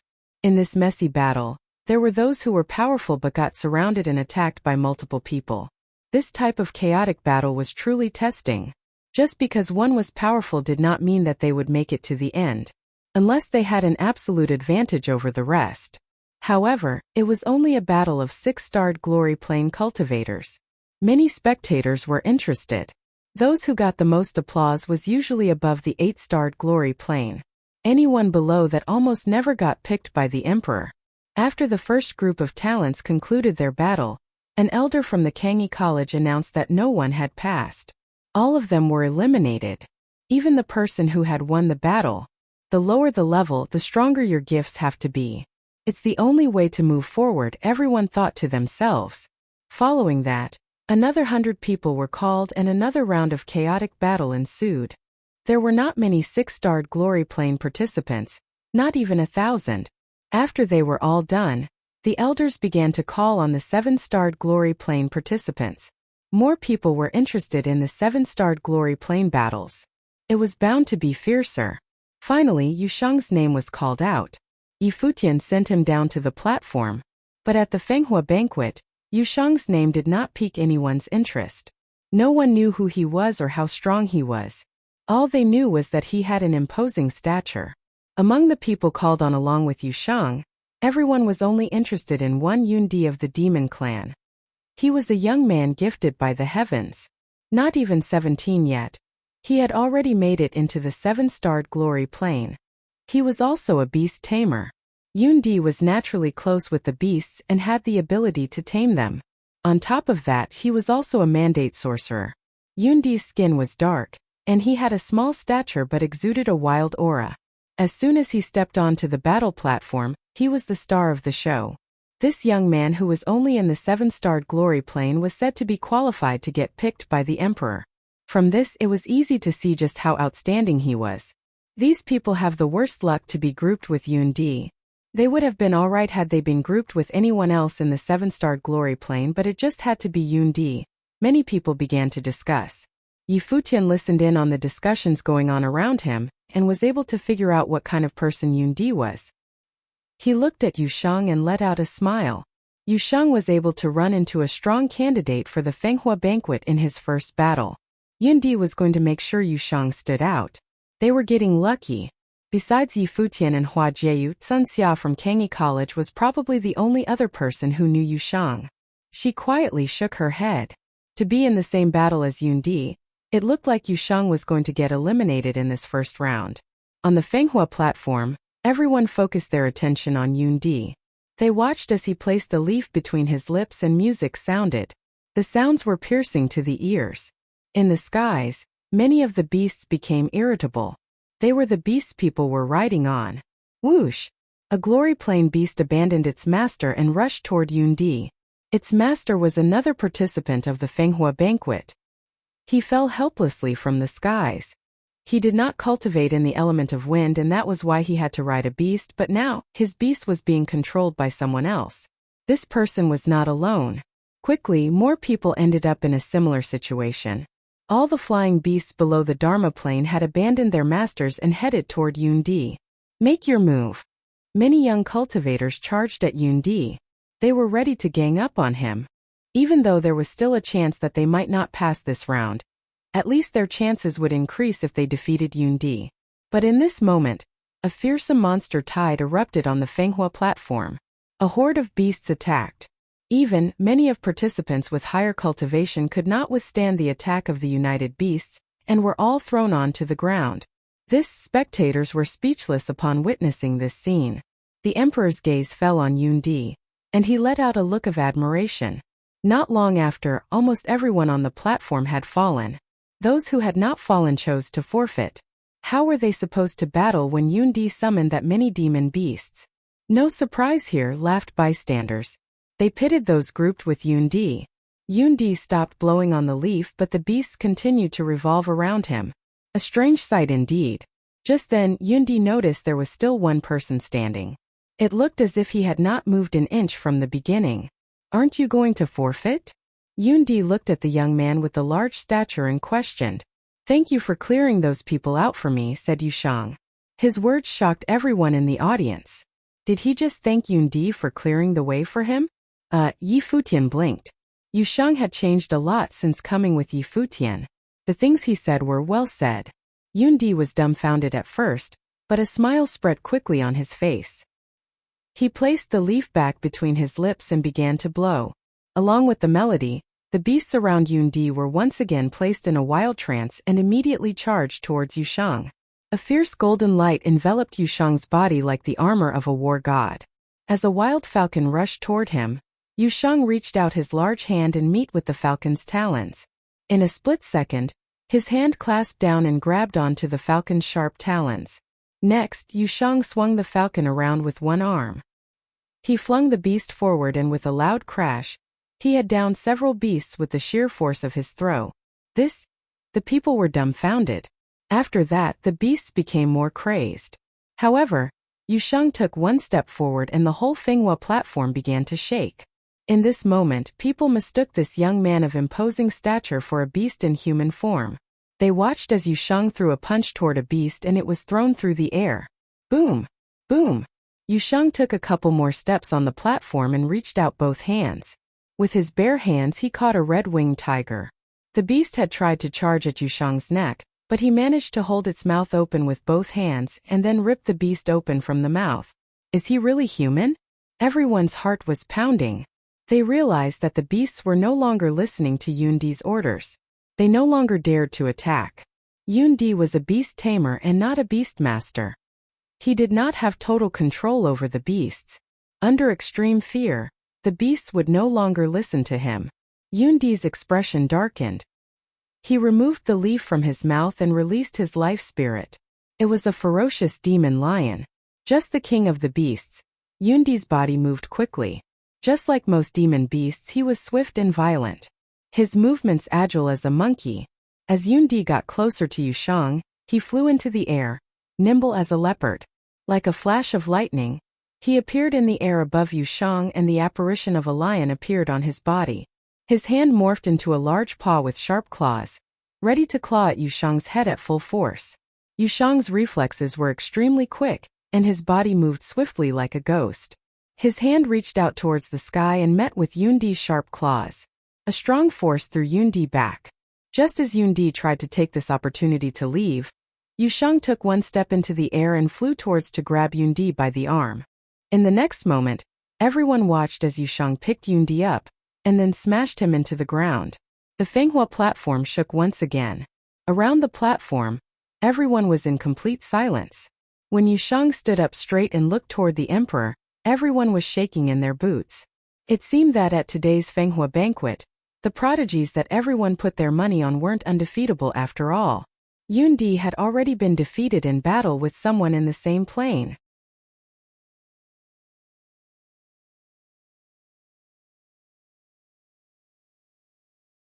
Chapter 112. Yushang became the center of attention with one battle. Of the most popular contenders for the Fenghua rank, Yundi was the only one in the 7-star glory plane because he had very high demon training talents. He could control all demons under the Dharma plane, and even demons of the Dharma plane would be affected. He was also a mandate sorcerer with high combat abilities. With his first battle, he summoned countless beasts and was brilliant. However, this was all done to make someone else look better in comparison. Everyone thought of the thanks Yushang had said. He was such a jerk. Sun Xia's heart trembled. It seemed that Yushang had only shown the tip of the iceberg at the pretest in the Kangyi College. Was this his true power? This was crazy. The people of the demon clan in the air looked aghast. They had put so much hope in Yundi, but he was defeated in the first round. The opponent was even on the same plane. With this, they knew that Yundi's name would not appear in the Fenghua rank. Someone of the same plane was more outstanding than him. At this moment, the emperor sat in the royal seat. He noticed Yushang look over as if observing him. There was no reverence at all. Yushang seemed to just want to see what the emperor was like. As expected, different from everyone else, the emperor said with a chuckle. He naturally would not be angry at Yushang for a look. He was the emperor and had the tolerance of an emperor. The point of the Fenghua banquet was to find the most impressive of the younger generation in Kangyi Kingdom. This was why he ordered that anyone who hurt the attendees of the Fenghua banquet would be executed. He would not do so either, of course. Otherwise, how would he be able to continue the banquet? The nearby nobles heard the emperor's words and realized that he thought highly of Yushang. From the youth's aggressive performance, they could see that he was practically born for battle. Only Yi Futian was not surprised. How could anyone of the same plane defeat Yushang? Yushang Yundi passed, the elder from Kangyi College announced. He kept the bookmarks with their names and put away all the rest. This was expected. Yundi had lost, but he wouldn't end here. Yushang started back. He looked up into the sky and then pushed off from the Fenghua platform. He shot up into the sky like a sword. Wind. Yi Futian reached out. Wind blew past and wrapped around Yushang. Using this gust of wind, Yushang landed onto the black wind eagle. Many people looked in the direction of the eagle. This way they also saw Yi Futian and the veiled Hua Jieyu. The three all looked familiar. No one knew who they were or where they came from. The dean continued to name people and the battles went on. Outstanding figures continued to appear, but there were no collisions like Yushang and Yundi. As the battles continued, Yi Futian finally heard his name. However, the name after his was Hua Jieyu. He was stunned. They had been put into the same round. The two met eyes and smiled. Then the wind wrapped around them and took them downward. They descended upon the Fenghua platform like a pair of ethereal lovers, instantly attracting the gazes of many. They were with Yushang and Yushang's battle had been too amazing. In the air, Bai Qiu from the Qin clan looked at Yi Futian. They had met 3 days ago. He had invited Yi Futian to be his musical attendant but was rejected. Now he realized that Yi Futian had a reason for the confidence. If Yushang was this powerful, Yi Futian couldn't be much worse. Lin Yueyao, known as the #1 beauty of Kangyi, also looked at Yi Futian and Hua Jieyu. She was also curious because she had heard what Yi Futian had said to Hua Jieyu that day. Though the girl was veiled, her figure and aura were both amazing. Her facial features must be beautiful as well. However, Lin Yueyao didn't believe Hua Jieyu could be prettier than her. The demon clan though did not look friendly. It was clearly because of Yushang. Coincidentally, there were 2 disciples of the demon clan in this round. The emperor had ordered that conflicts from the Fenghua banquet could not be avenged for in private. However, there was no problem in doing so during the banquet. Yi Futian and Hua Jieyu walked to a place and Yi Futian sat down. His Guqin spirit appeared and fell behind him. Hua Jieyu stood quietly beside him as if she didn't care for the battle. Music rose. The graceful melody traveled from the Guqin spirit behind Yi Futian. It made one feel comfortable as if it wasn't a musical spell for battle. The 2 demon clan disciples walked towards them. One held a flute, which he brought to his lips and played. There was instantly an eerie sound.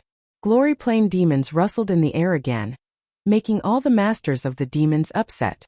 Did they bring their beasts here just so the demon clan could use them? However, though the demons seemed to riot, they didn't leave. Spiritual qi gathered before the flutist and transformed into a vague demon. It charged toward Yi Futian and Hua Jieyu. His tactics were similar to a conjurer's, but were not as powerful as the demon a conjurer could draw. Hua Jieyu reached out. An invisible spiritual storm appeared instantly. stopping the demon created by spiritual qi. Then she clenched a fist and the demon scattered into the spiritual qi again. You fight and I'll support, Yi Futian murmured. One needed to show their talents to pass the Fenghua banquet, so avoiding the fight was unrealistic. Yi Futian couldn't perform by himself either. That way Hua Jieyu would be unnecessary. Okay. Hua Jieyu nodded lightly. Music flowed into her ears endlessly, but they were not offensive spells. They were supplementary spells. Hua Jieyu felt her spiritual energy increase at that moment. She walked before Yi Futian, a glint appearing in her pretty eyes. Following that, there was a shocking amount of spiritual qi around her. Boom! The two demon clan members felt their bodies stiffen. A gust of huge power dropped directly onto them, forcing their bodies to fly up involuntarily. The others preparing to fight on the platform were shocked. They all looked at the demon clan members. Then they saw what elemental spiritual qi turn into vines that swept toward the two, hurling them into the air. Deal with these two first, someone on the Fenghua platform murmured. Everyone looked at Yi Futian and Hua Jieyu. Then, aggressive auras exploded towards the two. The strong figures of the Fenghua platform vaguely surrounded them. But Yi Futian and Hua Jieyu didn't seem to notice. Yi Futian continued to play his guqin. The wood elemental spiritual qi around Hua Jieyu grew more violent until it was about to turn into a storm. The next moment, she released the lock of 1,000 vines. Endless vines swept in all directions from Hua Jieyu's side. The lock of 1,000 vines was a pretty powerful controlling spell of the wood elemental sorcery. Many people would cultivate it, but different people had different power. Hua Jieyu's spiritual energy was terrifying. With this, she was able to control the spiritual qi of all elements. Thus, she could naturally release spells of any type of element. Many of those who saw the incoming vines flashed or used spells and martial arts techniques to hack at the vines. However, with Yi Futian and Hua Jieyu's teamwork, the lock of 1,000 vines became extremely strong. Many people were curled up and thrown into the distance. However, some powerful figures also used extremely strong momentum to rush up for close-range fighting. Long-distance fighting was definitely a disaster when faced with two spiritual sorcerers. When two figures approached, Hua Jieyu reached out her slender hands and they were instantly immobilized. She slowly floated up, shining like a fairy. The two powerful cultivators were unable to break free from the invisible strength. With rustles, the vines snaked toward them and tossed them out. I don't want to hurt anyone. Just surrender, Hua Jieyu said softly. Still hovering in the air. Another sharp metal elemental storm burst around her. It gathered into swords and spears, dancing around her. Everyone understood that Hua Jieyu had not shown her true powers yet. If she used an offensive spell after releasing the lock of 1,000 vines, it would be a catastrophe for many. They all felt despair. The power of a musical sorcerer and an offensive spiritual sorcerer working together was terrifying. Her spiritual energy seems powerful, many murmured as they gazed at Hua Jieyu. Yi Futian's musical spell had also increased her power, resulting in the current situation. Many people began to give up and leave depressed. They used to say they were geniuses and were the strong ones in their planes. Now they knew they were just a big fish in a small pond. Yi Futian, Hua Jieyu pass, the Kangyi College elder announced. Yi Futian did not fight, but it was clear from how he helped Hua Jieyu that he could do much more. Yi Futian bowed slightly to the emperor and prepared to leave with Hua Jieyu. You should join the Qin clan, someone in the air said. Yi Futian looked up and saw Bai Qiu. I had misunderstood you before, and wanted you to be my musical attendant. I realize you're more talented than I had imagined. I doubt you would be satisfied with being a musical attendant. With your current attainments, you might be equal to me after 1 or 2 years in the Qin clan, Bai Qiu said. Many people looked over at him. It seemed that Yi Futian's musical sorcery had impressed Bai Qiu, and made him want to have Yi Futian for himself. He even said that Yi Futian might be equal to him in 1 or 2 years. That was an extremely high praise for Yi Futian.